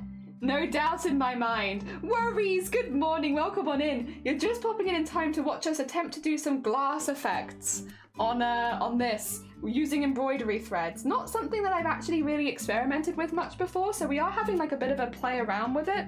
But we're trying to make it look more like, you know, glass. And so we're using a very, very light blue, and we're just adding some little like window pane kind of vibes to this. Yeah, till the clowns come home, yeah! What is the... Now that I've said that, what is the actual phrase? It's, I could speak about this till the clowns come home? What is it? What? Cows! That's the one! That's why I was getting confused. I said clowns too many times. I was like, what's coming home? Cows come home. Thank you so much. I need a sewing machine enabler. Listen, imagine all the cool clothes you could make, Reva. Imagine. There's so much fun, Jelly. No, you're fine. I'm glad. It was lovely to meet you too. And thank you so much for sharing your crafts with us. We always love seeing them. Hell yeah. Till the clowns come home. Now I want to make like a small gown. Are you enabling yourself? That's a level of enabling. It's like, oh, I mentioned something that I do, and I'm now going to enable myself to do the thing. Super groovy. Thank you. Yes, till the cows come home, not till the clowns come home, until the clowns come home. I can't wait for the clowns to return. It's been so long since I last saw them. Xena fan located, yes! Sammy is making a Xena Warrior Princess cosplay right now, and you can literally go watch them make it on their stream. Just putting it out there. You like Xena? You like Xena Warrior Princess? You need to go follow Sammy. They're literally making it on their stream right now. We saw a picture of their work in progress yesterday. It looked fantastic. So, go find them. You literally grew up with animals. It's true. There were cows. We didn't want them in the house though. We had horses in our house once or twice because they got in. I hate it when you leave the door open and a horse gets in, you know? Yeah, nothing else. Only horses. Oh, a couple of deer got in once actually, or twice. But they were like a lot more like they would run away very quickly. So yeah, I've never had cows, as far as I can remember at least, in the house. But I have had horses and deer. They're more invasive. Horses especially do not care what you want. They do not care that it is your house and your property and they should not be on it. Horses give zero shits about you as far as that. They're like, listen, I'm here. What are you gonna do about it? Nothing, that's what. I've never had donkeys in that house, but we did have donkeys in Tesco. That was true. I was a bit, aww. Thank you. Jamming out to Nicole, hell yeah. Jam, have nice jams, enjoy yourself. How are you doing today? I am actually kind of riding a bit of a high at the moment because yesterday I had a really intense embroidery I was working on that I really like. I made, I think, my favorite piece so far this month yesterday, and I'm kind of riding that high of making a piece that I really, really love. But not only did I make a piece that I really loved yesterday, I didn't have a migraine this morning, even though I worked on it for like 13 hours and went out shopping and did chores and went to bed at like past midnight. I didn't wake up with a migraine. So I'm having like just like a little celebratory day where I'm just like, yeah! And I didn't wake up with a migraine today, and I did loads of things yesterday, so honestly I kind of deserved it, and I wouldn't have even been mad if it happened, because it's like, fair enough, I deserve it, because I did everything that would normally give me a migraine, and yet I've gotten away with it scot-free, so I'm very happy. I need to get done less than 2 weeks. August for Antwerp Pride Parade. To be fair though, you already have the skirt, which is a big element. That's the legs done. You're doing pretty good. I think you'll get it done in time, to be honest. I have full faith, Sammy, that you're gonna get it done with plenty of time to spare. Or at least a day. A day, maybe. Oh dear. I come home to sheep in the garden. It's like, oi, oi, listen here, you guys. This is not for you. This is not for you. I've had chickens turn up. Oh my god, on 2 different properties? You want donkeys? Donkeys are fine. They're very cute. But I do feel like at least the ones near us were like fiends for plastic bags. So like they were kind of a menace. Because if you had like a plastic bag on you, ooh, you're gonna have a rough day if there's donkeys around. They will bite your bags. Very glad to hear about the lovely mood. Very proud of your migraines. It's also adorable to be super happy making your new design. I am really happy. Like, look. This is what we made yesterday. I really like it. I'm really proud of it. I made that in a day, and I'm like, the skull shading, I am so pleased with. I love like the fabric drapes. I love the beading. I love the colors. I'm really pleased with this. So yeah, I'm riding the high of like, I made something that I really like. So yeah, living that. Oh yeah, plastic bags are true. I didn't even think of that. Oh my god. It's been so long since I lived there, to be fair. Like it has been 10 years since I moved away. But yeah, oh my god. I hadn't even thought of that plastic bags might not even be a problem anymore because, yeah. People don't really have them. Can't tell if I like the glass effect on this. Do you know what I mean? I think it covers too much of the design. I'm not mad about it, but I think what I'm gonna do, get ready for this, guys. I'm gonna unpick this, which does mean now we're gonna play a game of what order did I sew this in the first place. I'm gonna unpick it from this one. I think it's fine on the first one because there's nothing really detailed behind it, but when there's like leaves behind it, I think it makes it look too busy. So what we might do is more of a, how to put it, like, rather than actually having that there, just like, I guess like an interpretation of it. Where does this one go to? This one goes to, yeah. This one? Yeah. And then that goes to here. Also, don't worry about this. Unpicking is like a part of the process. So fear not. Oh yeah, I did like that tiny little stitch there, didn't I? There you go. Sometimes you have to unpick things, and that's okay. It's all about remembering the order you stitch it in the first place. Which we are, I will say, doing pretty well at. I can kind of see my logic though in the order I was doing it in. Like, yeah, if I was me, I would do it in this order, and I am me. So, that kind of works. But yeah, I think this made it a little bit too busy. So what we'll do instead is, we'll keep the ones going down the sides, and then I'll just do a little bit on the back instead. Oh wait, where's this one? This one goes here. There you go, cool. So we haven't wasted any thread, and I'm happy. Ah dear. Alright, let me catch up. The corset breastplate and the boots are going to be the hardest. Oh, corset breastplate. Yeah, that is a lot. And maybe the thing. Yeah, the thing. I really like this embroidery. I'm pretty pleased with it too. It's chill, but I like it. It's an amazing piece. I'm really pleased with yesterday's. I like it so much. It reminds me so much of Hollow Knight. Wait, you're damn right it does look like Hollow. Oh my god. Alright, now that you've said that, you are so right. I look like I've created a Hollow Knight boss. Or like a Hollow Knight character. Maybe that's why I like it so much, to be honest. Because I like the art style in Hollow Knight a lot. Single-use plastic bags, straws and cutlery are pretty much banned across most of Australia. Yeah, it's definitely getting to that stage here as well, so I guess it will be less and less of a problem, but that's a good thing. That is not, to be clear, I'm not mad about that. That is a good thing. Less plastic is good. Yeah, I'll do a little bit behind it, but I'm not going to do it in the front. Because, yeah, I think it just makes it too busy. We'll just do like a little bit. A little bit here and there. There you go. And then do the outline still. Oh, this is what I mean. If you see it, sew a bead into it, everything will catch onto it. The sound of frogging is strangely relaxing. It is, yeah, like I don't mind it as much. Weird to hear frogging without swearing, to be honest. Yeah, I'll be honest, it doesn't bother me too much. I'm okay with frogging. It looks like really, thank you guys. I literally showered right before stream, so my hair's been drying as we've streamed. So right now, this is just my hair that's not been brushed, but I appreciate it. It kind of looks like a creature Belos had. It also does kind of look like the Belos creature in the Owl House a little bit. The straw thing is bad for disabled people, but if, you know, bringing a reusable straw with me, I literally have straws next to me. Reusable straws are like very, very cheap, and obviously as a last case resort, it'd be nice to have a few straws here and there, but like you can also bring straws with you. Like I have a pack of 8 straws that cost me 99p, so it's not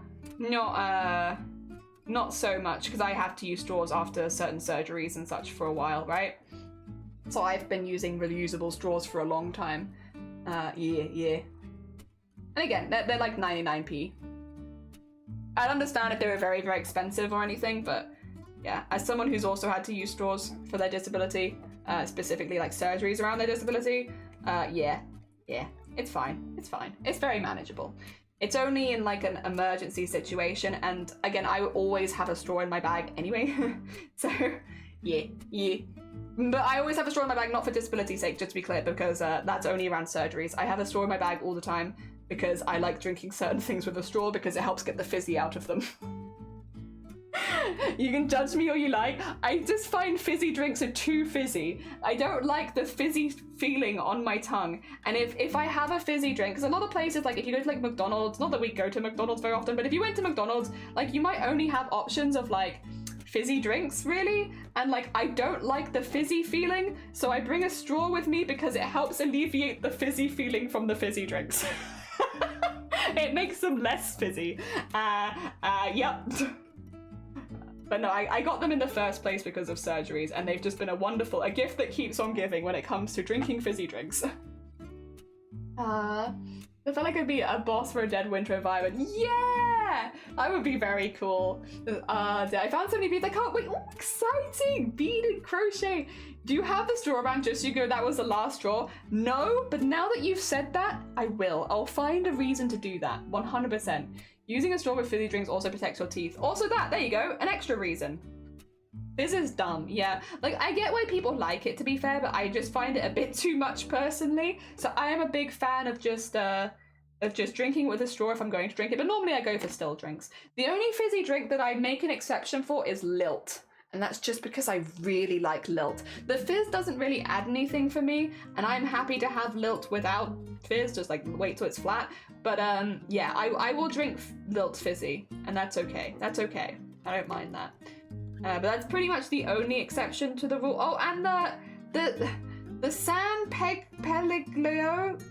God, I'm butchering it. I'm so sorry. The San Pellegrino blood orange fizzy. But then again, I would be fine drinking it when it's flat as well. So the fizzy doesn't necessarily add anything. It's just that I like the flavor enough that I put up with the fizzy.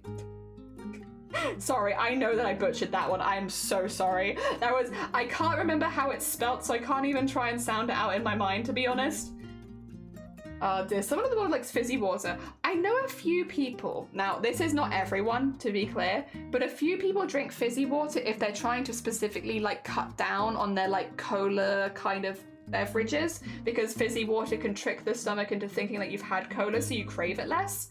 I know a few people who are like trying to cut colas out of their diet. Normally it's because of the teeth and stuff like that use fizzy water as kind of a substitute in the meantime, and sometimes never leave that substitute because it's better than having like, you know, a Coke basically.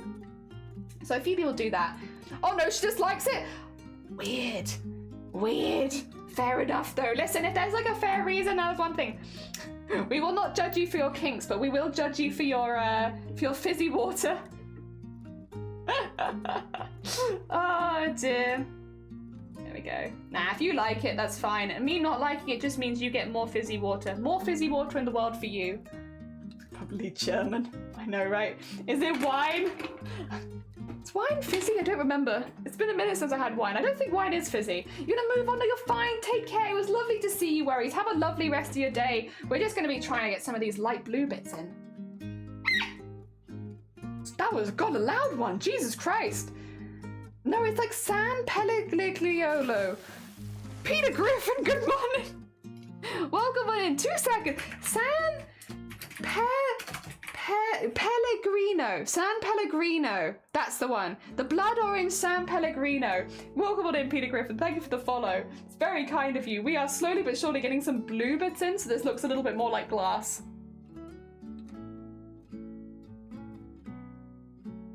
Ah, delicious. Cold tea. Needed that though. Oh dear, I think I need a loop holder. A loop holder? Oh, like for crochet?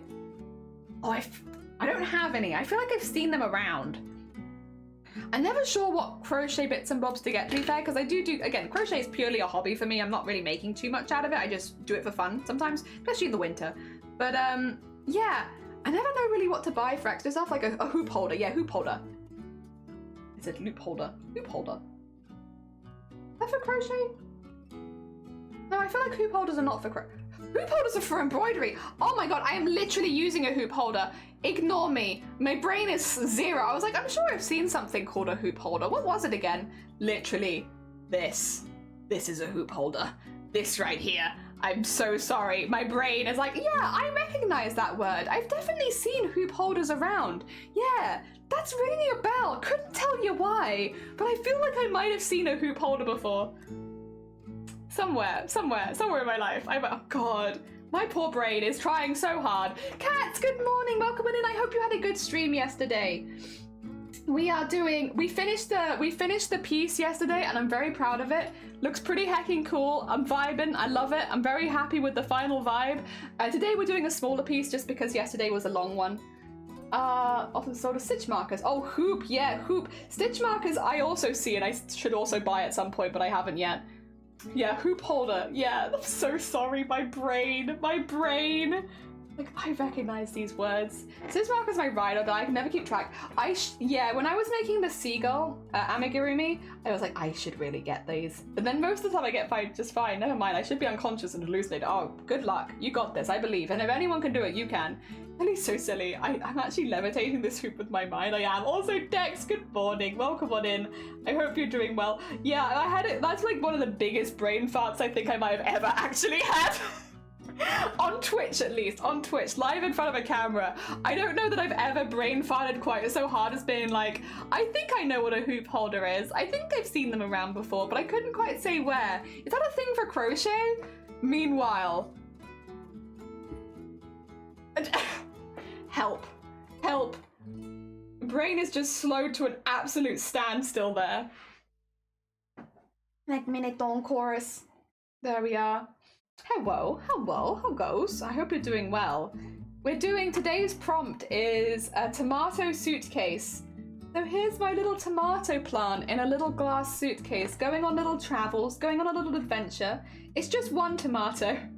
I thought about doing the whole plant, but instead, I just did one tomato, and he's sitting right in the middle in a throne made of leaves, chilling, you know, being cool, being a cool dude, a cool cucumber, but actually it's, haha, not a cucumber, it's a tomato. Oh dear, hell yeah. You met your donation goal, congratulations! Oh, amazing, cats, well done, well done.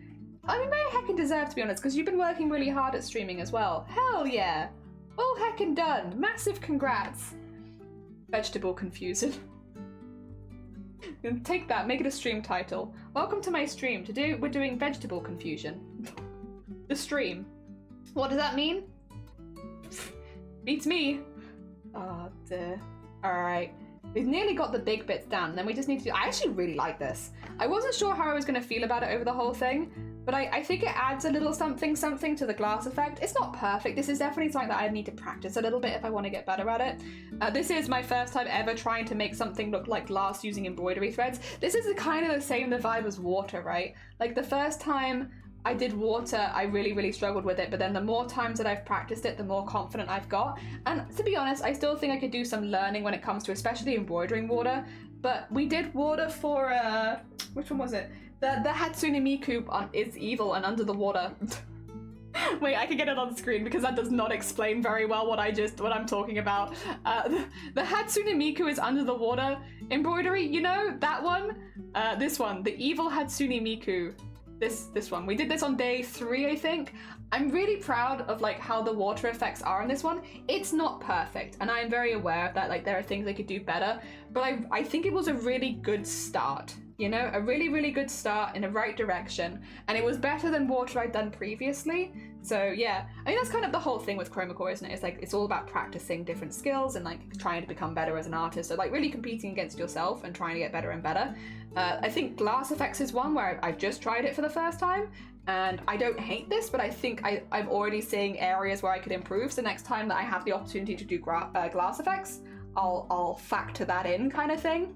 Yeah. It's been good. It's been good. Oh dear. Ooh, the real vision the other tartar is alone. Yeah. Little evil tomato. Compete against yourself means you always win. Yeah, that's the secret. If you only compete against yourself, then you're always a winner. And I love winning. Hell yeah. I'm always a winner. At least in these streams I am, because I'm always competing against myself. If I was competing against the rest of the community here, clearly I wouldn't be a winner. I would not be a winner. We have some incredibly talented people who bless us with their time and showing us their crafts. I would not be a winner if I was against this community. But if I'm on my own, then in the end, yes, I can be a winner. Oh dear. And I'm a winner in my heart when I make art that I like. If I can make a piece, I think that's a general art thing though, right? Like as an artist, if you make a piece of art that you're proud of, you feel like a winner, right? Because, well, at least I do.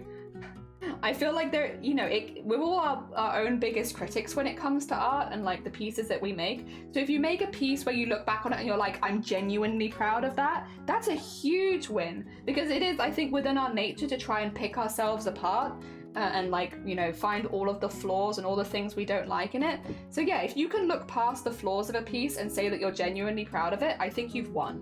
Not that it's necessarily a competition, but I think you've won. If it was, you're a winner, you know? There we go, get that up there. Oh dear. Or self-sabotage. Sabotage, that's a part of it. That would be another section. Win and win and chicken and waffles. Chicken and waffles for dinner. Yeah. It's like when British people say they're the best at rowing because they only compete with, yeah, like Cambridge, Oxford rowing. It's like, ah, yes, they're the best. And it's like, but they're both, we haven't got against other countries here, guys. Oh dear. Actually, did they do, okay, talking about, you know, sewage, a segue. Cambridge.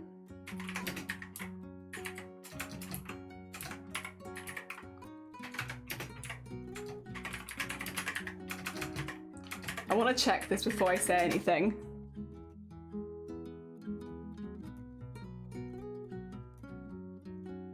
Yeah, I thought so. Yeah, there was problems because of the amount of E. coli in the river where they did the Oxford-Cambridge race. Yeah, speaking of rowing is what I was kind of trying to say, not speaking of sewage. Speaking of rowing, but it is to do with sewage, the place where they do the Oxford-Cambridge race this year had so much E. coli in it that it was like genuinely a concern. Because obviously while they are in the boat, they are, you know, they splash, they get the water everywhere. There's a high likelihood of you getting E. coli from that water.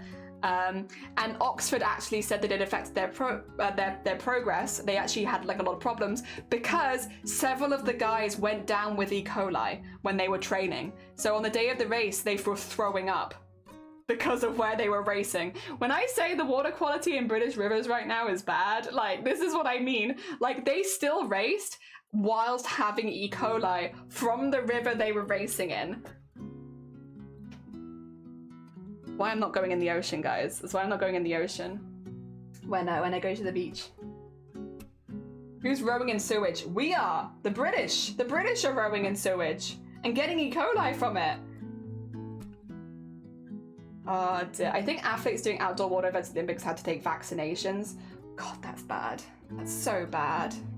Oh my god. Ew. Must be in France too. Well, I know they were having... I saw, I don't know if this actually happened, and someone can, if someone has more information than me and can tell me if this protest actually took place. I saw that the French people were going to protest the Olympians having to compete in the river, and the way they were going to do it was in the most amazing protest idea that I've ever seen, which is basically the idea was on the day that they took the water quality test, a load of French people were going to protest it by shitting in the river. So that the water quality test was like, you know, a little bit maybe biased that day. You mentioned it. Did it happen? Did it happen or no? There you go. Ah, dear. It's very French, but honestly, I stand by it. Like, literally. Do what you need to do to stay safe. Like, if the river is really bad and they're making people get in it, like, hell yeah, protest that. We don't want people to get sick. That's not fun. Like, for the sake of sports, nah. And also, E. coli is nothing to, like, you know, scoff at. Like, sure, some people, like, will be fine with it and have very few symptoms, but, like, you know, a lot of people get really seriously ill. Like, it's not like a small thing where it's like, oh, you'll walk it off. No, you will not walk it off.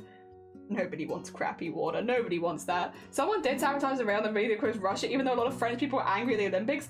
Yeah, I did see that. Like, I know that's like that was another one. I don't think I like that protest as much as I like the shitting one, though, I'm afraid. Listen, we're ranking protests here. You know, cutting the rails, whatever. Shitting in the river.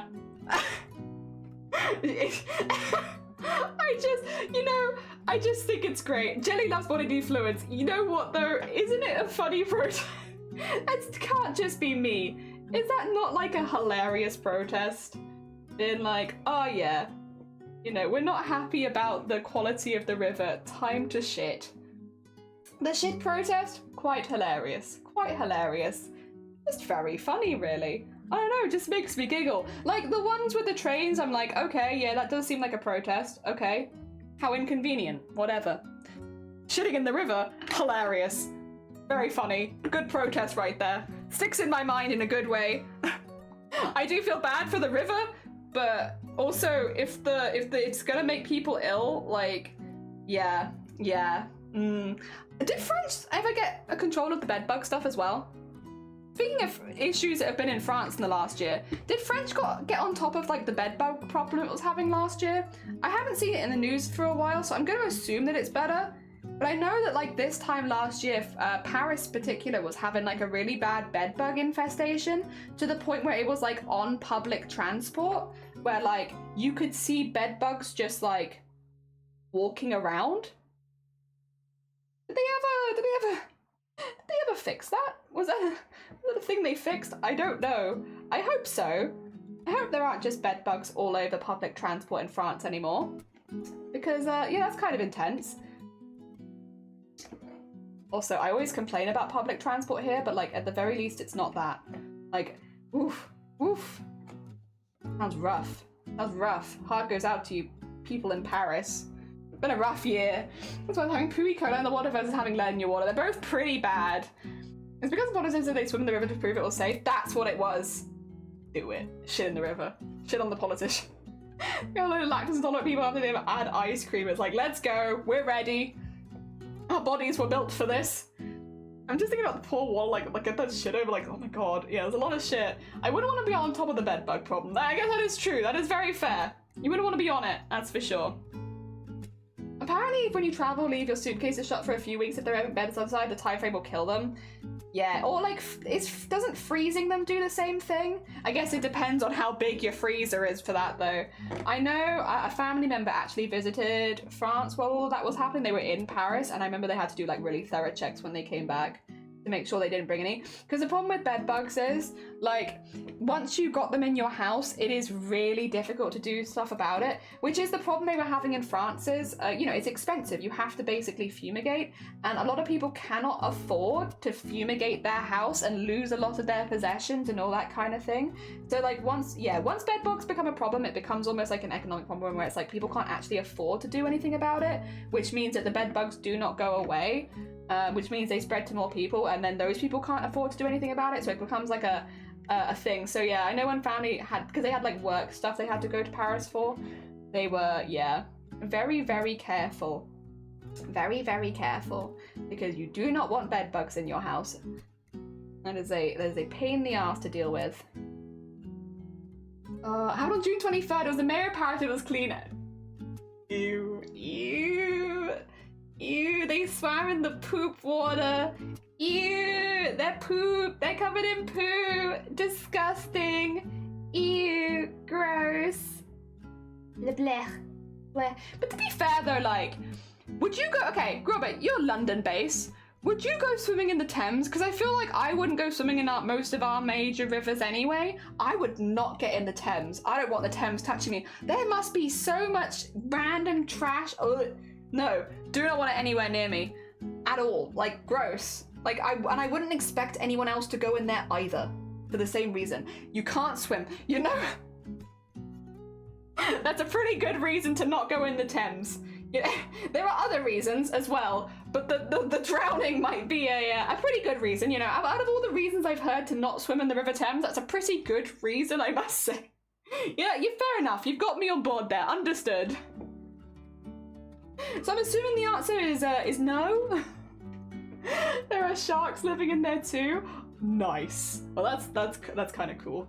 But yeah, I wouldn't go swimming in the Thames. It's gross. It's covered in shit. There's probably like loads of bodies in there as well. Like if we're being actual realistic, the amount of corpses in the Thames is probably pretty hecking high. And you know what? I'm good. I'm good. I don't need that. I don't need that. Not at all. If I could, the answer is still no. Are sharks okay with poop odor? Probably depends shark to shark. You'd have to ask them personally. And again, just to be clear, we don't kink shame here. If you're into shit, that's fine. But like, you know, there is, I think, some health things to do with E. coli that might be a little bleh. Yeah. Probably depends shark to shark how they feel about swimming in poo water. Yeah, within Melbourne has lots of clay breaking off, so it's just brown. Ew. But at least it's not poo, I guess. Like, if you knew it was clay, I guess it would feel fine. It's only if you didn't know and you saw, like, a brown river and then was like, I'm gonna go swim in that, and be like, okay. Weird, but sure. Oh, the cutie, welcome on in. I hope you're doing well. Oh, Kati. Kati's not cutie. My bad. Oh, dear. At least it isn't as bad as it used to be. Google the Great Stink. No, I know what the Great Stink is. I am aware. I am aware.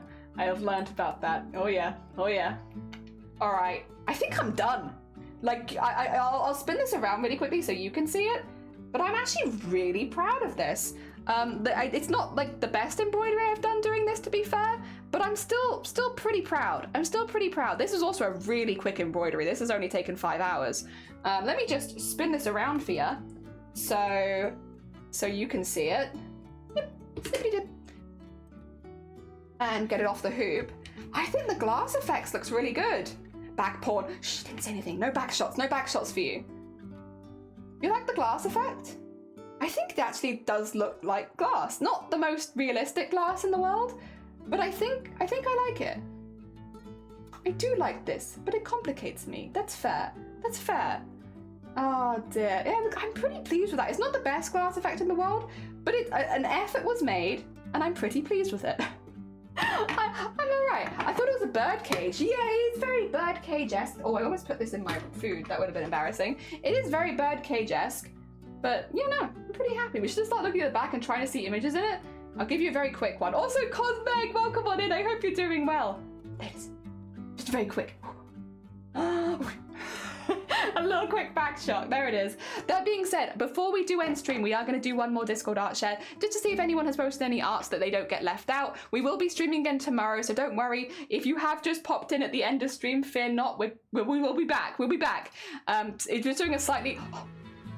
Okay, there's no art's been posted, but Diana has posted Disco Cat. There's no art, but there is Disco Cat. Look at this bean, they're so pink. Oh dear, but look at Disco Cat. Look at, also they look like they're holding your foot. Oh my god, cat, look at them. Oh my god. And then look at them, Disco Cat. They're in loads of pink light. They're so cute. You're not going anywhere, human. Yeah, exactly. Just like looking at them back in front of see images with that, like an inbox. Yeah, like what do you see in this?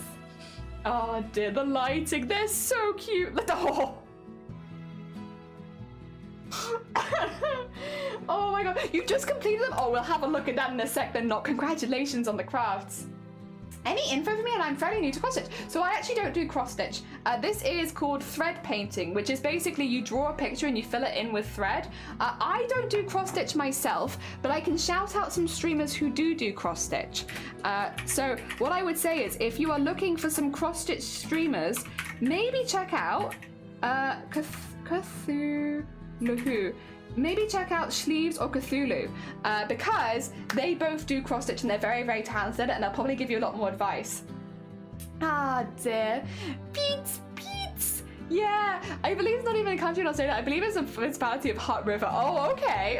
You said doo-doo, you're doo-doo. Oh, I've only done cross stitch, you mean embroidery. Okay, so with things like thread painting, it's actually really, really easy. Oh, that's yesterday's. Ignore that. That's what we did yesterday. We're doing daily embroideries right now. Really, really easy. What you do is, or at least what I do is, I draw a picture that I want to see on fabric. So you see a few of my embroideries here. I draw like a picture in Biro, and then I have a light box, but you can also put your phone up to max brightness and use that. Put some light behind it basically and trace it onto your fabric. And then you can outline it if you want in thread first, or you can just start filling it in with color. I use predominantly a long short stitch, which if you are interested in it, if you do a quick YouTube video, it will show you how to do it. I predominantly fill with a long short stitch, and then I just sort of go around adding bits until I'm happy with it. I also like incorporating beads as a part of mine because they make it fun in 3D, but you don't need to do that. And yeah, that's about it. That's about all you need. Like, honestly, it's very, very easy and very, very simple, and it seems like it'd be really complicated, but it's really not that bad. Any tools? A hoop stand is good for your posture. Like the stand that I had it in when you came in, that's a hoop stand, but you don't need it. Just a really good hoop that keeps your fabric really tight, and that's about all you need. And a good sharp needle. A good sharp needle and a really tight hoop, and then you're golden. You can do anything with that. You don't need to invest in anything really expensive or anything really intense. I will say as well, we are about to raid out, so everyone hold on to your butts, because that is the end of stream. I did a 5-hour stream today. Tomorrow maybe we'll go a bit longer, but today we're doing 5 hours, and I'm gonna eat some lunch. 2 seconds though, because I'm gonna find someone and we're gonna raid into a bean. I'm gonna send you all somewhere else, and we're gonna keep the crafting vibes going. Let's have a look. Holding on the butts. Everybody hold on to your butts. Butts should be held all around. Let's have a little look-see. I'm a bit late for them. There was a couple people that I was keeping an eye out for, but it looks like I might be a little bit late, unfortunately. Damn it! Always the case. It's like, I went too long. I can't raid them. They've already ended. All right. How about then? I wonder if so-and-so is live. Oh, they are! Fantastic! We're raiding into Saki. Don't tell Saki though, it's a secret. Saki is a very, very talented artist on Twitch, and they specialize in typography, but they also do like a lot of really beautiful patterns, repeating patterns and backgrounds and stuff like that. Really, really beautiful stuff. Hell yeah. Yeah, there was a couple people I was looking at that I knew had like celebration streams going on, which is always kind of what I keep an eye out for. But if not that, Saki is a very, very sweet bean and a very, very talented artist. And I think you'll all have a lot there that you'll really, really enjoy. If you haven't met them before as well, it's a really good opportunity to meet another artist on Twitch. Cheers, thank you for popping by. I appreciate it. That is day 12 done, and it's actually really nice to get one finished on stream, even if it's only a really small embroidery. It's really nice to get one done fully on stream every now and again, because I was not doing a 13-hour stream yesterday. That was not happening. So yeah, tomorrow we should be back again. I should be taking Tuesday off because I'm going to be going to the beach. So, but to be fair, if I do tomorrow, then that's still 6 days in a row of like at least 4 to 5 hour streams. Which is quite a lot. I have streamed a lot this week. Massive, massive thank you to the raids earlier. Thank you to everyone who's followed as always. And thank you to all the gifted subs too. I really, really appreciate it. It helps me fund my craft supplies so that I can make more and more crafts. And I really appreciate that. Thank you, thank you. Grab a raid call if you want. It's a lovely way of sending some love to another community. And I will try not to go live a second time. For anyone who wasn't here yesterday, I clicked stop going live. And then my camera turned back on again, and it put me live for like 10 seconds. I'm like, what the heck, camera? Excuse me. What if I'd like immediately like whipped my brow off or something? Jesus Christ. Jesus Christ. That could have been in danger territory there. So I'm going to be keeping an eye on OBS. I'm going to finish stream and